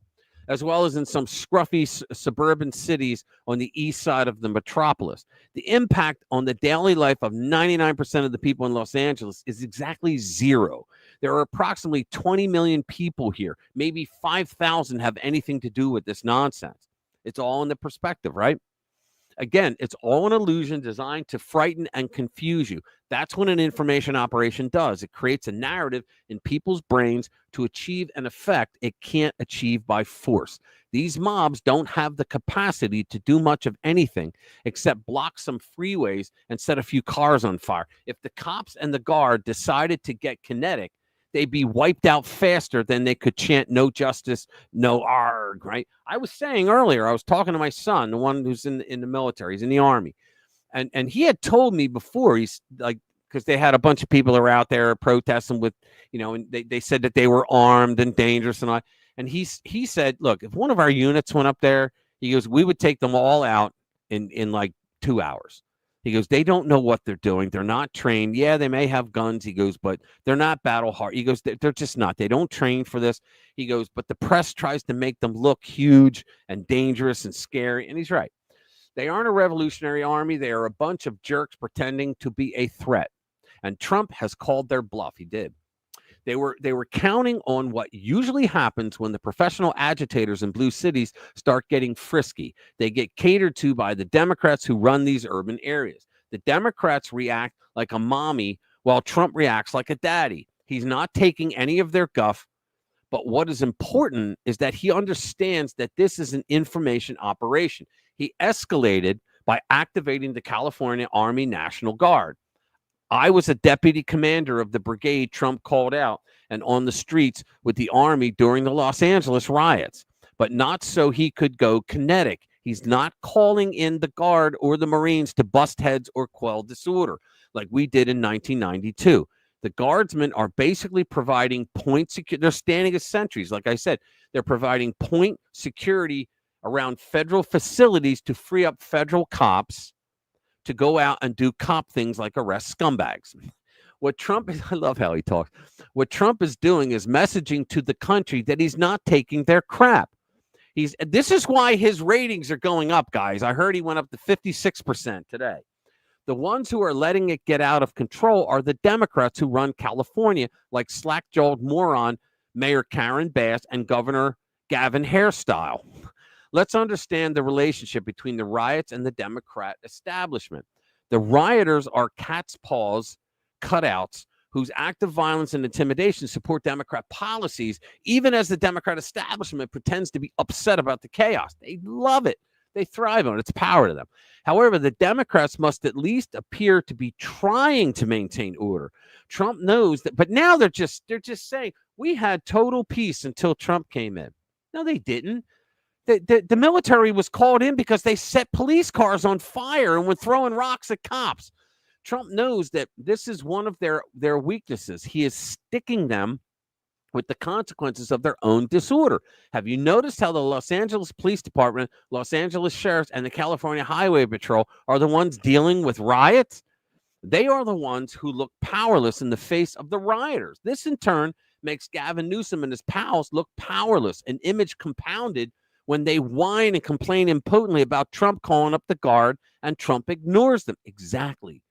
A color revolution information operation depends on an inept response from the targeted authority. Either the target of authority overreacts by going in and shooting a bunch of people, therefore appalling the weak-hearted citizenry, or it underreacts and demonstrates its own powerlessness. But the color revolution fails when the target understands the game better than the leftists who initiate it, and that's Trump. Guys, that's Trump. That's what happened here. Donald Trump has projected strength, but not too much strength. He understands that normal American citizens are going to show absolutely no sympathy for the vandals, looters, illegal aliens, and other criminals setting fires, looting 7-Elevens live on television. He has made Democrat officials look weak by ignoring their whining and forcing them to handle the part of the response that creates the worst optics. At the same time, this is Trump's strategy, guys. They say he's a moron. He's playing them like a fiddle. At the same time, this situation provides an opportunity for Trump's federal law enforcement to map out the network of organizations and individuals who coordinated and logistically supported rioting in Los Angeles. And there are now 2 federal investigations, one by Senator Hawley and the other one by the DOJ. And you have Kristi Noem, as a matter of fact, using the IRS to go after the people that funded this. This isn't a unique phenomenon. Leftist groups do this all around the country. Remember, time is on Trump's side. Federal law enforcement can target the conspirators with criminal indictments and finally break this cycle. It can dismantle the infrastructure that allows these faux spontaneous insurrections to pop up across the country. Offering rewards for specific criminals is another way to highlight the Americans that these people are criminals. And the situation also provides an opportunity to defund the government support to NGOs that launder government money to fund this kind of violence. We know that CERLA organization, they got $34 million from the Biden administration, and they're funding a lot of this. The LA rioting has exposed our enemy to scrutiny, and we shall take full advantage of that to crush it. Trump is handling this just right. The battle isn't on the streets of Los Angeles. The battle is in the hearts and minds of normal Americans. You guys. That's who he's talking about. When normal Americans see burning and looting by degenerates, they are naturally frightened and appalled. What the leftists want to do, what the purpose of their information operation is to convince normal people that they have no choice but to submit because no one can protect them. Trump breaks that paradigm by providing an alternative. He will protect them. And therefore, normal citizens don't have to submit to the intimidation. Donald Trump has always had the best political instincts, always. All you need is someone willing to stand up to these dirtbags, and it completely disrupts their info op. So I'm not going to read the rest, but that was really good. Trump handled that. I mean, he is really handling that really well. The LA chaos is a ladder. Yeah. Call to arms for Generation Clueless. Yeah. Unbelievable. It's crazy, man. But I'm just so glad that Trump is in charge. Can you imagine if Kamala Harris was there? Oh my God, she'd be president. She'd be literally sponsoring like organizations because she did it when she was running for VP. Organizations that bail out these rioters. Unbelievable. See, the thing is, what he's tapping into there is that he's letting, and he's playing them like 4D chess. Trump is letting the world, he's letting them see that the left are they're totally un-American. Americans don't like thugs. They don't like people like what Schlichter what I just read, what he wrote. They don't like to see people attacking cops. They don't like that, which is why normally it's like in America, it's normally death penalty right away if you kill a cop, because they have to have special measures like that for police. Because if you actually attack the people that are supposed to protect the people in these communities, you have to go after them hard. You do. And see, what the lib nuts don't understand is that they're going to get like 33% of the country was liberal. But out of that, about 10% of that 33% are hardcore lib nuts. And they're the only ones that go, yeah, I like what they're doing. They're the only ones. The other people live in these, the black communities, Hispanic communities. These are people that are just like anybody else. They're like, holy cow, I don't want to see my house burned down. I don't want to see my car set on fire. What the hell's going on here? But the problem is that years ago, the Democrat Party in California, when they became a one-party state, they stopped giving a damn about what their constituents want or what they say. They don't care. They're always going to be reelected. Yeah, we would be unburdened by life itself. You're exactly right. It's kind of funny, but you're exactly right, man. It's crazy, isn't it? It's just nuts what these people are doing and what they stand for. Let's see. We on Trump's deployment to quell the unrest. Let's see. What do they think? What are they thinking? I don't know. Let's go. I want to see another video. We all know who it is. Let's see. Yeah, I like this guy. Hold on. Let's do this one. You'll like this guy. I like this guy.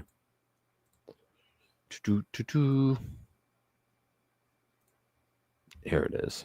So there's been an interesting This guy's good.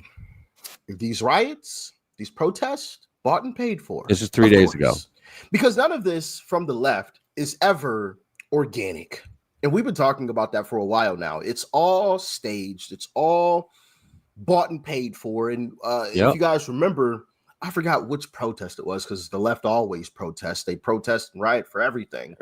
But I remember seeing U-Haul trucks, U-Haul vans or box trucks, and them unloading a bunch of signs. And they were all exactly the same, printed, bundled up. Grassroots movement, but they were all taking them out of the back of the looking U-Haul sign. truck, setting them to the side, getting them nice and orderly. And I'm like, man, this seems bought and paid for. This doesn't seem organic. Like something organic, a bunch of people would get together at their own personal homes. You know, you'd have little small groups that would come together at one home and they would all get some, signs and write whatever message that they wanted to convey on the sign and staple it or glue it to a stick. And then they would all hop in the car and drive to wherever they were, the meeting ground for their protest. And they would all have different kinds of signs with a little bit of a different message on each one. With the fat, thick Sharpies written, something with a fat, thick Sharpie written all over it. But this is different. These are like printed signs and they're all exactly the same. This seems bought and paid for. And it turns out once again, what they were telling us was a conspiracy theory. This is MAGA extremist conspiracy theories. We were right. Bought and paid for once again. Let's dive in. Who's funding the LA ICE riots? Congresswoman Anna Paulina Luna gave a name. Neville Singham is the man funding these riots. Not a fringe conspiracy, a billion-dollar fact. Neville Roy Singham, former tech CEO, sold his company ThoughtWorks for nearly $800 million. Then disappeared into Shanghai, where he now operates inside a Chinese communist propaganda ecosystem. I read that earlier. He's not donating to charity. He's building a political influence machine. Tens of millions funneled through shell nonprofits like the People's Support Foundation into radical activist groups like the Party for Socialism and Liberation, the Answer Coalition, Code Pink, and Breakthrough News, groups tied to anti-ICE actions in LA. PSL was on the ground. They weren't random protesters. They had funding, they had infrastructure, and they had a message that mirrored Singham's pro-CCP, anti-American ideology. Meanwhile, Shirla, the respectable face of immigration advocacy, got over $34 million in taxpayer funding and worked closely with protest organizers.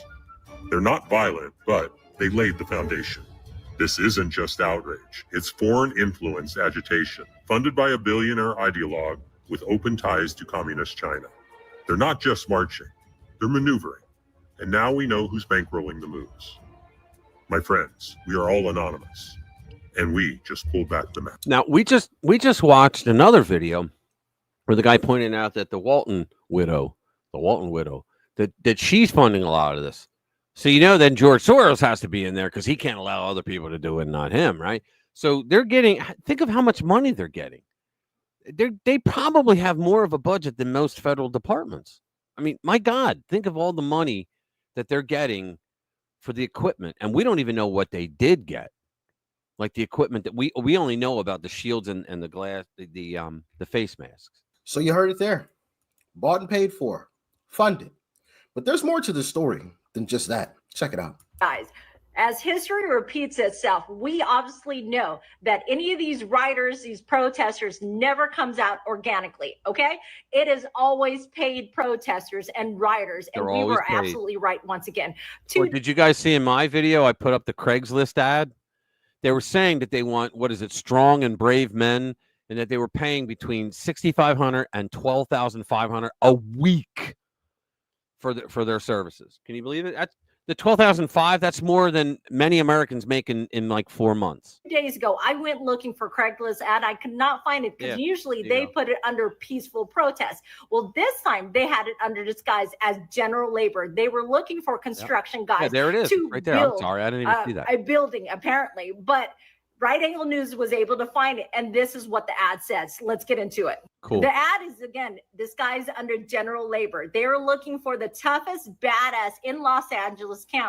They are seeking extremely tough, brave men for new crew in building. Yep. Compensation starts at $6,500 to $12,500 per week. We are forming a select team of the toughest dudes in the area. The unit will be activated only when the situation demands it, but you get paid every week no matter what. They are. High pressure, high risk, no room for hesitation. What's even more wild is that Karen Bass, the mayor of Los Angeles, went on CNN to say this. Last night, I will tell you that it is peaceful now, but we do not know where and when the next raids will be. That is the concern, because people in the city have a rapid response network. If they see ICE, they go out and they protest. The people have a rapid response network. That's the local politicians going on either Twitter, because all they do is use the hashtags and they can find, they go on Twitter, or they have other apps that they use that they can say ICE is going to hit this building or this company or this industrial park. And that's what they do. So Mayor Karen Bass is essentially confirming that there is a rapid response team, and this is it. Let's continue with the ad. The ad continues to say, we need individuals who do not break, panic, or fold under stress, and are basically all around kick-ass. Dude, physical strength, speed, conditioning is important, but mental toughness is everything. If you're not the biggest guy in the room, but you're the one people follow when things go bad, that's who we're looking for. We are recruiting those who are already hard badasses and ready for confrontation when necessary. However, we can train you if necessary. What we are looking for, mental toughness.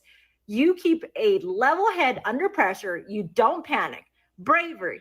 Yep. You face danger head on. You don't hesitate. Now, this is just not happening in the state of California. It is actually happening in Texas, too. Here's another ad. So here's the ad that is in Craigslist for city of Austin, Texas. Now, we know that there is another protesting happening in Tampa, Florida. So if you guys should go and find one, post it up, let DOJ know, tag the appropriate people. Well, it ain't happening in Florida because Governor DeSantis we played this said that ain't gonna fly. That is not gonna fly. That's one thing I want to give DeSantis credit for. He is a phenomenal governor. Would I vote for him for president? Probably not. But for governor, absolutely. He is a phenomenal governor. He runs Florida phenomenally. I mean, I don't think it really could be run any better.